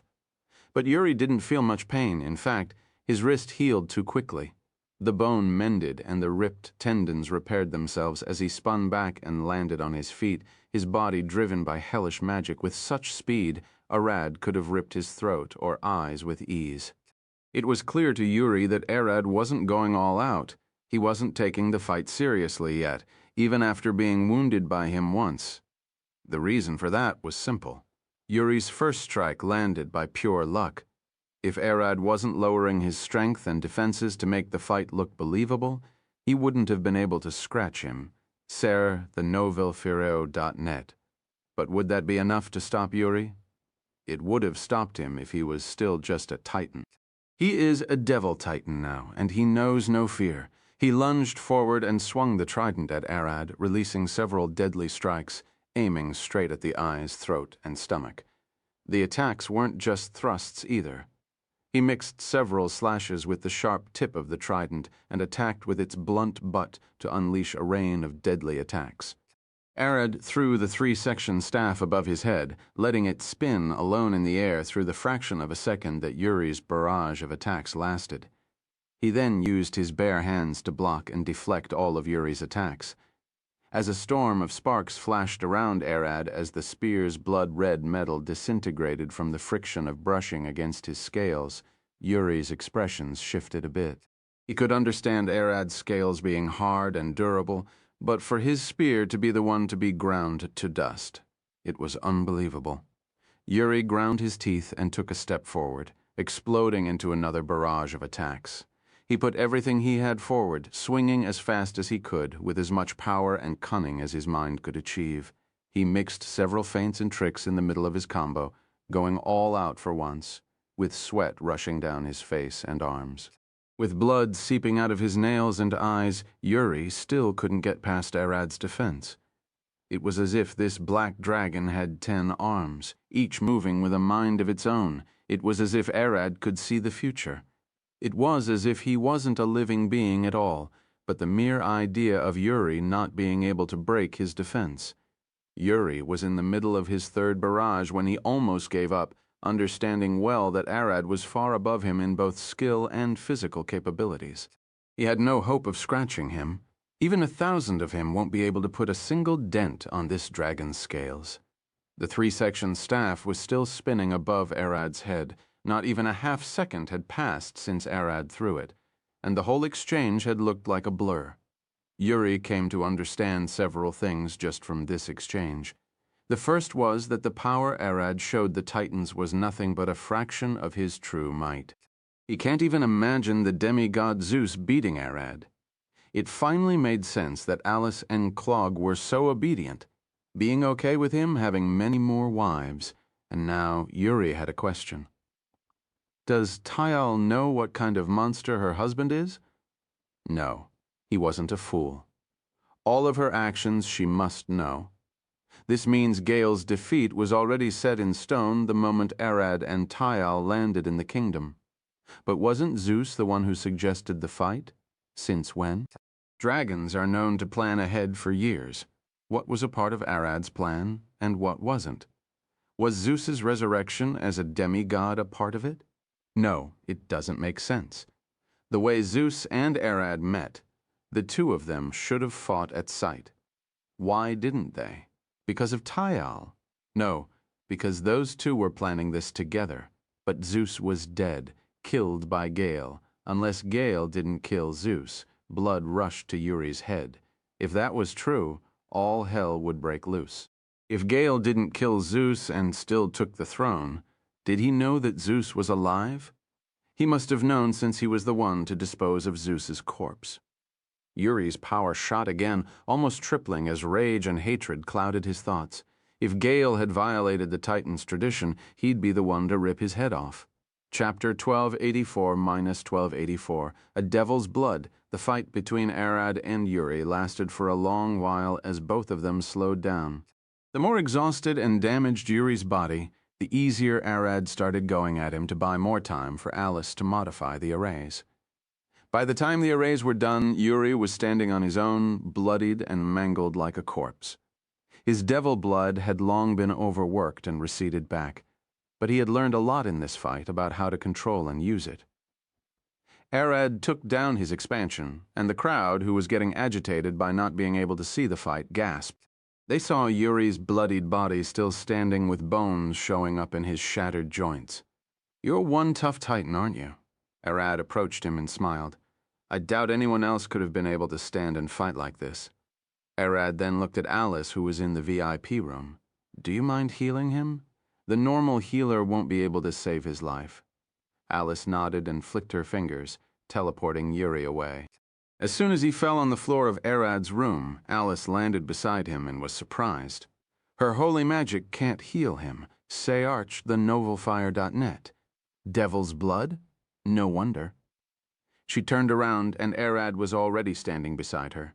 I'll call Sarah. And then he waved his hand and Sarah emerged from his stomach. That stomach of yours, we can use it as a teleportation hub to link everyone to where your incarnations are. It is quite useful. She smiled and backed away, letting Sarah heal the he-devil brat. After Yuri was fully healed, Arad carried him to another room while Alice cleaned the blood with a single spell. It only took her one flick to make everyone sparkling and spotless. Arad sent Sarah back to the university where Morning had just arrived to attend her lessons while he and Alice went back to the VIP room to watch Tyal's fight, which was about to start. Minutes later, Yuri woke up, exhausted and in pain. But he didn't care about all of that. Gale, their king, had betrayed them. Getting a stranger into the Colosseum was offensive, but not that big of a deal. Plotting against Zeus and stealing his throne was a whole other matter. Yuri couldn't go just based on guesses and ideas, so he had to start investigating immediately.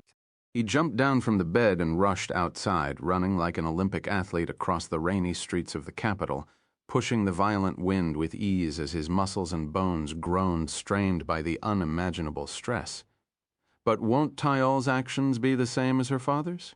Trying to scheme the current eye of the storm down, will the Titans degrade into a clown festival where weaklings are ruling over everyone and leading the whole race into destruction? No, Tyal was different.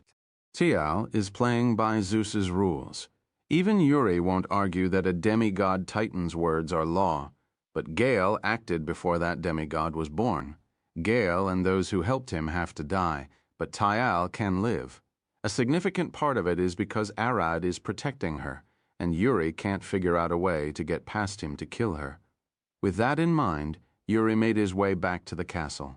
He rushed past the main gate and went into the inner keep, soon finding himself standing at the entrance of the royal kitchen. First, he was starving, so he grabbed a meal while eating. He kept watching the servants come and go, trying to find the ones working directly for Gale and the queens. There were many more jobs for the servants to do other than cook and clean. Some had to have been close enough to hear a few things that they shouldn't hear. All he had to do now was find them. Soon Yuri had learned many things.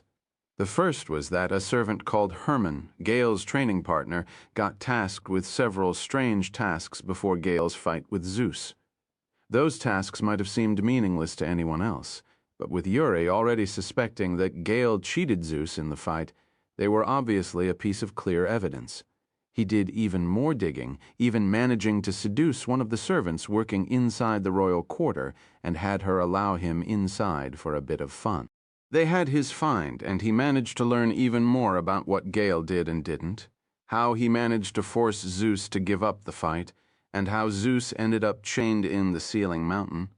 A weak servant like that woman would have been eliminated in a second had she tried to oppose, but Yuri had the power to change things, so he bid her farewell after lying about keeping the secret. Yuri knew that she would get killed for telling him, so before he left, he invited her to his house outside the castle. She'd be relatively safe there, at least far safer than the castle where she can get taken down silently without anyone noticing. Yuri now had to prepare. He will fix Gale's mistake and put the Titans back on the right track. He is the only one who can do it and will do it. His first stop was the castle treasury. When he was young, Gale had shown him what was inside it.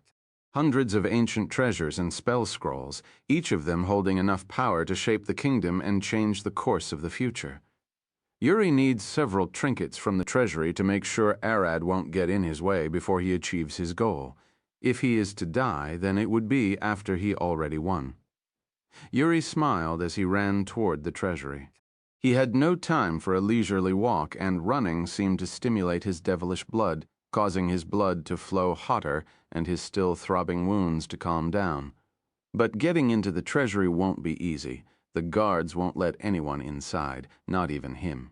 He had to find a way to get them to let him enter without alerting Gale. The problem wasn't them letting him inside, but the part where they'll inform Gale and tell him exactly what Yuri did. Unlike humans, who had extensive security methods, the Titans only had 2 guards standing in front of the Great Vault Gate. Those 2 were both trusted agents of Gale, powerful and enslaved over everything to ensure they wouldn't make a single mistake. So how would Yuri get past them? It was simple. The slave contract works as best as they can understand. If they don't think that what they are doing is wrong, they won't trigger it. Chapter 1285, A Father and His Daughter. As Yuri was busy trying to find his way into the treasury, Tyal's fight with Gale was about to start. The father and his daughter stood facing each other inside the arena, both wearing their full armor sets and holding their weapons in their hands. Tyal's armor was black, made of lustrous onyx leather, and she had a long red cap on her back. Her white hair danced with the wind generated by her magic as she looked at her father, who faced her wearing his silver scale armor and holding his long sword on his shoulder. "Are you sure about this?" Gale said with a large smile on his face. Tyal's expressionless face didn't change as she replied with an even voice. "Grandfather thinks I should do it, so let's start." Tyal immediately leapt at him, swinging her long sword down with all of her power. The blade flashed with light as it dropped on Gale's head like a guillotine. Gale ducked and lifted his sword up in guard, blocking the attack with a grin. "Is this all you've got?" Gale wasn't playing fair. While his whole armor set was enchanted, Tyal's armor wasn't. Gale's silver armor weighed almost nothing, thanks to the countless enchantments. His sword was far more durable. Each hit blocked felt several times lighter for him, and his stamina never dropped by that much. Tyal swung her sword again and again. Each time Gale dodged or deflected her strikes, she could feel most of the impact of her attacks turning back on her wrists. But even with that, Gale wasn't having an easy time. Tyal far surpassed him in levels and was much faster and stronger. It was only thanks to the arena's enchantments and his armor's magical enchantments that he could hope to stand his ground like this. Challenging her into a direct sword fight was a bad idea, so Gale immediately held his sword with one hand and jumped back. He wasn't a swordsman, and neither was he a wizard. Gale was a spellsword, and he now flicked his fingers, sending a wind blade flying at Tyal's torso. The wind blade was both invisible and blindingly fast. Most people won't be able to see, let alone dodge it. But Tyal was also a master of wind magic, and she managed to spot the shift in magic caused by Gale's spell. It only took her a fraction of a second to guess which spell he cast and ducked down. The wind blade only slashed the tips of her hair, but she didn't care. Charging straight at Gale, she was too fast and should be able to reach him before he could retreat to cast another spell. But that was where Tyal made her mistake. Gale looked at her, his blue eyes sparking with magic as he opened his lips. "Blast!" He shouted, and his voice turned into a powerful shockwave of compressed air that flew straight at Tyal, blasting her back with enough force that her vision turned black for a few seconds. It might have looked just like a powerful spell, but that was highly misleading. Tyal and Gale were titans, each of them close to 2 kilometers in height. Gale's shockwave didn't just lift the massive and heavy Tyal off the ground, but also blasted her several kilometers back, as the arena was to the scale of titans and not humans. If Gale had used such a thing at humans, he would have been able to rip out several cities in one blast. Arad had to keep reminding himself that even the weakest titans could fight a whole kingdom alone and win. They were massive, fast, and deadly living beings with power that most humans might even mistake for godhood. Tyal spun in the air and used her wind magic to balance herself and land on her feet. She looked at her father, who was holding his bloodied mouth with a confused face. He was too hasty and didn't hold the spell well. The shockwave ended up shattering a few of his teeth. Magic is complicated, and when it fails, it can fail in many ways. The way Gale's spell failed was that the part that was supposed to make sure he wasn't harmed by the effect didn't activate. Gale spat his broken teeth and activated a healing charm to stop the bleeding. He did rush the spell a bit. What a mistake to make. It was quite embarrassing. Gale took a deep breath and lifted his sword up, ready to charge at Tyal. He needs to make sure he stays calm. He made one mistake, and it cost him several teeth and a lot of pain. He should have just stepped aside instead of forcing a shockwave out. Gale flew forward and swung his sword at Tyal's neck. She deflected the attack, but his other hand already flicked another wind blade at her torso, which Tyal still blocked with a barrier of her own wind. But even with the barrier, the force of the spell still pushed back, but not before her sword left a deep cut on Gale's shoulder. Gale flinched as sharp pain surged from his wound down his spine and up to his brain. He could feel as if his eyes were about to fall off as he took a step back, groaned, and strained to take a deep breath. He didn't have any time to recover as Tyal was already back and swinging at him. The arena shook as the two kept throwing attacks at each other and blocking harrowing spells with their magic. The crowd was already divided into two groups, one cheering on Tyal and one on Gale's side. Some people did want Gale to win since most of their lives and investments had already shifted in his favor after Zeus lost. They can't afford to make another shift in interests. The other side of people who cheered Tyal were mostly the commoners and young who didn't have much at stake. Some of them even just wanted to see a woman take the title of the Eye of the Storm for once. There were no rules against it. It was just that it never happened before. But while those two massive groups cheered, another small percentage of people were still worried about Tyal becoming their Eye of the Storm and handing the whole kingdom to Arad on a silver platter. How is that any different from what happened with the High Elf and Dark Elf kingdoms? They only hope all of this is just some kind of plan that demigod Zeus planned with his infinite wisdom. Seer the Novelf, ire.net, chapter 1286, West 1286, even S. Ameliorate, Choler. After another quick exchange, Tyal and Gale jumped away from each other. Each one of them was bleeding, but Tyal's wounds were far fewer and shallower than those of her father. It was a miracle that he was still holding up against her due to their vast level gap, but in reality, miracles rarely happen. Gale was only holding back this long thanks to the enchantments of his armor and the arena itself. Tyal, on the other hand, was going in raw with only her sharp blade.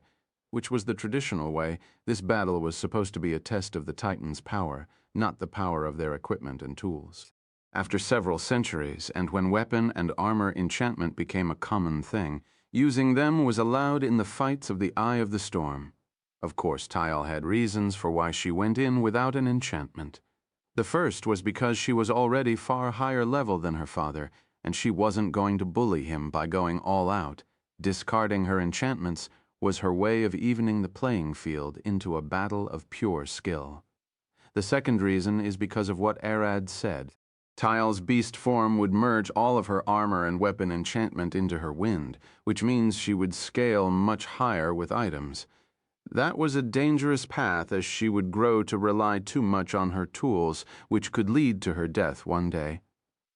Tyal wants to find out how far can she go on her own with that form when she needs to use it, and then see what she can do with enchantments.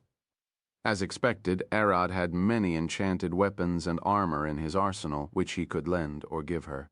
Tyal looked at her father. Both of them had already fought long enough with weapons and magic. This fight isn't going anywhere as long as they are confined to their Titan form.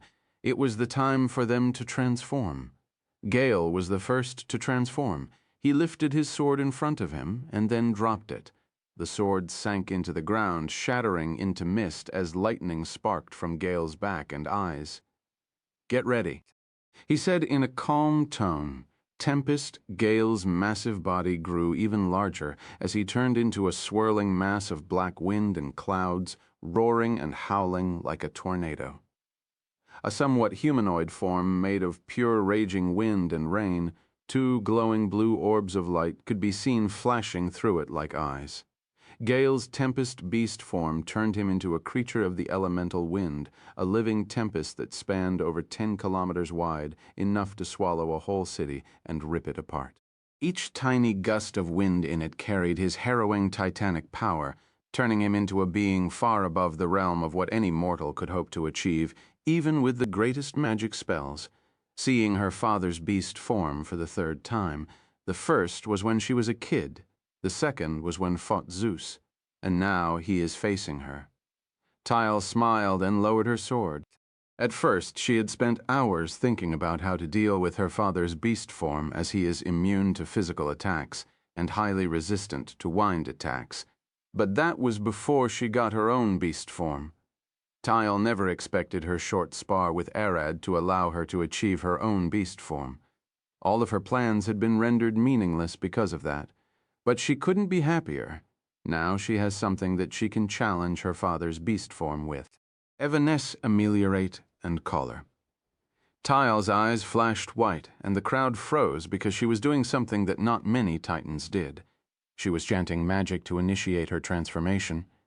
Usually, Titans would transform without the need for chanting, but those who need to chant usually have forms that are stronger than normal, and that extra power can only be tapped by chanting. Gale knew that whatever Tile was going to pull off, it was far stronger than what she pulled while fighting Arad. This meant that he had to stop her before she could transform, which was a shameful, disgraceful thing to do, but it was far better than losing. Gale flew forward with a roaring gale of violent wind and slammed into her, trying to take her down before she could fully transform, but his winds seemed to grow weaker the closer he got to her. It was due to the words of her chant. Evanesce was an order to dissipate, driven through magic. It somehow interfered with his will over the mana in the air.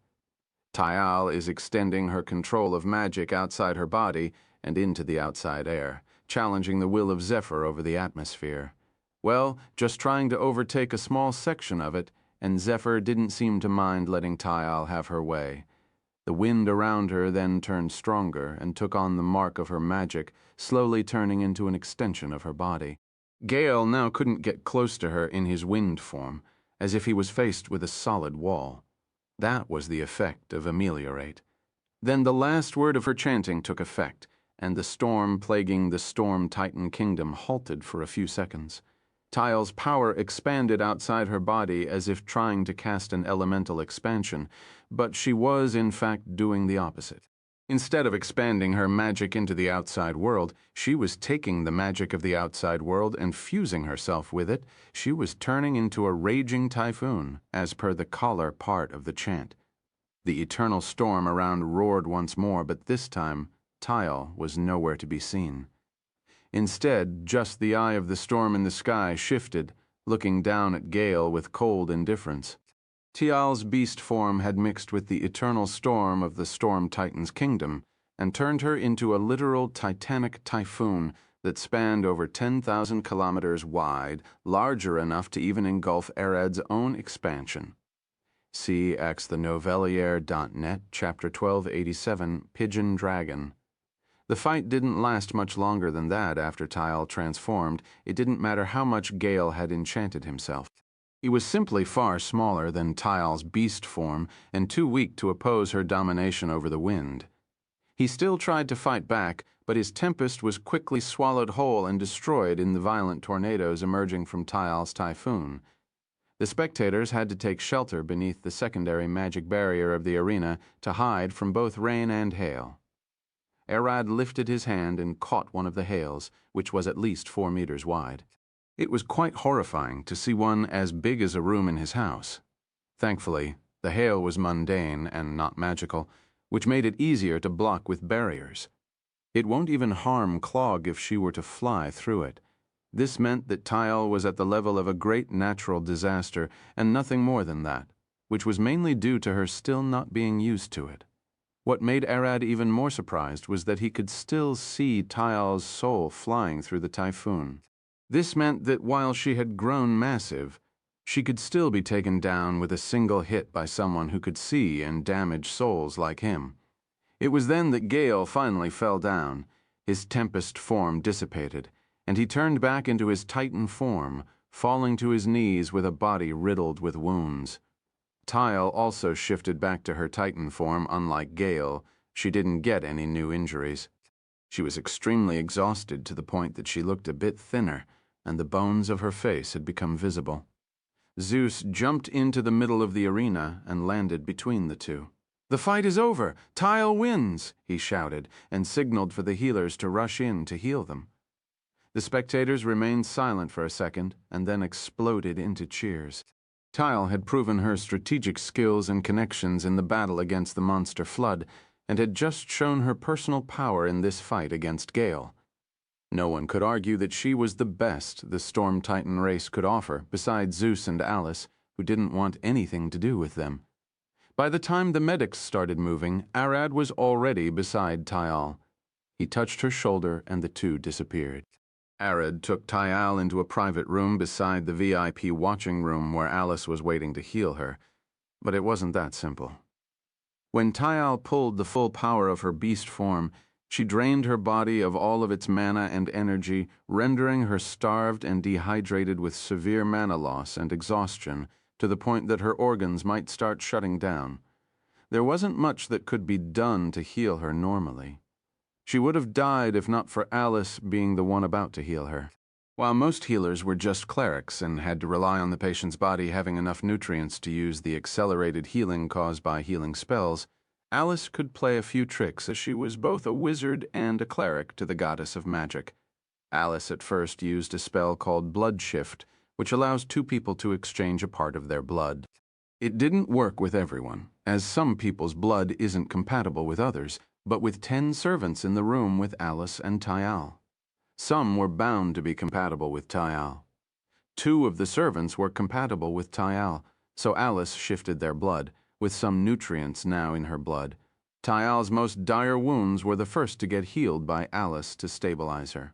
Alice then focused on making sure her digestive system was working properly to start feeding her some watered-down soup. When Tile's situation stabilized, Arad finally felt a bit better and left, letting Alice take care of Tile while he had more things to focus on. What he had to focus on here in the Storm Titan's kingdom was that, unceremoniously, he was now their emperor as well, which meant more paperwork for him. It was quite strange, and one of Tile's servants made it clear as she tried to call him. First, she called him Arad, as he had asked them to call him. He wasn't that fan of being called master or lord. They were more than happy to just use his name before, but now that servant immediately apologized and corrected herself into calling him Your Majesty. "Just keep calling me Arad." He walked with her toward the offices where some work already waited for him. It wasn't anything big, just a declaration that it'll take Tile a while to come out and speak to the public since she is still recovering. He had to be the one to make that announcement. Thankfully, Zeus was there to help him, making sure to give Arad a long lesson on the Storm Titan's traditions and customs. For example, Arad had no idea that there would be a feast to celebrate the new queen and that it would be hosted in every city of the Storm Titans, where food would be distributed freely to all of the Titans. Thanks to the monster flood, they luckily weren't short on meat, but still, someone had to deliver it alongside the message that Tile is now the eye of the storm. Zeus wrote several letters, bundled them into a single cloth bundle, and approached Arad. He then bent down and tied the bundle to Arad's leg. "Go on, Pigeon, dragon," he said with an enthusiastic, excited smile, and Arad laughed. "I'd prefer to be a dove." Zeus stood. "I can send messengers, but they are all too slow compared to you, and the storm had grown harsher since Tile messed with it." He sighed. "I know you don't want to stay too long here. You've more problems to deal with, like the volcanic kingdom." Arad nodded. "I was going to ask to deliver them anyway. As you said, I'm faster." Arad swallowed the letters into his stomach and looked out the window. "I'll also pick the meat from the warehouses and deliver it. How long would it take you to go all around the kingdom?" Zeus pointed at the large map. "Couple of hours? Couple of minutes? Don't you remember how I gathered you and the rest in my kingdom in a few minutes?" Arad disappeared like he was never standing there. Seared the Novellifier. Net. Chapter 1288, 1288. The Burning Hold. As Arad flew across the whole Storm Titan's kingdom, His incarnation in the volcanic Titan's kingdom alongside Tempo had finally finished dealing with the swarm of the titanic lava krakens. It was long and exhausting for Tempo. As the two now stood above the surface of the lava pool, Tempo looked at the floating bodies of the krakens with a frown. Those were the mighty beasts guarding their kingdom, but now they were reduced to mere monsters. Let's go. He looked at the walls of the great city and frowned. While they were fighting the krakens, the lava spawns created by damnation kept pelting them with javelins and arrows from afar. Arad was able to catch some javelins and send them flying back at the lava spawns, but many of them remained alive since he couldn't destroy their souls from range. Damnation had long since retreated into the bowels of the lava pool, and the only way to follow her was using the throat of the volcano that is located in the middle of the city, protected in the obsidian tower, which acts as the royal castle where Tempo lives. Arad and Tempo flew toward the city walls as they dodged the barrage of sundering attacks from the lava spawns. Those burning monsters weren't that accurate with their shots, especially when rushed. They had time to aim while Arad and Tempo fought the krakens. But now that the two were charging forward, the lava spawns couldn't aim anymore and were forced to retreat. The main weakness of archers is that they are pretty much dead if the foot soldiers reach them. That is why the archers of the lava spawns soon stopped firing and retreated back, leaving a few of them as melee fighters to stall Arad and Tempo. That didn't work well for them. Arad and Tempo ripped their way through the few melee lava spawns as if they were nothing. As the two charged forward, they heard fighting from afar. Arad noticed that the volcanic titans weren't eradicated by the abominations. The survivors were still putting up resistance in several fortified holds around the massive city. Arad and Tempo quickly shifted their direction and rushed toward those holds to support the surviving titans, which couldn't have happened sooner. While damnation in Vulcan's body was powerful, her dominion extended to the lava pool and not the titans themselves. That thing mostly used Vulcan's power to fight, which was controlling heat like puppets. As long as something is hot enough, damnation could give it shape and autonomous ability to move and fight to a certain degree. As damnation used that power to create thousands of lava spawns from the pool to surround the city, and even spawned them inside the walls, the volcanic titans were quickly overwhelmed and were forced to retreat. The remaining survivors couldn't believe their eyes as they saw Tempo rushing in toward them while ripping the lava spawns apart. They were even more thrilled when they saw him being accompanied by such a tall and powerful Titan woman. To Titans, their height was the measure of their raw talent and potential. With how they saw Arad fight and how tall he was, they all thought that Tempo had found her somewhere outside, and most of them couldn't believe how a Titan of her size and talent was lost to their kingdom. Soon, Arad and Tempo slid into the fortified hold. The Titans rushed to close the gate behind them and pelted the rushing lava spawns with arrows. "Your Highness?" A Titan that stood barely 300 meters tall looked like a small animal compared to Arad and Tempo, which both stood at 1.9 and 2.4 kilometers in height. The sheer scale was unconscionable to humans. Even the smallest and weakest Titans in this hold could decimate a whole kingdom, yet all Arad could see were women and children huddled around each other, injured and terrified. The men weren't as lucky as most of them were either corpses or on their way to becoming ones. Sarfearrow.net. The hold was on the verge of falling after many long and deadly battles against the powerful lava spawns. One thing was clear.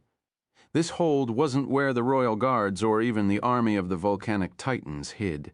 It was a mere disaster shelter where the commoners holed up to save themselves. Arad looked around with a frown. This was the evident for farmers to end up hiding inside an abandoned mine to fight monsters with nothing more than pitchforks as weapons and their bodies as meat shields to protect their weakest. This wasn't the kind of titans that Tempo needed if he wanted to storm the obsidian tower and kill damnation, and those titans knew it. The 300-meter titan took Arad and Tempo inside the inner hold and showed them to the supply room. "Food, water, weapons, everything we got that might be of use. We'll hold as long as we can. You two can sneak out the back and head west. The city guards should be hiding in one of the holds there." His face was pale and somber. "What about you?" Tempo glared at him, and the Titan forced a smile. "As I said, we'll hold as long as we can. It is a much better option for your Majesty to find the soldiers and liberate the obsidian tower from that monster than being slowed down by us. We're nothing more than a dead weight." The man's eyes shifted toward Arad. "May I ask, who is she? How come that such a huge volcanic titan was outside, unknown to us?" He had never seen a volcanic titan that tall, let alone a woman and one with red hair with golden tips like that of Tempo. The Titan then froze. "Wait. Don't tell me she is an illegitimate kid of your father? Did you go out to find her?" Tempo held his face and sighed. No. And one last no. He then looked at Arad. "Humans are small and fine. But what about the Titans? I only got around 2 kilometers of usable space if I want to not feel constrained." Arad looked at the 300-meter tall Titans. He can't hide hundreds of Titans like him in the small world inside his stomach. He can send them into the void, but supplying them with air would be a daunting task, not to mention how terrifying that might be for the kids. Tempo frowned. If their enemy was anything besides that horror damnation, Arad would have been fine to constrain himself. But since Raptor managed to escape, Arad didn't want to pull any punches against damnation and sneak attack her with his full power. "I understand. There's nothing we can do." Tempo shook his head, but Arad immediately smiled. "I can't store them, but I can send them to my kingdom as long as they promise not to cause trouble, and let me stress. A Titan kid can pretty much blast through my castle with ease, so keep your children in check." Chapter 1289, Nape 1289, Hot Titans in the Area. Arad and Alina walked to the hills with several soldiers who were now ready to receive their first guests. Arad extended his hands, and a wave of black magic rushed forward like an ever-consuming mist. From that mist, Titans started showing up, towering over the tiny humans like walking mountains. The head of a crying baby Titan was over 20 meters wide, enough to humiliate most human buildings. And the sheer heat produced by those Titans was far more than any human could handle. If not for Gaimond flying over to cool the area, the whole hill might have burst into flames. The average Titan was 100 meters tall, with a few outliers who towered even over their kind and stood over 200 meters tall and up to 300 meters. Arad was sucking the Titans into his stomach with one incarnation and spitting them out with another incarnation, effectively working as a living teleportation gate.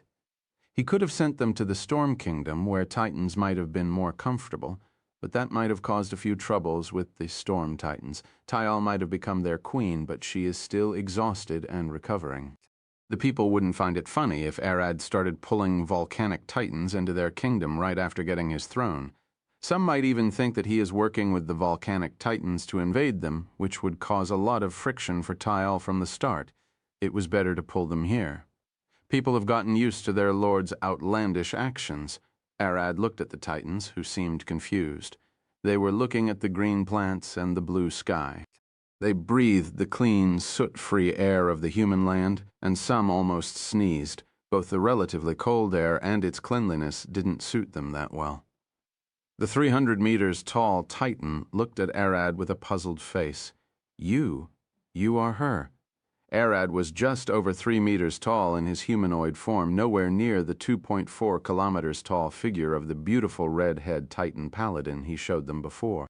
Arad's eyes flashed purple, and his body expanded as he shifted into his draconic form, towering over the Titans like a massive monster as a dragon. He was over 1 kilometer long without his long tail, and was over 500 meters tall when standing on all fours. "This is my land. I welcome you," Arad said, with an eerie smile on his massive draconic head as he looked at the Titans prowling around them like a tiger around deers.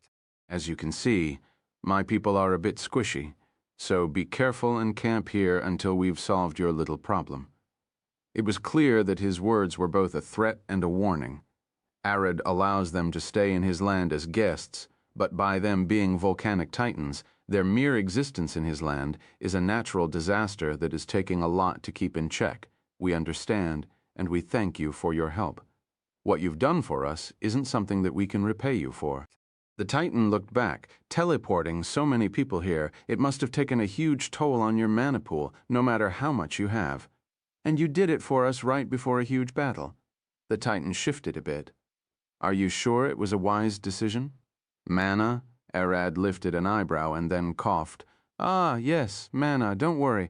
I've got many barrels of mana potions to drink." Using his stomach like this didn't consume any mana besides what little was needed to expand his void enough to cover a whole Titan, which could be instantly regenerated. The Titans didn't need to know that. It would have been horrifying to find out that he could just whisk them away without spending any mana. Arad then shifted his focus back to Tempo, where the two of them left the now abandoned hold and started heading toward the hold where the guards were. Arad's incarnations were already spread thin, and he couldn't be in every place at once, so he called on all of the void creatures that he collected on his way to the volcanic Titan kingdom and sent them in every direction. But he had them all covered in fire magic to look more like fire creatures. Based on what Tempo told Arad, the two of them decided to split the kingdom into 4 sections: the north, south, east, and west. Arad and Tempo headed to the holds in the south where the guards were, while Arad's void creatures split into 3 groups led by Pain, Darkness, and Madness. Each of the 3 void generals took his soldiers and headed to conquer their region. Darkness headed north, Pain took the east, and Madness was left to deal with the Wild West as he rode on a massive mad bull. Of course, Arad knew that if he had called those void creatures, Damnation would possibly run away as Rapture did. To combat that, he had all of his void creatures engulfed in fire. Seeing this from afar, the soldiers holed up in their fort gasped, unable to believe their eyes. Their prince had returned, and he had found a Titan woman with powers similar to their founder, Vulcan. If only they knew that Tempo himself was as surprised as they were. "You can cover them in fire?" Tempo tilted his head.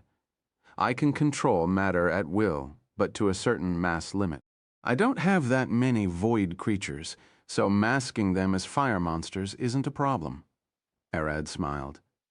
"It's not a matter of if I can do it or not. It's a matter of how long it would take me to figure out how to do something, the power to control matter and souls, both the physical and spiritual parts of existence." Arad was certain that with enough study and practice, it might not be impossible for him to create matter out of nothing and even create artificial souls. He might be able to create a new life out of nothing, which is the subject of his study with Senna. Serash, the novel fire.net. She had also warned him that the subject is forbidden, a taboo that far surpasses anything else. Even the gods weren't allowed to create life out of nothing, let alone mere mortals. Arad argued about Gracie, the mother of all life, but Senna informed him that she creates life the same way a woman can get pregnant and create a new life. It was a function of her nature and not a thing she does on her own. Chapter 1290, Devil Reign. It was going to take Arad and Tempo quite a while to liberate the whole volcanic Titan's kingdom from the clutches of damnation. Arad wished that he could just pop out his expansion and erase all of the lava spawns in a single swoop, but the moment damnation learns about him, she'll flee. Rapture had only stood and fought him because he wasn't aware of Arad's power until the last second, but even with that, he still managed to flee this time. Arad won't make the same mistake. He might be one of the most powerful living beings in this world. His mission might be to liberate whole worlds, but that didn't mean he was beneath playing a stealth assassin when he needed to. Damnation won't flee, and Vorvados won't get the kill this time. As he started planning on how to attack Damnation and hopefully kill it before it could understand what was happening, Arad's incarnation in the Storm Titan's kingdom was in the feast with Tile and the others. The food was nice, the Titans were happy, and everything was going according to plan. Tile had taken the throne, Gale and his wives were alive and well, and no one wanted to kill them. It actually worked perfectly, and Arad couldn't believe how smooth it went. Except for the problem of Rapture, nothing went wrong at all. Arad had even made a new friend, or was it a student? Yuri, the brat with a tongue longer than most snakes. While waiting for the feast to start, he fought Arad several times to learn how to control his devil's blood better. The two even found a quiet corner to drink in. Yuri still didn't like Arad marrying Tyal because he was a dragon, but at least now he has more than reason to get over it. Arad was the one teaching him how to control his devil powers. Tyal was the one covering up for him, and Zeus had even promised to take care of Yuri and teach him well in Arad's absence. You've had everyone fooled. How did you do it? Yuri looked at Arad with a calm face. Arad shrugged. Which part are you talking about? The part where no one found out about your power, the part where he managed to plan all of this perfectly and even fit an abomination hunt in the middle of it. Yuri sighed. I only planned the outer edges, a rough sketch. When something unexpected happened, I had to improvise. Plans never go the way you'd want, he sighed. I really didn't expect Raptor to be here. Well, that's a lie. I expected that a powerful abomination would be sealed beneath the chasm. I just didn't expect it to escape when I was here. Yuri laughed. Must have smelled you from 10,000 kilometers away. I don't know much about abominations, but they are supposed to be creatures beyond our understanding and limitations, right? Technically, you're right. The abominations were born outside the universe. They aren't bound by the same laws we are bound with. He looked up. For example, the goddess of magic can't prevent them from casting magic powerful enough to rip the fabric of mana. Death can't claim them, and their interference twists fate. So they must be stopped. Killed or not, they shouldn't be allowed into the universe. Yuri stood. And Arad did the same with a nod. Not quite. I'm sure there are many exceptions to that rule. Nothing is ever black and white. Shit, no joke. The undead even slipped between life and death, so why would other things be so easily separated into black and white? He laughed, and the two moved away as the feast was about to start. The feast was nothing special, especially since Tyal still wasn't feeling the best. Arad sat with her the whole time, trying to look the part and not let any harm come to her. Zeus warned him that there might be some fools who try to use the feast to assassinate her. Titans were just like humans, after all. Not everyone followed the rules. After the feast, everything calmed down, and it was time for Arad to leave. He wanted to get this incarnation to help with the volcanic Titan's kingdom. Like, leave one to act as the female Titan hero that came with tempo and sneak after damnation with the second one. Are you leaving so soon? Tyal's mother looked at her. She is right. Stay here for a while. Another of Gale's wives looked at her with a smile. I have to go. Well, not me. Arad has to go. I'll be going with him. Tyal shook her head. Arad looked at her. I can get here with ease. You can stay. You're their queen now. I'll pick you up whenever you want. Zeus approached Arad and smacked him on the back. What are you saying, kid? She is your wife. Take her with you. Leave the work here for me. I've got more experience. He smiled and glanced at Tyal. Go have your honey decade. Arad blinked twice. I thought it was a moon, a month. Yeah, little humans don't live that much, but do come visit every now and then. The people need to see their queen and king. Zeus looked at the throne, and so we're now officially a vassal of your empire. Funny, when I first saw you, I thought we'd be the ones taking you in, not the opposite. Since Arad could literally travel between the kingdoms in minutes, if not seconds, they only said a short farewell, and Arad flew away with everyone, making a huge show with a roar so the Titans could see them taking off. When Arad was a suitable distance away from the Storm Titan's kingdom, he teleported the carriage and everyone inside it through his stomach and back to Alina. He then dismissed this incarnation and summoned it beside the one in the volcanic Titan's kingdom. With that, he set an end to the events of the Storm Kingdom, or so he thought. Later that night, just 6 hours after Arad left, Zeus was enraged. Gale, the little bastard, was supposed to help him deal with the cleanup after the feast. He'll snap his back in half when he finds him. Gale, you little shit. Come out here, stop hugging your wives, or I'll lock you in the office to work for a year straight. But no one replied for a while. It was then that Zeus's eyes shot open as a familiar smell washed over his nose. Blood and rain. He kicked the door down and jumped inside, finding Gale and his wives dead, their heads severed and lined on a table. Behind the table, Yuri was sitting with bloodied hands. Sirarch, the blood rushed to Zeus's head as he roared, his whole body crackling with lightning enough to shake the whole castle. "You swine, even your own mother! Traitors shall die! I don't discriminate based on personal feelings." He looked at Zeus with a cold, emotionless face. All those who planned this charade are dead as they should be. Zeus didn't waste a second and lunged at him, swinging his fist to rip the bastard's head off. Yuri easily dodged the attack and spoke in a calm tone. "That's it. Hate me. It was the same for them. I only needed to kill one to get enough power to finish the rest." He then kicked Zeus away. "The power I get is proportional to the power of those that hate me. Higher risk, higher reward. But you aren't my target. You waited until Arad left. Just wait until he comes." Zeus growled. "You're smart. Arad is indeed a strange person. I doubt I could face him no matter how much hatred he'll harbor against me." Yuri smiled. "May the Storm Titans prosper now that the ancient law has been upheld. See you later, old man." Yuri then disappeared into a cloud of rain, his aura shifting devilish before he was no more. Chapter 1291, 91,991, Angel of Destruction. This was hours before the disaster that Yuri brought upon the Titans, just seconds after Arad left and appeared in the volcanic Titan's kingdom. Arad didn't have any major reason to feel worried, but somehow he had a faint feeling in the back of his head that he was forgetting something important. It was vague and unimportant. Arad quickly forgot it as he drowned in a horde of lava spawns, slashing and dicing them into cubes and splatters of cooling stone. He has now regained his incarnation that was in the Storm Titan's kingdom, and could use it to sneak into the throat of the volcano where damnation slipped. But he should first find out if she is watching them or not. Arad was certain that damnation was observing them through her spawns, but he wasn't sure if she had scouts or magic to scry the location of people or watch them from afar as Clog did.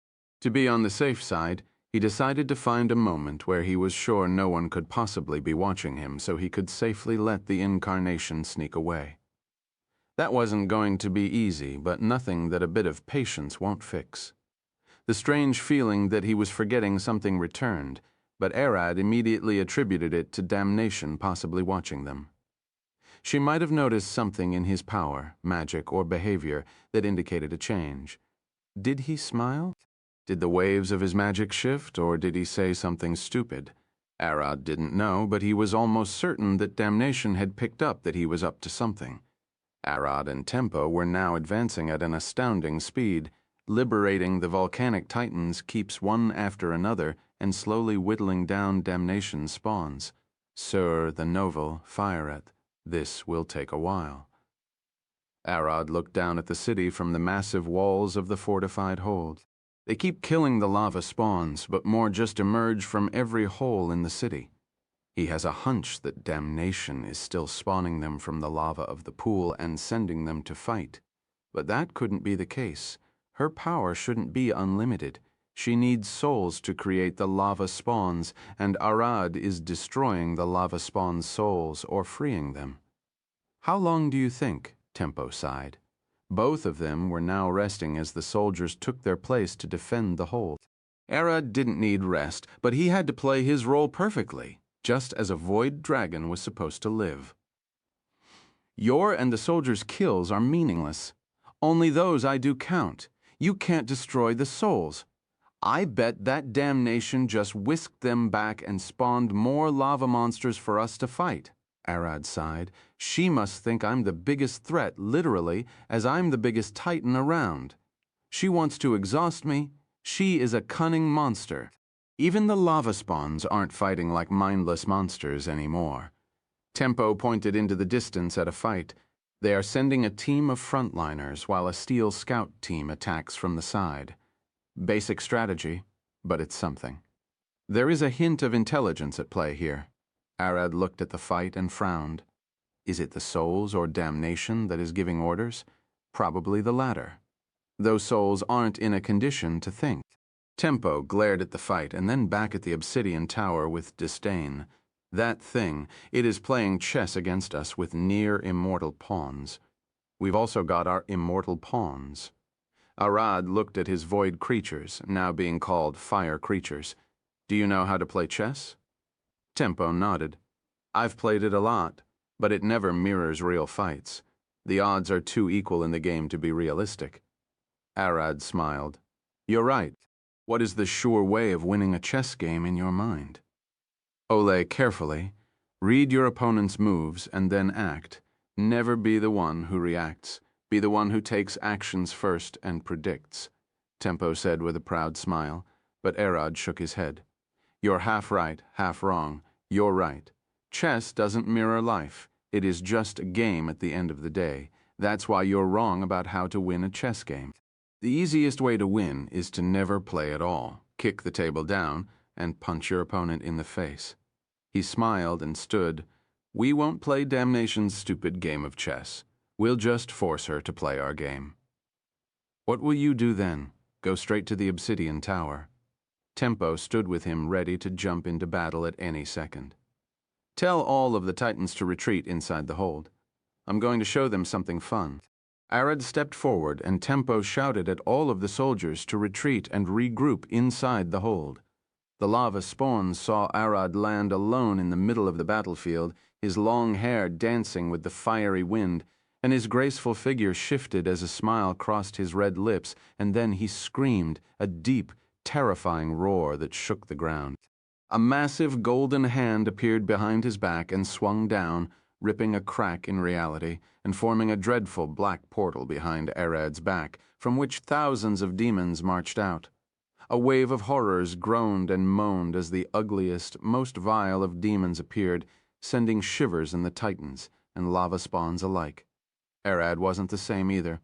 He grew 2 more pairs of arms. 2 black horns burst from his head and pointed forward, and 2 leathery white wings grew from his back.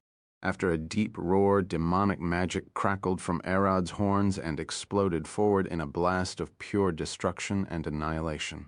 Kali is the demon goddess of destruction and the patron of orphanages. People tend to focus on the destruction part and forget that she is the literal goddess of demons.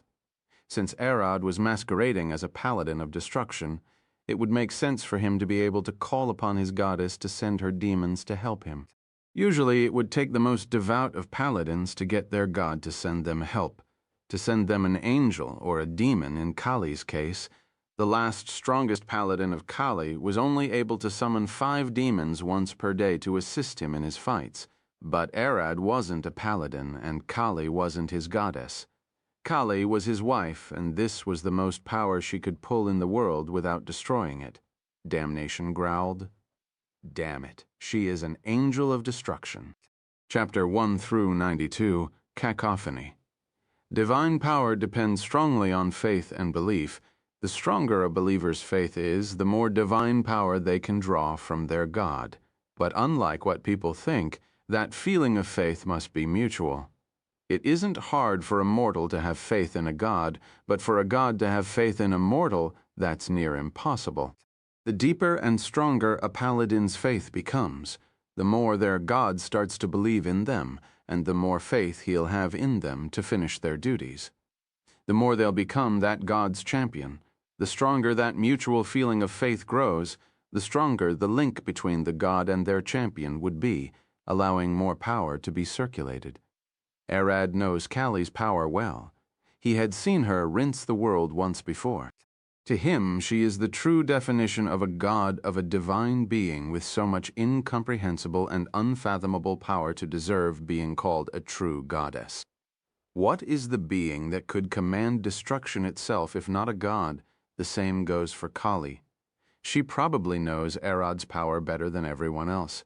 She can take on his best, and overall she is his wife. She has more faith in him, faith that he can twist the world, that the link between them had grown so strong, so hot, and so blindingly bright that the world couldn't endure looking at them. The methodical and calculated game of chess that he was playing with Damnation was set ablaze as the horde of demons threw everything into chaos.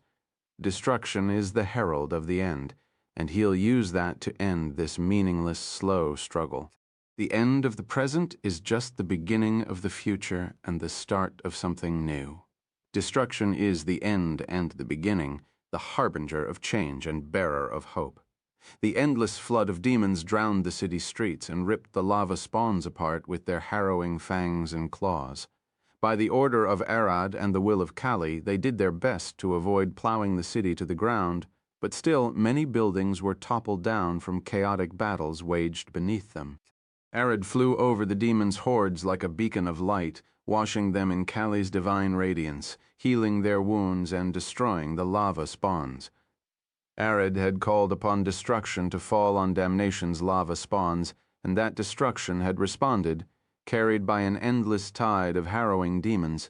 The horrors of the abyss were set loose in a chaotic, unholy divine crusade.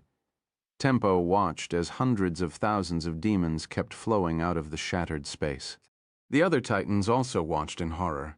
Some of them had lived for untold eons, but none had seen such a horrific sight, the power of a god being summoned onto the mortal world. No wonder that woman was so tall and majestic, as expected of a paladin of destruction, and one that managed to turn into an angel. Hearing the gut-wrenching cacophony of the demons' howls and moans as they ripped the searing hot lava spawns to pieces, the titans were certain of their victory. The lava spawns are going to be destroyed as their enemy is destruction itself. One of the commanders approached Tempo and stood beside him, watching the chaos horde in silence. "I don't mean to be rude, Your Majesty, but how in the hell did you find her?" "It's a long story. You'll hear it later. For now, get the soldiers ready to charge forward. We'll follow the demons from a safe distance and expand the liberated territory after them." He pointed at the front of the demon horde where Arad was flying and sowing chaos. It was a slow battle, a tactical war, but now she threw everything into chaos and drowned the battlefield in madness. All tactics are meaningless, but we have an advantage since we're basically two separate groups. Tempo smiled, and the commander realized what he meant. That monster damnation is on her own. While the demons fight the lava spawns, we can freely move and claim our land. He then immediately rushed out to prepare. Of course, Tempo knew what Arad wanted. Well, Arad didn't expect his demons to kill all of the lava spawns. Killing them all is meaningless. What Arad wanted to do was create a massive enough distraction to sneak into the throat of the volcano deep inside the obsidian tower. This mad chaos horde was nothing but a part of Arad's master plan. While a dragon's actions might look chaotic and mindless to mortals, they are, in fact, far from that. Dragons are cunning planners, devious beasts that pride themselves in their intellect as much as their power, as Arad's angel of destruction put a front to show damnation the horrors of the abyss. Arad's second incarnation snuck through the chaos and slipped into the obsidian tower. Arad unleashed his void presence and ran across the streets as a tiny 3-meter-tall human. Even at such a small size, his speed far surpassed the demons and spawns waging a world-ending war above his head. In every direction that Arad looked, he could see thousands and thousands of mountain-sized demons and lava spawns spilling blood and guts everywhere. The sweet smell of charred flesh, the painful sound of cracking bones, the splatter of molten stone on the ground, and the roars of glory and pain. He was nothing but a small bug hiding in the shadows of those horrors, and while masked by his void presence on top of that, even the gods might not have a chance of spotting him. Even with his own power being more harrowing than any of those demons or titans could dream of, he still found it terrifying to watch them clash. Arad understood better than anyone that this was merely the start. He has to liberate countless worlds, and now, trying to liberate one kingdom has turned into such a chaotic mess. Is there a world that could survive a war like this on a global scale? Billions of horrors stomping the ground, plowing the whole world and erasing all life from its surface. He just hopes that by the time he ventures to a new world to liberate, he'll have enough power and void creatures to be able to do it. And with that thought, he flew into the obsidian tower, Circe the Novel Fire Note, chapter 1293, to swim through lava. Arad flew through the obsidian tower like a shadow, unseen and unheard. The halls were painted red by the faint glow of the marching lava spawns patrolling the area. Even when putting all of its focus on facing the demon army, damnation never let her guard down, making sure she had eyes to watch the only entrance to the volcano's throat. This whole place, the kingdom of the volcanic titans, was built above one massive volcano called the Boiling Hell. Its crater spanned over 10,000 kilometers across and was full of lava. That was the lava pool the kingdom was built upon. This obsidian tower rests directly above the hole, where all of that lava comes from, the hole that leads directly to the bowls of the earth. That is why the throat of Boiling Hell was also called Gaia's throat. Some titans even speculated that it leads straight into the underworld. Gaia's butt crack and Gaia's throat. Are the titans serious? What's next? Arad looked at the boiling pool of lava in front of him. Inside the obsidian tower was a smaller pool of lava that was only 2 kilometers across, massive for humans and just a tiny tube for the titans. Doma laughed in Arad's head. Well, of course, Gaia's perking nipples. Arad froze. Stop it. They aren't that stupid. You know what's funny? I'm not joking. That's where the stone titans live. Doma couldn't stop laughing. It's hard to believe, I know, but now, please, focus on killing damnation first. We'll then go and see what that place looks like, okay? Arad shook his head and reached down, putting his hand into the boiling lava. It was so hot that even the most fire-resistant clothes that he had would burn to ash. This only left him with one choice, to swim without them. Arad was quite lucky, as his scales could shift to look like clothes even though no one was around. He had gotten used to wearing clothes when in his humanoid form, even though he wasn't wearing any in his draconic form. Arad then jumped into the lava and started swimming downward at a horrifying speed, considering the density of lava being close to molten metal. He had one thought in mind. This was sure easier than digging through solid stone. The only problem was the heat. Arad was unnaturally resistant to heat, thanks to his void. All of his vital organs are not in the cavity of his humanoid body, but are stored in the deep void of his stomach. He can then use ice magic inside his stomach to cool the blood flowing out of his heart and into his limbs to make his blood work as a coolant. Arad's resistance to heat and fire was even stronger than that, since heat needed a medium to travel through. This means that if he slowly releases some void through his scales to coat his body, he can reduce the heat damage even further, as if he is wearing a protective suit. That tactic quickly proved almost fatal to Arad. He needed to cool his blood to an extreme degree and accelerate his heartbeat to keep cooling his limbs, which in turn meant that ice-cold blood was flowing to all of his organs and gave him the most painful brain freeze he felt in his life. Being forced to stop, Arad took a few seconds to think of a solution while enduring the pain. It took him almost half a minute to realize that he might be able to do something. As a Prickalichi, he has 2 hearts, and his blood control is far superior to any vampire. He knows that because even Akasha can't match him. Arad decided to try something daring. One heart would pump cold blood to his limbs, and the other would pump warm blood to his organs. He had to carefully control the blood flow with his blood magic, but it wasn't something impossible, just painfully hard and daunting. To an outside observer, Arad seemed impervious to the heat, immune to its searing thermal energy. He swam in it as if he was born in the depths of the volcano, but that was far from the truth. Most of his unimaginable power was just the combination of his skills and improvising. The swim to the bottom of the volcano won't be short, but Arad was nothing if not a great swimmer, an all-terrain assault monster, a predator that can hunt in the sky as well as he could on the ground or in the depths of the sea. Of course, the throat of the volcano was filled with monsters.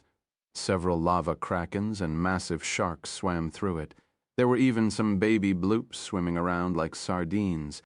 Arad preferred to avoid them by both changing the color of his to bright orange like the lava and activating his void presence whenever he could.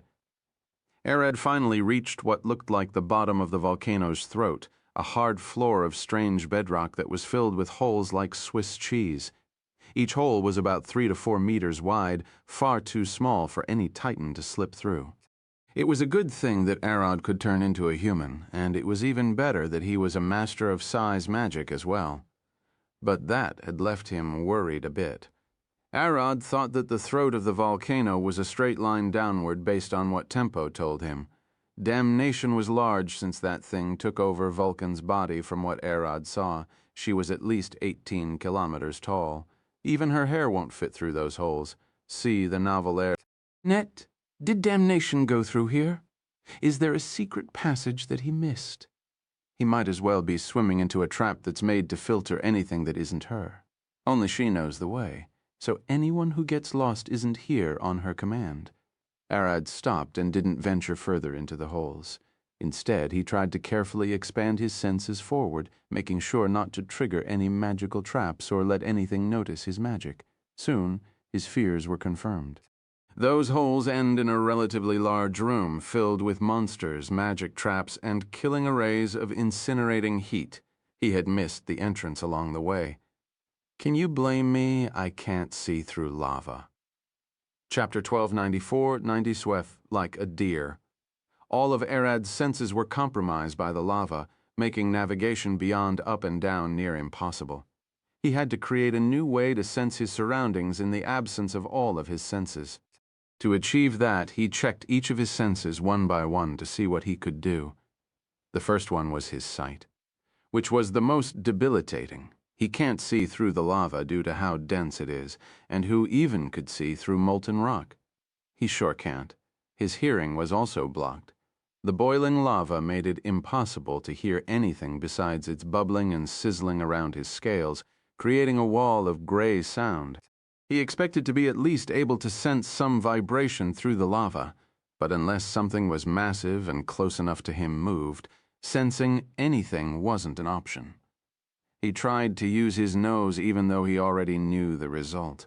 The lava had burned all of the smells, leaving only the stench of sulfur and pumice. Licking the lava is a bad idea. Not going to try that. Any creature that wasn't native to the lava pool couldn't survive in it, and Arad wasn't an exception. He might be able to endure the heat, but this place was still a death zone. It is simply not a place anyone should try to survive in. But Arad wasn't any other creature. He was himself.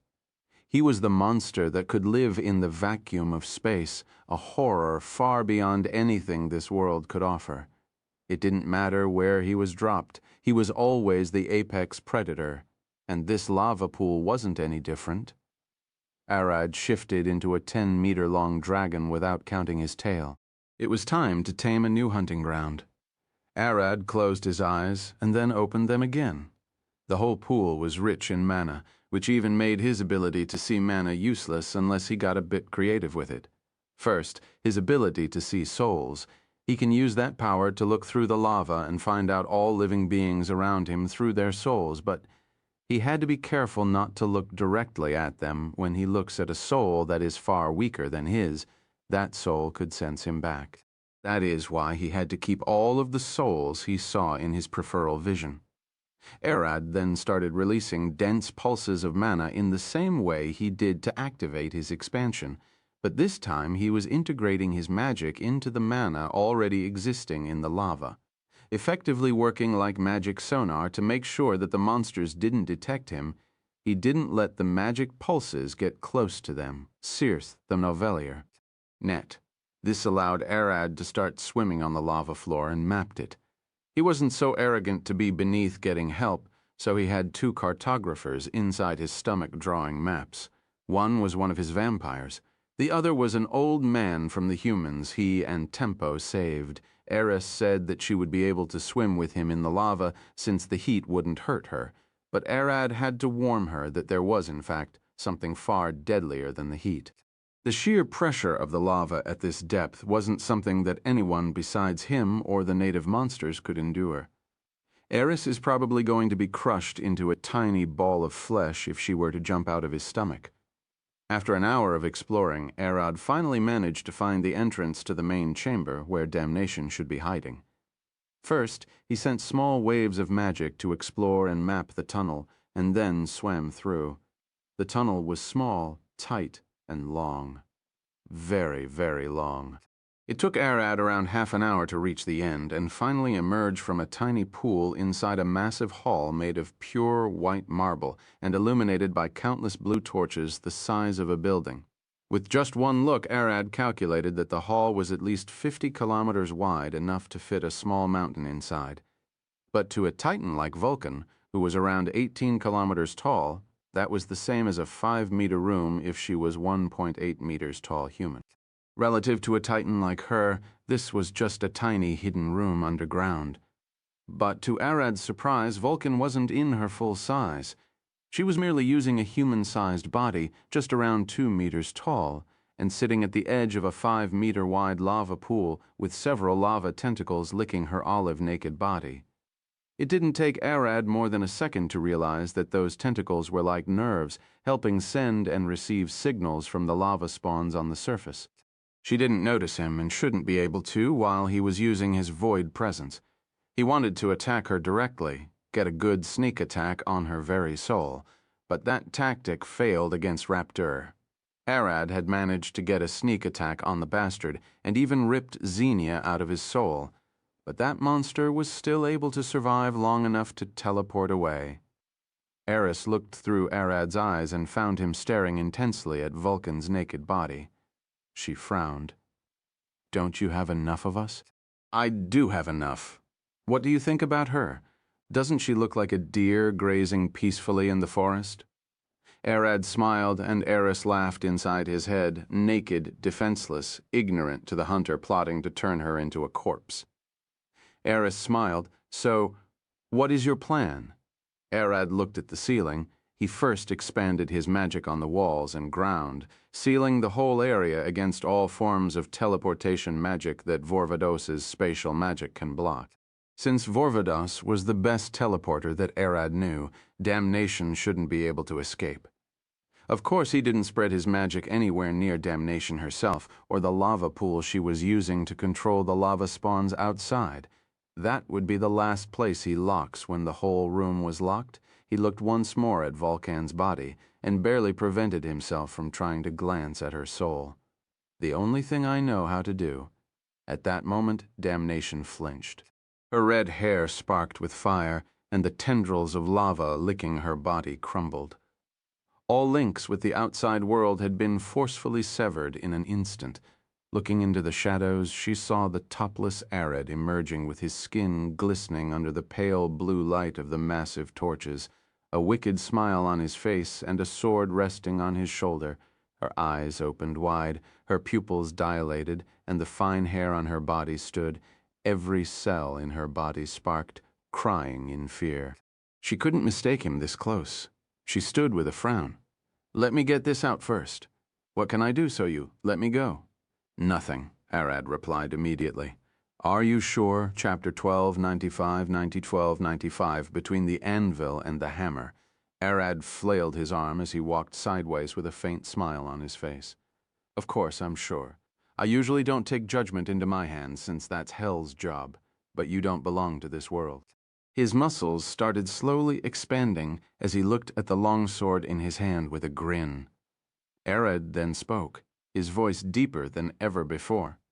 His words coming out in the dragon's language, loud, harsh, and deep enough to rattle the vast chamber. The two were locked in, lives broken, souls stolen, violated the living, insulted the dead. You don't even care how many tears the mortals have shed. You can't give back what you took. Revenge won't ever fix what broke. Your blood will be shed, and your existence will come to an end. Arad pointed his sword forward, and she jolted back into her feet, throwing her arms forward and growing claws of lava, as the two stared at each other for a second. A small bubble formed on the lava surface in the small pool in front of Damnation. When that bubble popped, the two burst into movement. Arad seemed to be faster at the start, flying at Damnation at a blinding speed and with a deadly swing of his blade. Damnation lifted her arm and enchanted it with countless layers of lava to deflect the swing. But when Arad's sword touched her arm, it slipped through undisturbed, slashing it like a hot knife through butter. It was then followed by a blinding flash, and the wound exploded into a fiery blast of energy. Damnation was already far away, having discarded her arm the moment Arad's sword started slashing. She looked at the explosion with a frown. He cut matter itself, the atoms of her arm, and caused them to explode. That obsidian blade he is carrying isn't a normal sword. It is a void saber. She growled. Listen, I'm serious. There isn't an abomination that would want to fight you. If you let me leave, I'll never return. Arad chuckled. Sure, I'll let you leave if you manage to return all of those who died and erase their suffering from existence. He leisurely walked toward her, his wide arms hulking forward as he tapped the back of his sword on his shoulder. The only thing I know is that I can't do that. But if you let me leave, no one else would have to suffer. She said as her arm regenerated in the blink of an eye. It'll be the same when I kill you, so I'll go with no. Arad flew at her in a storm of attacks. Damnation did her best to dodge his attacks and run away to buy herself time. She knew that defeating him wasn't an option. As things were going, it was inevitable that she would end up destroyed by him. Damnation's only hope now was to figure out something that would force him to spare her life. She didn't even have time to think about how he made it here or where he came from. Listen, I'm really good with my mouth. She dodged a slash that was directed at her throat, slipped between Arad's massive thighs, and burst running away. Really? You talk a lot, but nothing good comes out. Arad turned around and chased her around the room, slashing at her back whenever he managed to get close enough. You know what I'm talking about? Stop pretending that you don't? She suddenly turned around, dodged his sword, and threw a punch at his chest. When her fist touched his chest, it exploded in a massive crimson rose of lava, sending him flying back with several shockwaves. When Arad reached the wall, he landed on it with his feet and jumped back at Damnation immediately. She had changed her strategy from running away to fighting. Maybe damaging Arad would crack this spatial lock that he cast on the area around them and allow her to teleport away. Sea Arch, the Novelle, Firion, Note. Damnation had to dodge Arad's sword no matter what. That blade wasn't something that she could endure many hits from, but that was quite easy to do. What scared her the most was that Arad still didn't look to be taking this fight seriously. He was planning something. With each second passing, the speed at which the two moved increased, and the shock waves of their battle grew more violent. Even the titans on the surface of the lava pool felt it. What started as a faint rumble had turned into earthquakes. Arad fell from the ceiling and landed on his feet. Damnation, on the other, stood from the ground, far shorter than him, as they stood merely a quarter of a meter away from each other. Arad glared down at her, his eyes wide open, the veins on his great muscles pulsing with blood, and his magic seeping out of his skin like black tar. The air around him shook and vibrated, reality itself shuddering at the touch of his skin.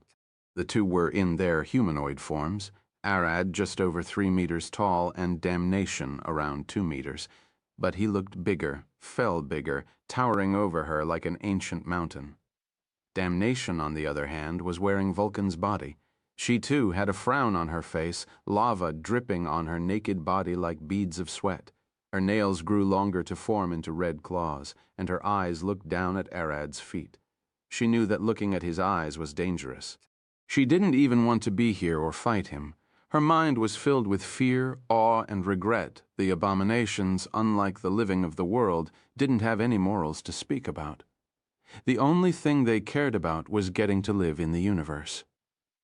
Nyar promised them that, and that is why they follow him. It wasn't that they didn't have a sense of loyalty. They could even understand that feeling if they wanted.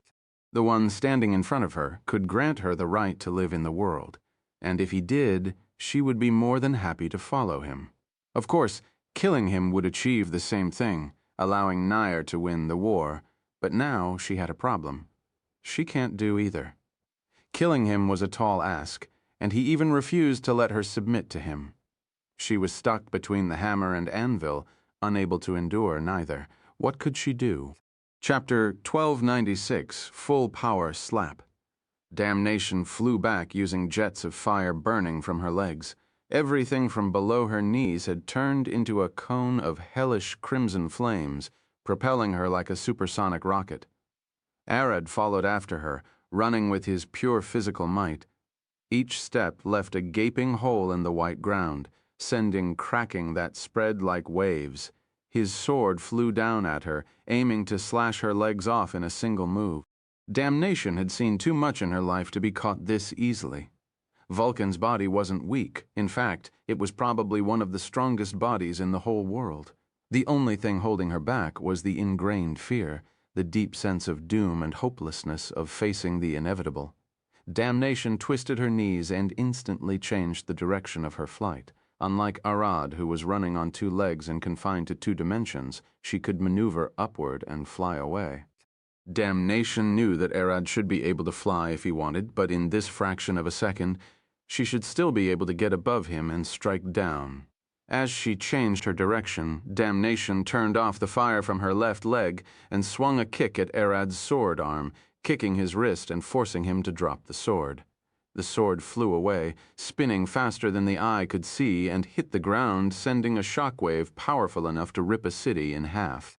Damnation landed behind Arad and looked at him with a worried face. At least he lost his weapon. Now I still have to insist. I'll do anything if you'll let me leave, love, or anything. Arad looked at his empty hand and smiled. That was a mistake. Do you know it? He suddenly disappeared from her vision. She was too late to react as Arad already stood behind her, his open palm flying to her lower back like a burning meteor. Arad's massive hand slapped her butt, ripping the skin off and sending a shattering shockwave up her torso and into her stomach, causing her belly to rip open and her organs to explode forward in a splatter of guts and blood. It was a miracle that she didn't evaporate from taking a full power slap. Arad even felt a sharp pain in his palm as if he had slapped a solid piece of steel. Vulcan's body flew away faster than sound and smacked into the far walls of the chamber, sending a massive cloud of dust and debris. She then landed on her legs as crimson flames burned from her wounds, reforming her body from the boiling lava.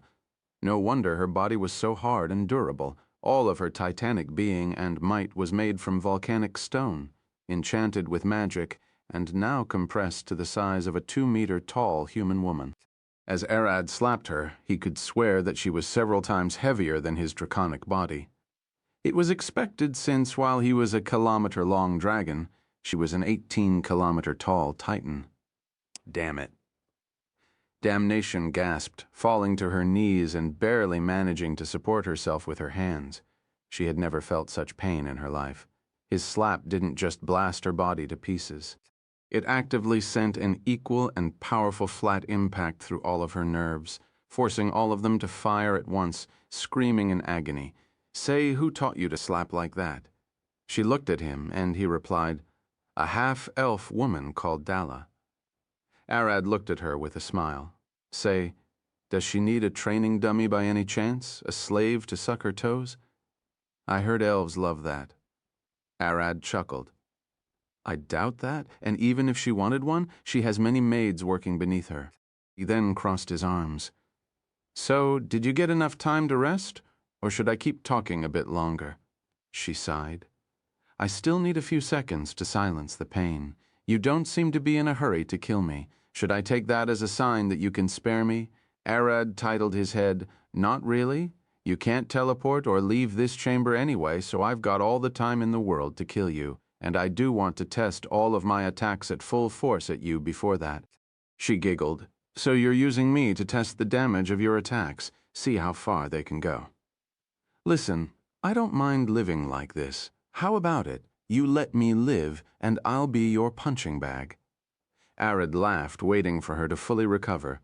Keep dreaming. I'll keep growing stronger. You'll be at best useful for a year at most. She sat down and immediately fell on her face, groaning in pain. Her butt had healed, but the nerves still throbbed in pain. Even the slightest touch could cause her enough pain to kill a person. So you aren't willing to torture me for a year? Then you have some morals? So do you think that using me as a test subject now is any better? You're basically torturing me. She lay on her side looking at him.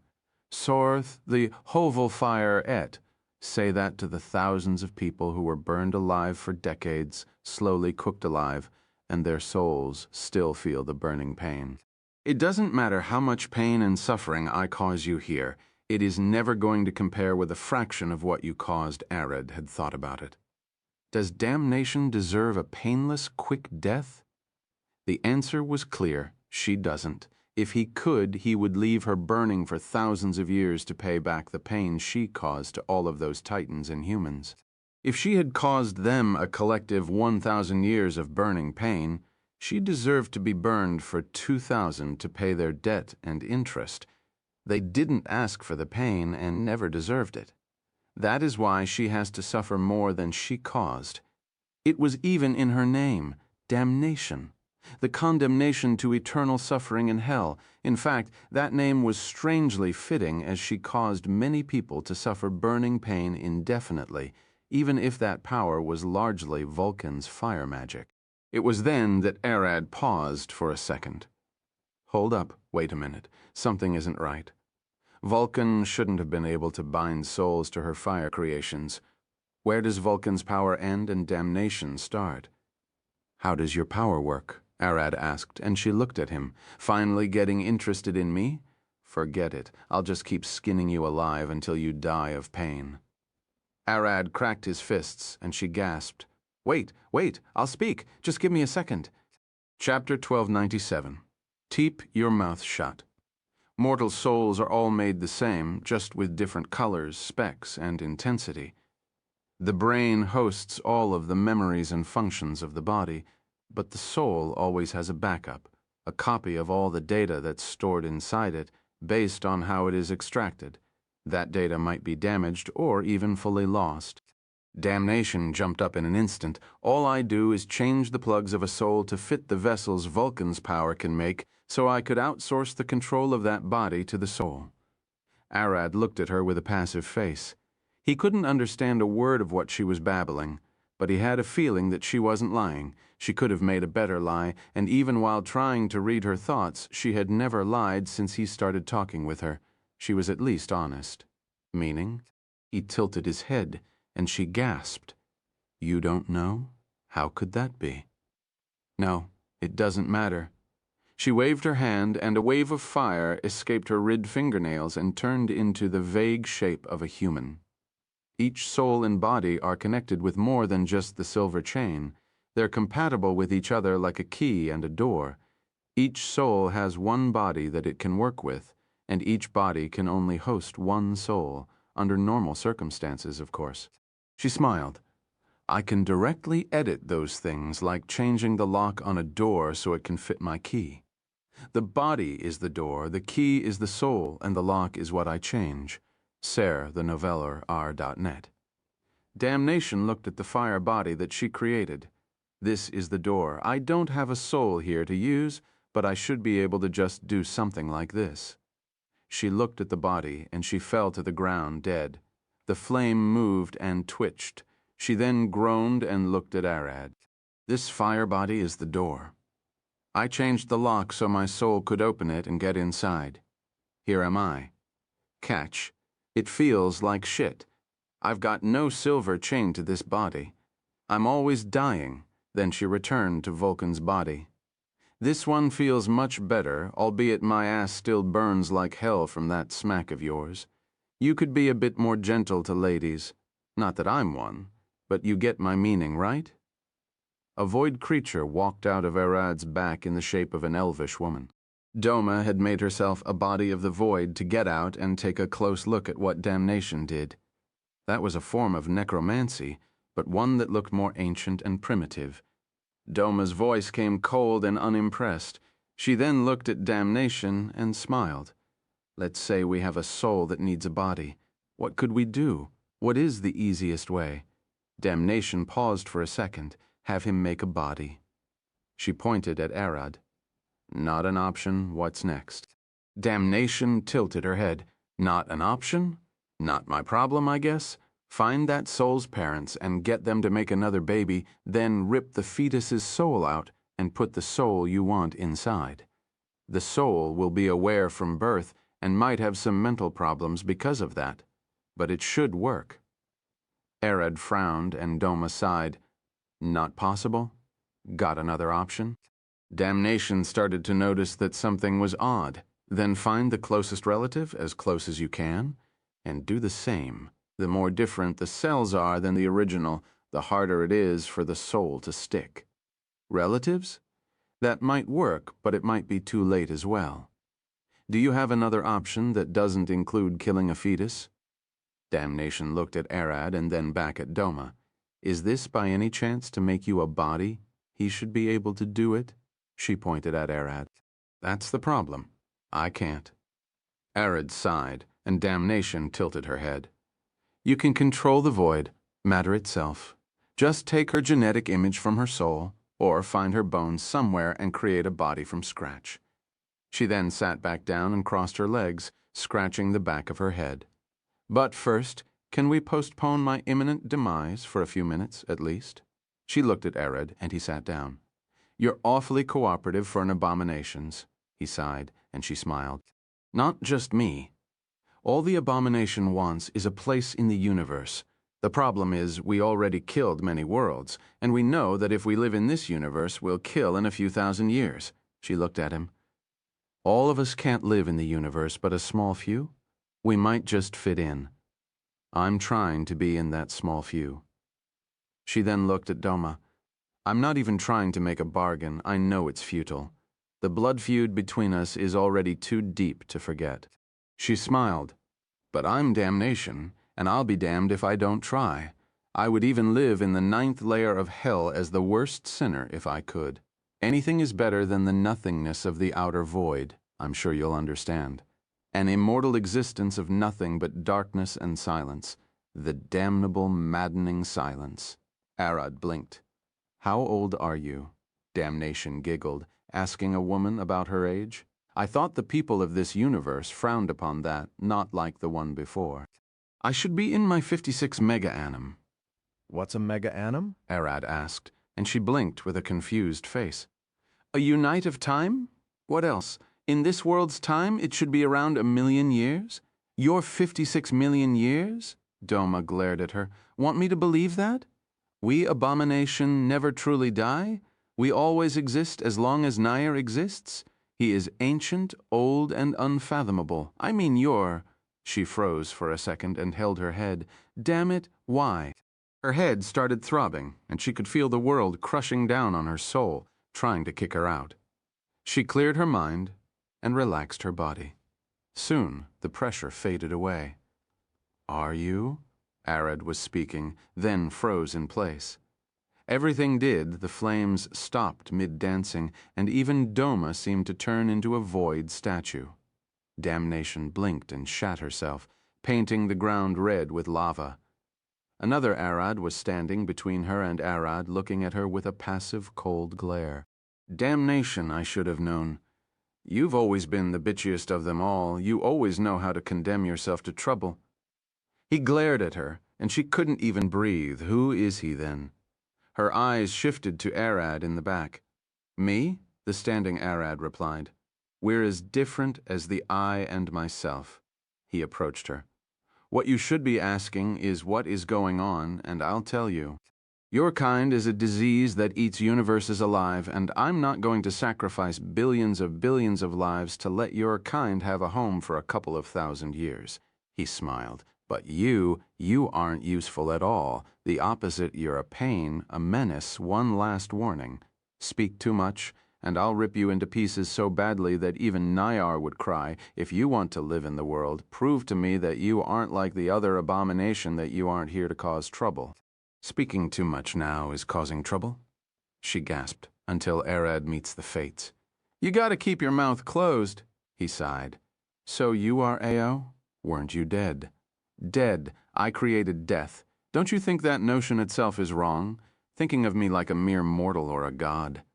I don't blame you. The standing Arad pointed at the sitting one. This is all you needed to hear. I'm taking that knowledge away anyway. He flicked his finger, and Damnation gasped. I'm what? The sitting Arad asked. The one who was standing had already disappeared, and Damnation couldn't even remember seeing it. Just the dreadful feeling of meeting something remained lingering in her mind. She decided to trust her guts and kept her mouth shut. A void dragon. Your kind fought us long enough. Have you never seen any war records? Chapter 1298, An External Force. No, sadly, I hadn't the pleasure of going to war yet. Arad looked at her with a passive face. His eyes sparked purple as he stood. But all I care about now is learning how to control souls better. The abomination's souls are all linked to Nayar, like a part of him. It doesn't matter how many times they were destroyed, they'll always return to their father and get reborn from the black depths with his vast body. Damnation shook her head. It doesn't matter. This is all I can teach you. The others are biological functions of my soul. All abominations are unique, and each uses their powers based on what they are. Arad looked at her. So, besides the silver chain that links the body and soul, those two must also work like a lock and its key. I'll keep that in mind. But now, we must finish what we started. Damnation stood ready to fight. Are we really still going to fight? I thought we were going to stop. I can keep teaching you how to control souls, and you let me live. Not my call. Arad shook his head. You didn't just kill many. You made them suffer torturous pain for years by burning them alive. You can't pay me and expect them to forget unless you can get each one of them to vouch for you. I've got a duty to put you down. Arad leapt at her with a clenched fist, and she flew aside to dodge the attack. Calm down. Are you telling me that bribes don't work on you? Everything has its price, indeed. Arad chased after her. Now you're paying the price of the suffering you caused them. Damnation threw her arm toward Arad and blasted him with a powerful explosion of fire to create a smokescreen for herself to gain some distance. As she was trying to back away, a shadow flew through the flames. A little girl who looked no older than 10 emerged from the fire and grabbed Damnation by the head, grinding her skull to the ground. When Damnation gasped and kicked the little girl away, she saw her turn into an old man leaning on his cane, glaring at her with deathly empty eyes. See thenovelf.net. The old man swung his cane down at the ground and caused a powerful enough shockwave to blast Damnation a few meters back, but by that time he had turned into a healthy, strong man in his late 30s with flowing golden hair and radiant brown eyes.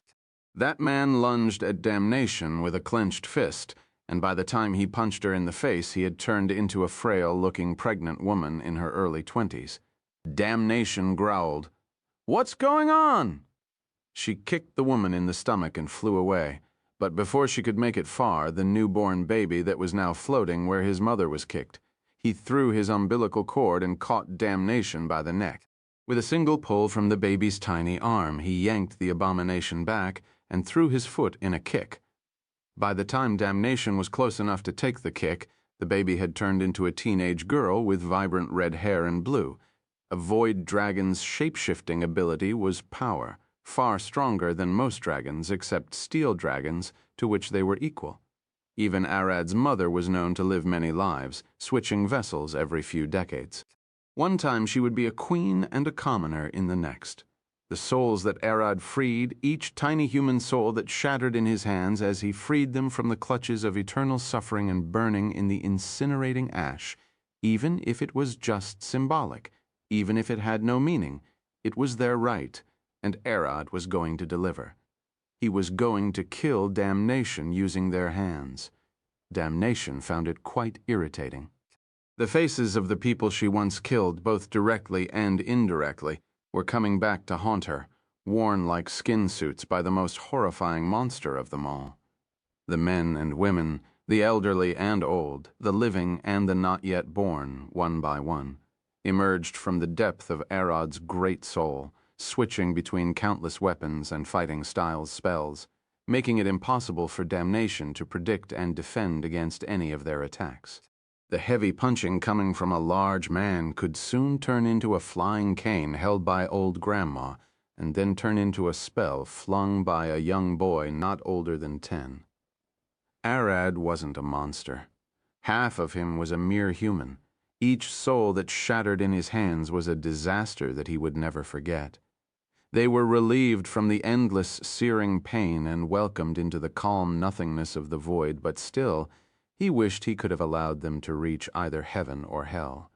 For that, Arad made sure to remember all of their faces, their bodies, and what little memories they left. When the mother's soul shatters and her last wish is to thank her son, Arad makes sure to deliver her words to her son using her face before her son's soul shatters as well. Damnation was blasted back by a punch from a woman in her late 30s, and then held down beneath the iron boots of an elderly soldier. You won't have an easy death. The souls tortured by you are lost forever, and revenge is always cold and meaningless. But that's only when carried by the harmed ones. The soldier shifted back to Arad. Do you know when revenge has a meaning?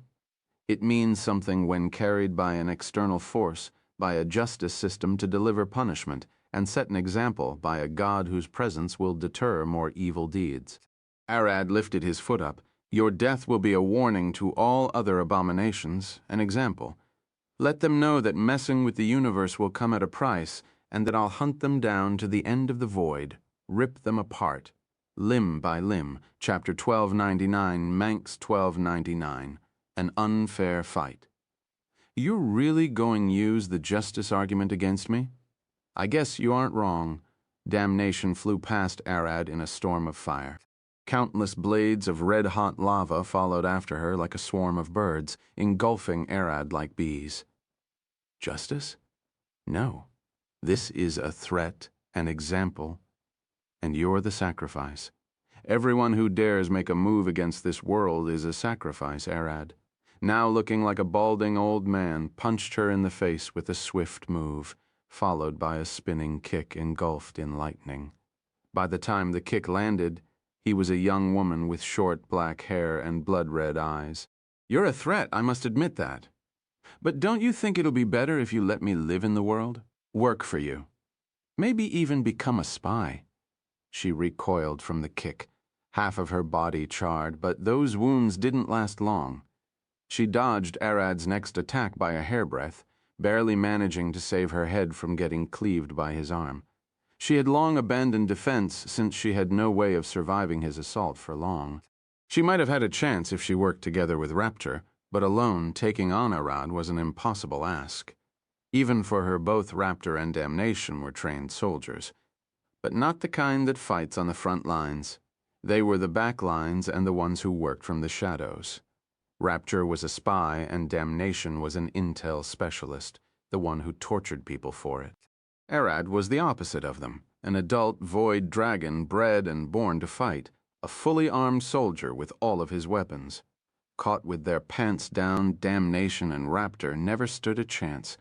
Their power might be harrowing to the people of the world, but to Arad they were probably the weakest of what he'll face in the future. You know, Raptor's fight was more fun.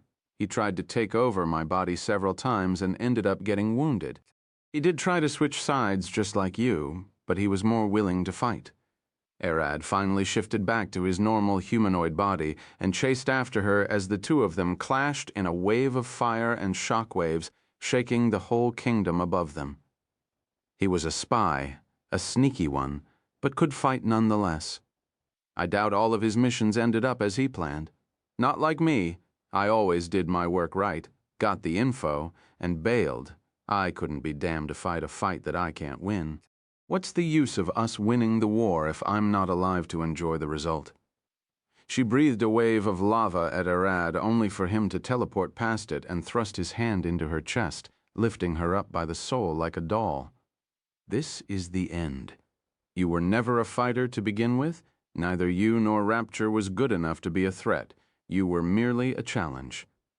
Damnation puked a torrent of lava on Arad's arm, looked shocked for a second, and then a smirk crossed her face. Got you. At that moment, Arad felt a heavy jolt rushing out of Damnation's soul and assaulting his core, rattling his very being. Damnation wasn't trying to kill him, not even cripple him. She knew that was impossible. She had better odds trying to seduce him. What she tried to do was loosen his hold on the spatial magic locking the chamber.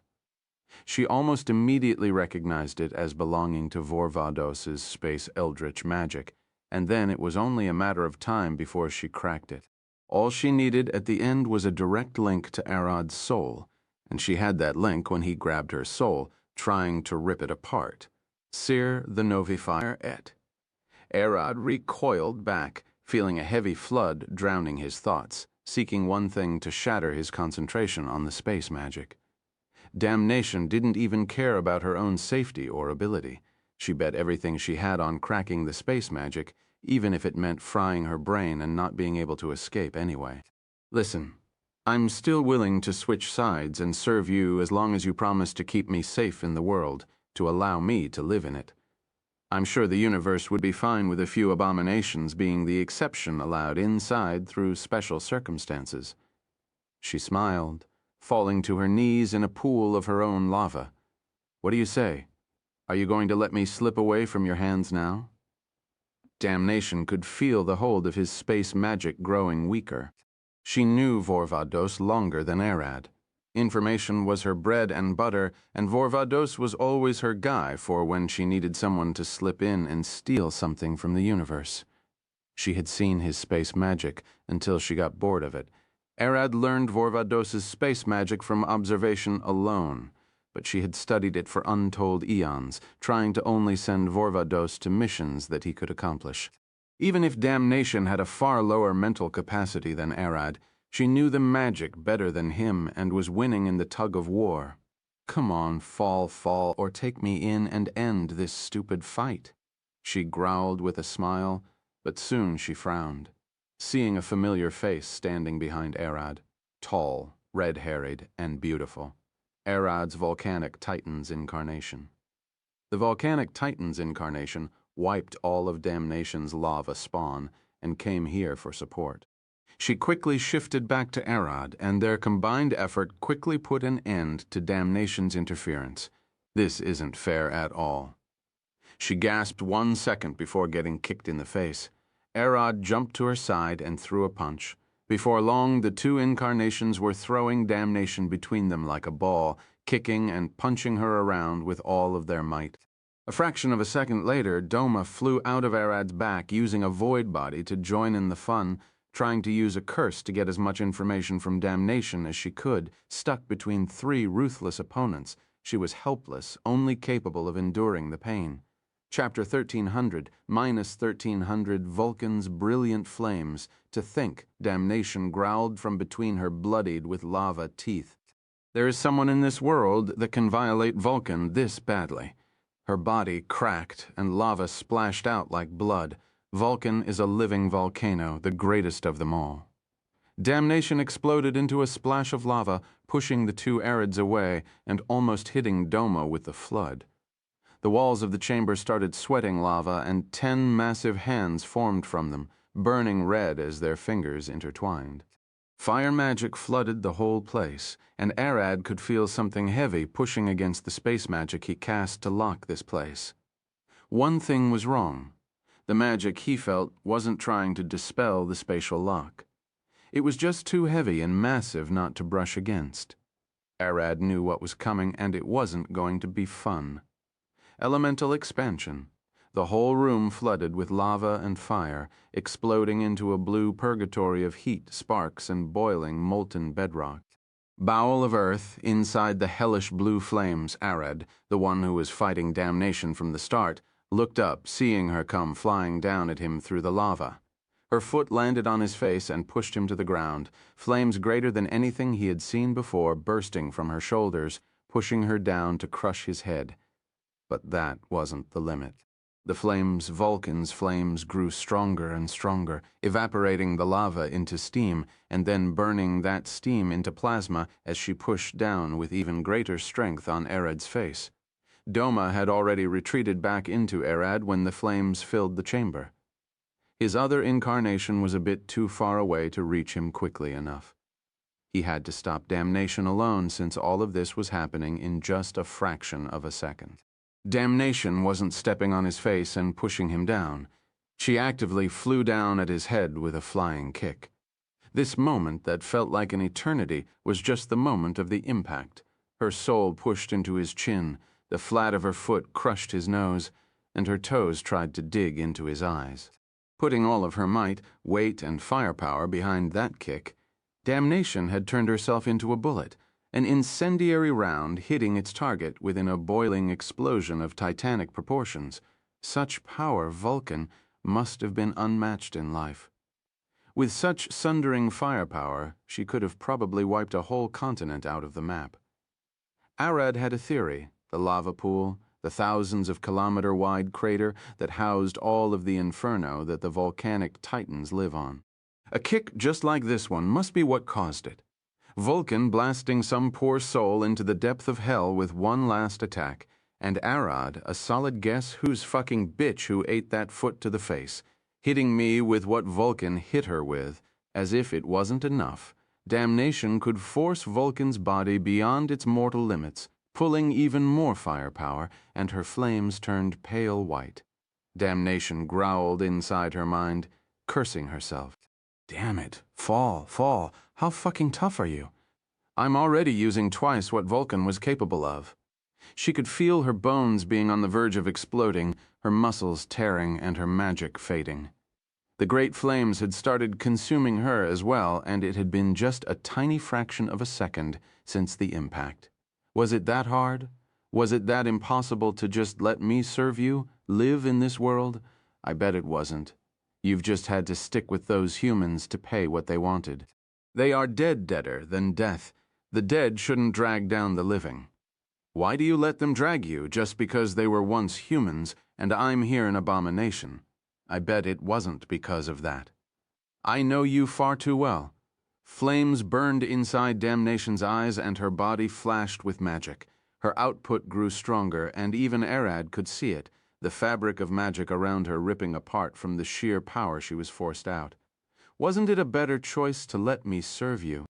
I would have loved to be sucking you off now, begging for my life like an obedient little dog, but no, you had to force me to fight. Now I'll blast this whole volcano to the sky, you and every sorry titan above us included. Damnation wasn't joking. This was just the first fraction of a second of the great detonation. Arad might survive the blast, but he can't say the same for Tempo and everyone else above. They'll get ripped apart, evaporated, and their ashes scattered above the clouds. She had changed the stakes of the fight all on her own, taking everyone hostage. No, she wasn't doing that. Damnation wasn't trying to run away or fight back anymore. She is going down, losing, and she'll take as many people down with her as she can.